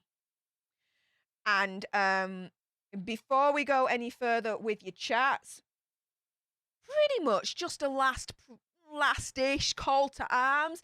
I've just done a little bit of a reset on the count. We are at 8,751 Alt a Nerd tribe members. So if you haven't done so already, make sure that you have subscribed to join our Alt a Nerd tribe. Like, share, comment, all that good stuff. Make sure as well that your notification bell is set to on so you are notified every time I upload a video or go live, like our weekly Alter News segments. I'd love it if we could get to 8,800 before the end of this stream. But hey, a girl can dream. What can I say? We're definitely well on our way now to 10,000 subscribers. It's like, I can see the goal. Like, I can see it slightly in the distance. Like, I'm getting really excited for us all. Oh my goodness. Like, seriously?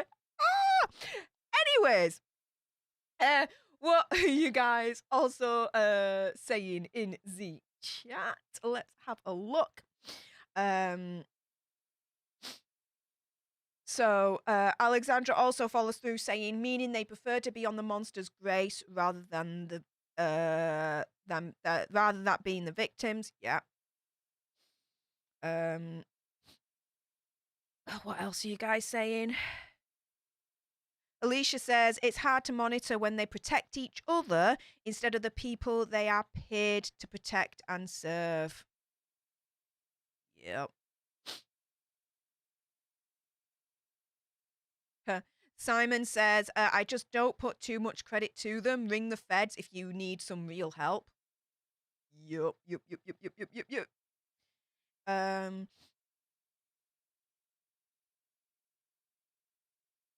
Chrissy Kins. Now, this is interesting. I love Emily D. Baker. She knows her shiz as well.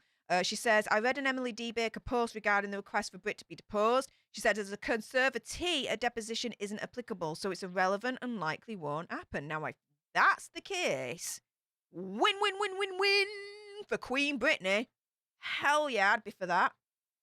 Oh, Tiago Cavallo sending you hugs from Portugal. Thank you. Hugs from Yorkshire. There we go. Babyface17, hey, I'm glad I caught you live. Well, I'm glad you're here. Thank you so much. Let's see. What else are you guys saying? Ooh.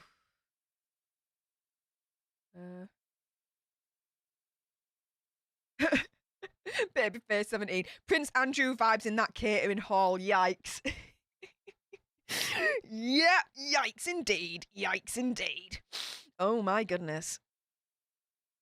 Whew. And Alexandra says, and guess who stopped the experiment? His assistant, the only woman in the team. Yep.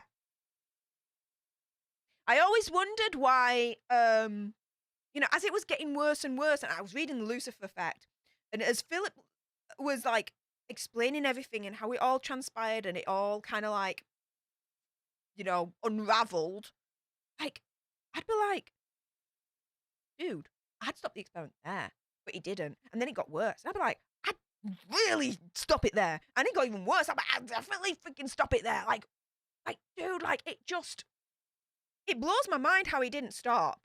He didn't stop it.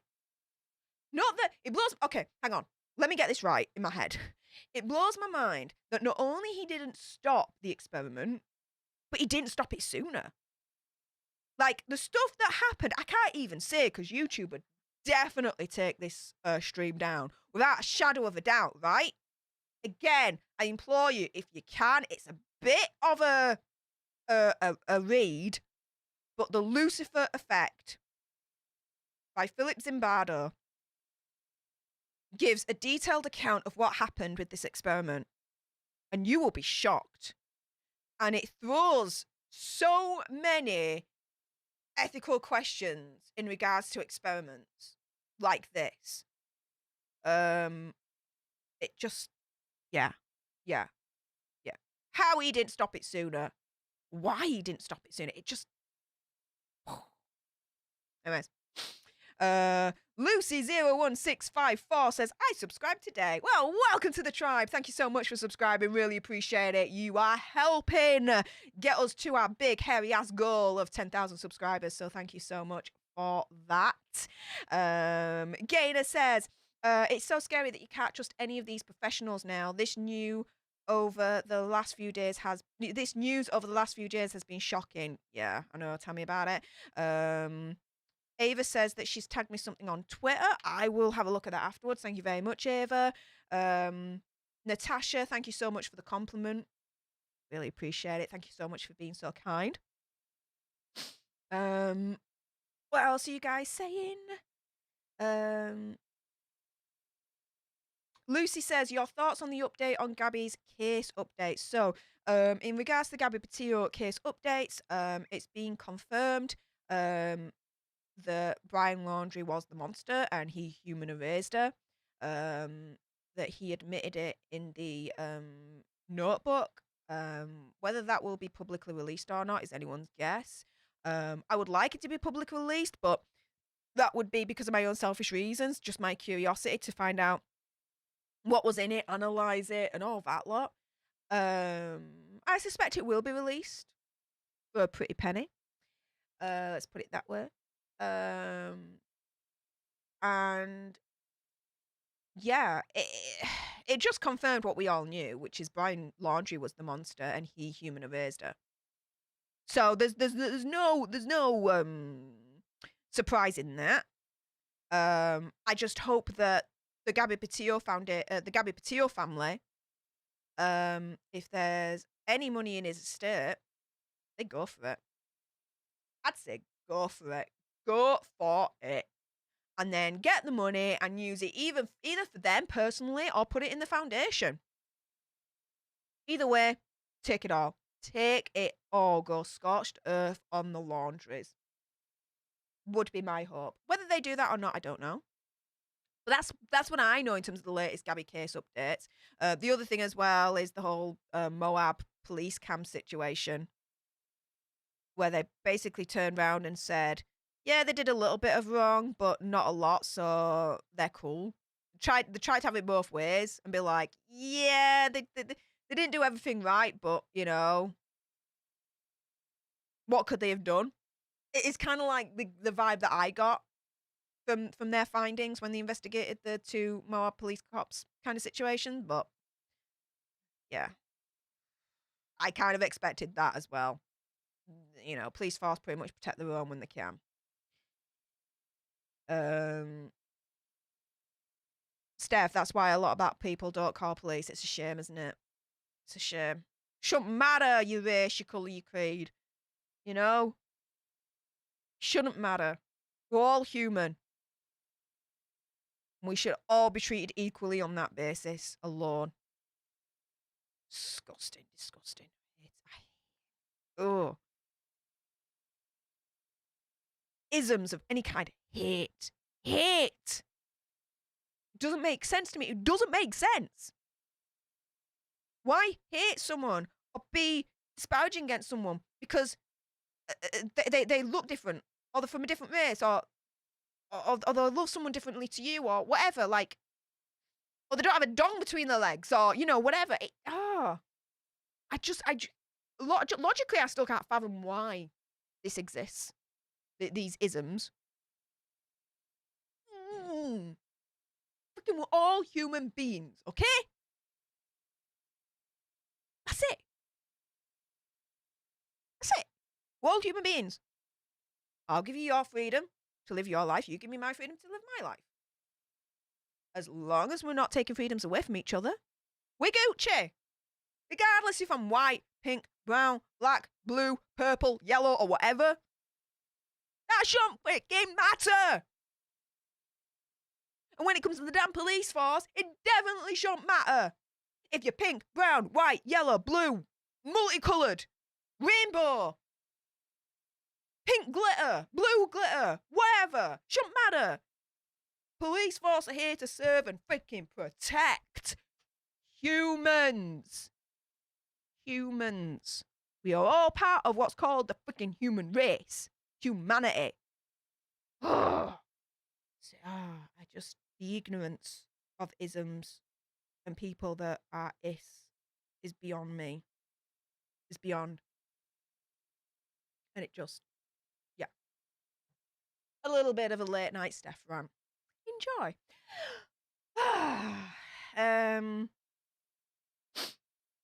Simon says, I love to come to Vegas and hang out with Team Nerd. Go for it. I'd love to meet a lot of you out there.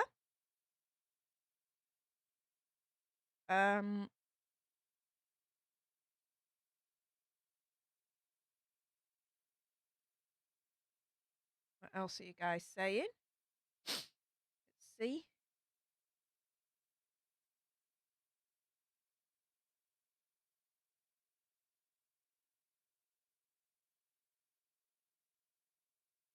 What's this? Jean Rick says, I pray the laundries take a long look inside themselves and how they could raise someone that could do such a thing. Well, you have a child, right? You can raise them the right way, right? Do what you need to do. However, a monster's always going to be a monster, right?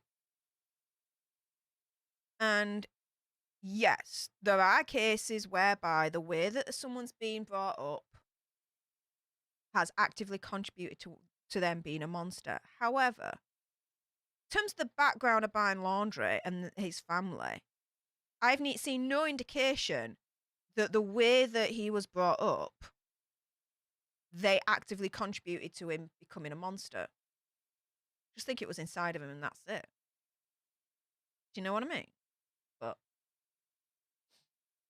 I could be wrong, but that's my opinion as of this moment.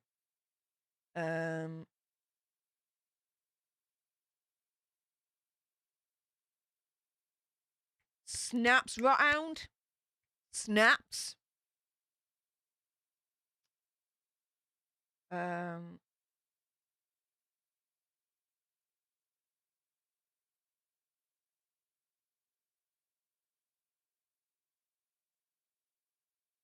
Freemasons is why there's no justice, Miss Blue Ryan says. You'll have to do your own research. It is big.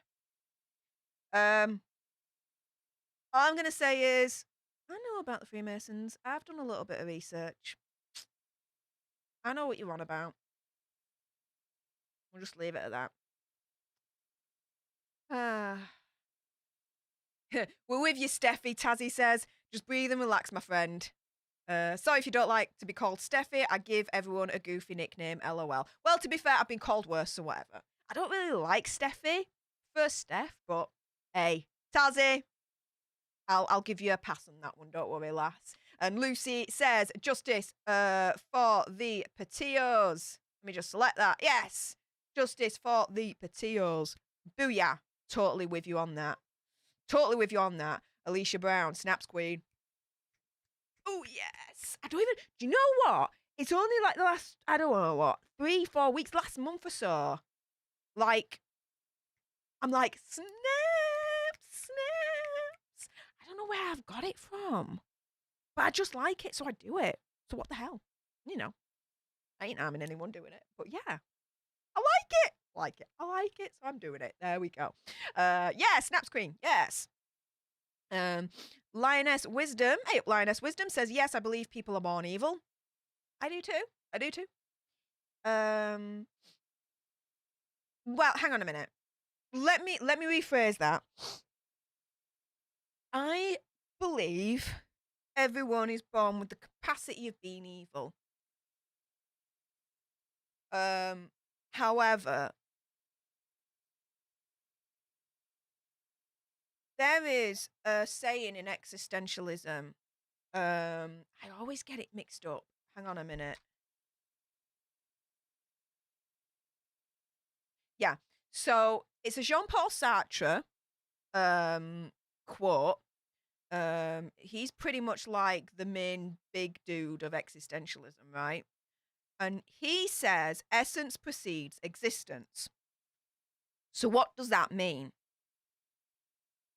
So you're born in the world, but you're a clean slate. Your essence is who you are, right? Your personality, what you like, what you do, all that lot, right? Existence comes first, essence comes second. So you're not born evil, you're not born good. You're born as a blank slate. You've got the capacity to be either evil or good. You got the freedom of choice to decide whether you're going to go down the evil path or whether you're going to go down the good path.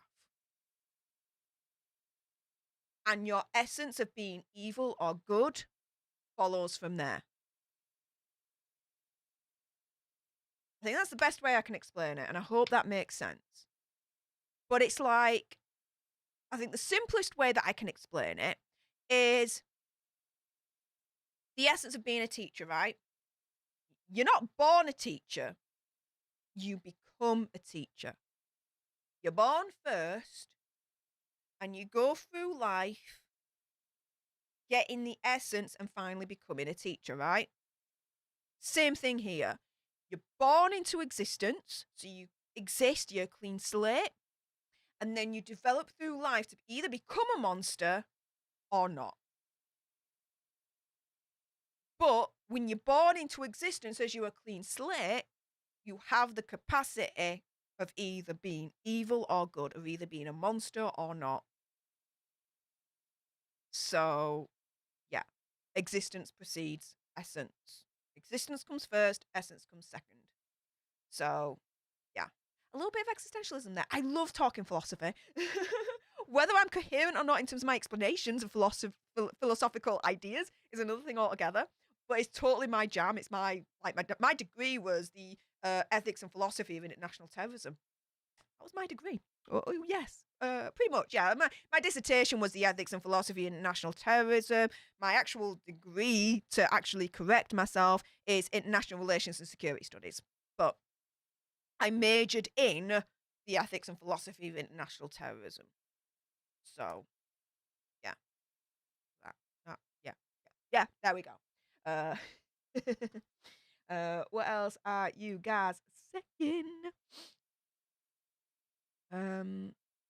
Miss Ashley also says, Steph, and I also had an issue when I was in high school with a cop, and he was singling me out think I was on his car when I wasn't, and it felt scarred. Wow. And I felt scared. Yeah, I would be as well, lass. That's awful. That's awful. Oh my goodness, I'm so sorry you've had to go through that, lass.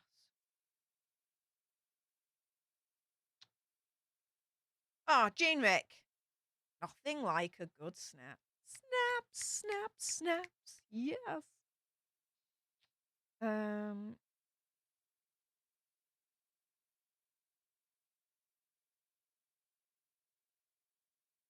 Let's see. Tazzy saying Stef, the altar philosopher. Professor Stef in the ass. Oh, Simply Monica, I would love to hear more of your philosophies and of your studies, Steph. Well, if you really want to know that, I actually have a playlist on the channel called Alter Philosophy. I did a series of that last year, where I'd look at, I don't know, a character or a movie or TV series, and I'd apply like philosophical thinkings to it. Yeah, the playlist is still there if you want to have a gander into it. It's called Alter Philosophy. I just do the basics in regards to, philosophical ideas and stuff. I don't really go into it because I designed it so that, people that are new to philosophy and don't know it as much, it would be, accessible to everyone really in terms of the ideas that I discussed and, keeping it basic and simple. But yeah, check that playlist out. There's quite a number of episodes that I did on that one. Let's have a look. What else are you guys saying before I log off?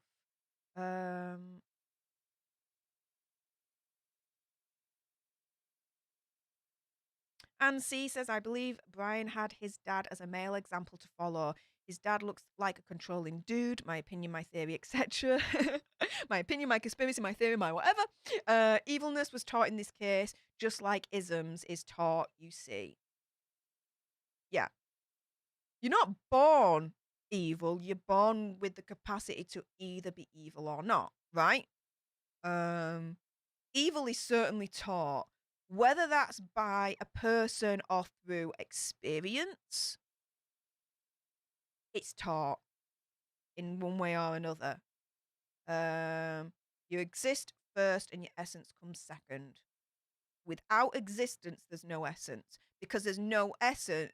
Without existence, the essence does not have something physical to live within for it to be enacted within the world. So existence is the basis for essence to exist. There you go.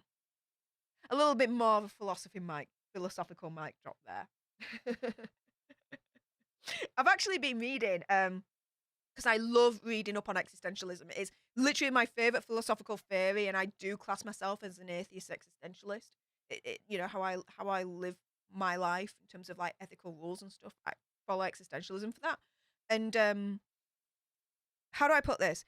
There's a book called Sartre, A Graphic Guide, and it's really, really good. I really, really recommend it for people that if I just bring it up actually, and I'll show you what I mean. Let me show you this. So, oh, Amazon.co.uk. Hello. What am I going to Amazon.com for? There we go. Right. Oh, you can see a few things that I've been buying. So, of course, face masks. Oh, the lights. You see the lights behind here? The lights. That was a voucher, like a Christmas present, and dog lint rollers. Basically, if I didn't have these, this would be covered in a lot of dog hair. So yeah, some of my recent buys. And I love Nightmare on Elm Street.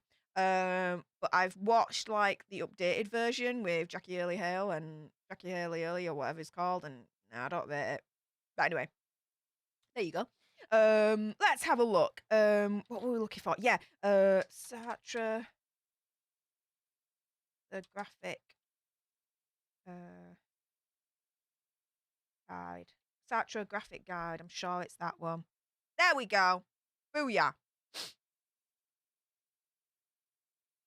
This is it here. If you want to know a little bit more about existentialism, and you want like a beginner's guide to it all, this is what I'd recommend. Why isn't it? Why did it jump there? There we go. This is what I would recommend, guys.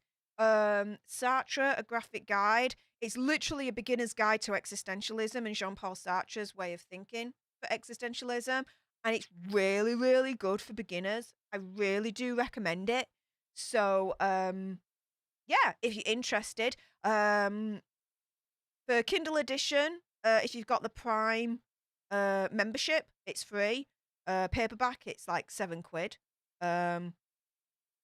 But yeah, or if you don't have Prime membership, then the Kindle price is like £3.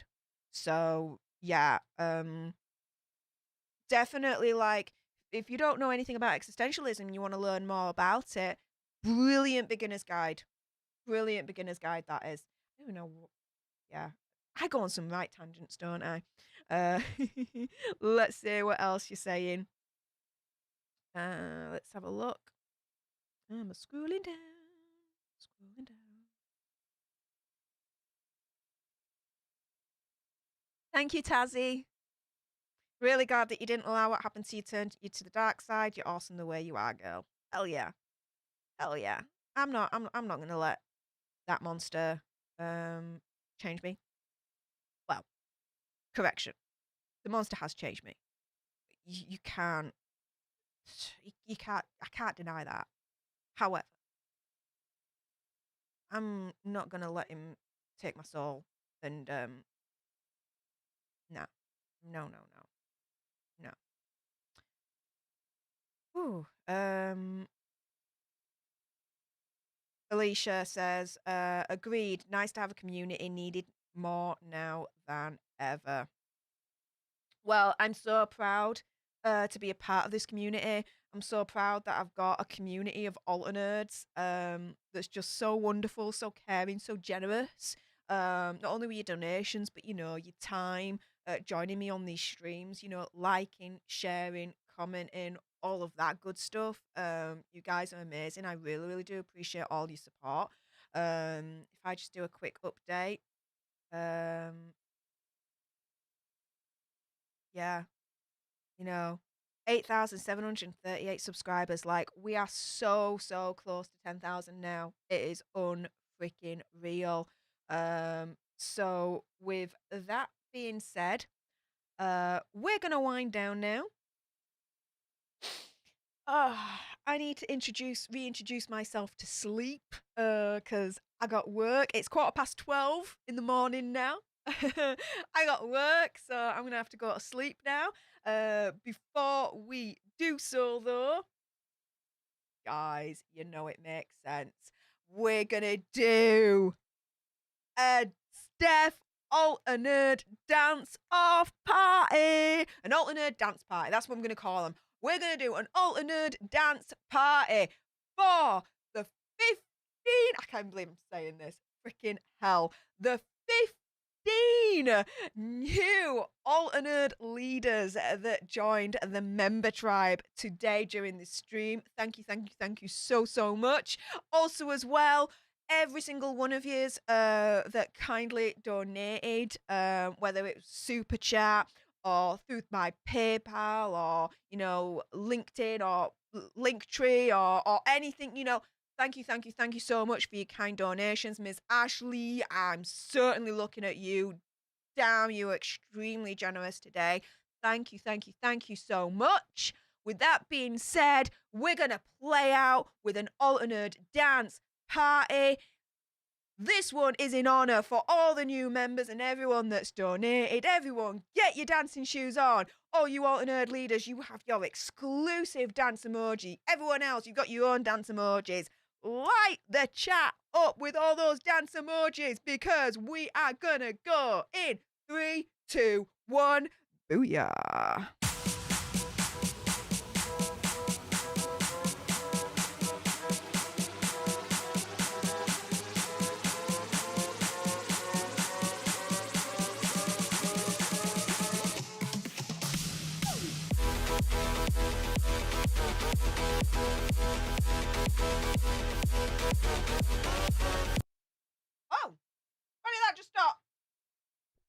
Let's try that again. One more time, right? Oh my goodness. 3, 2, 1. Booyah.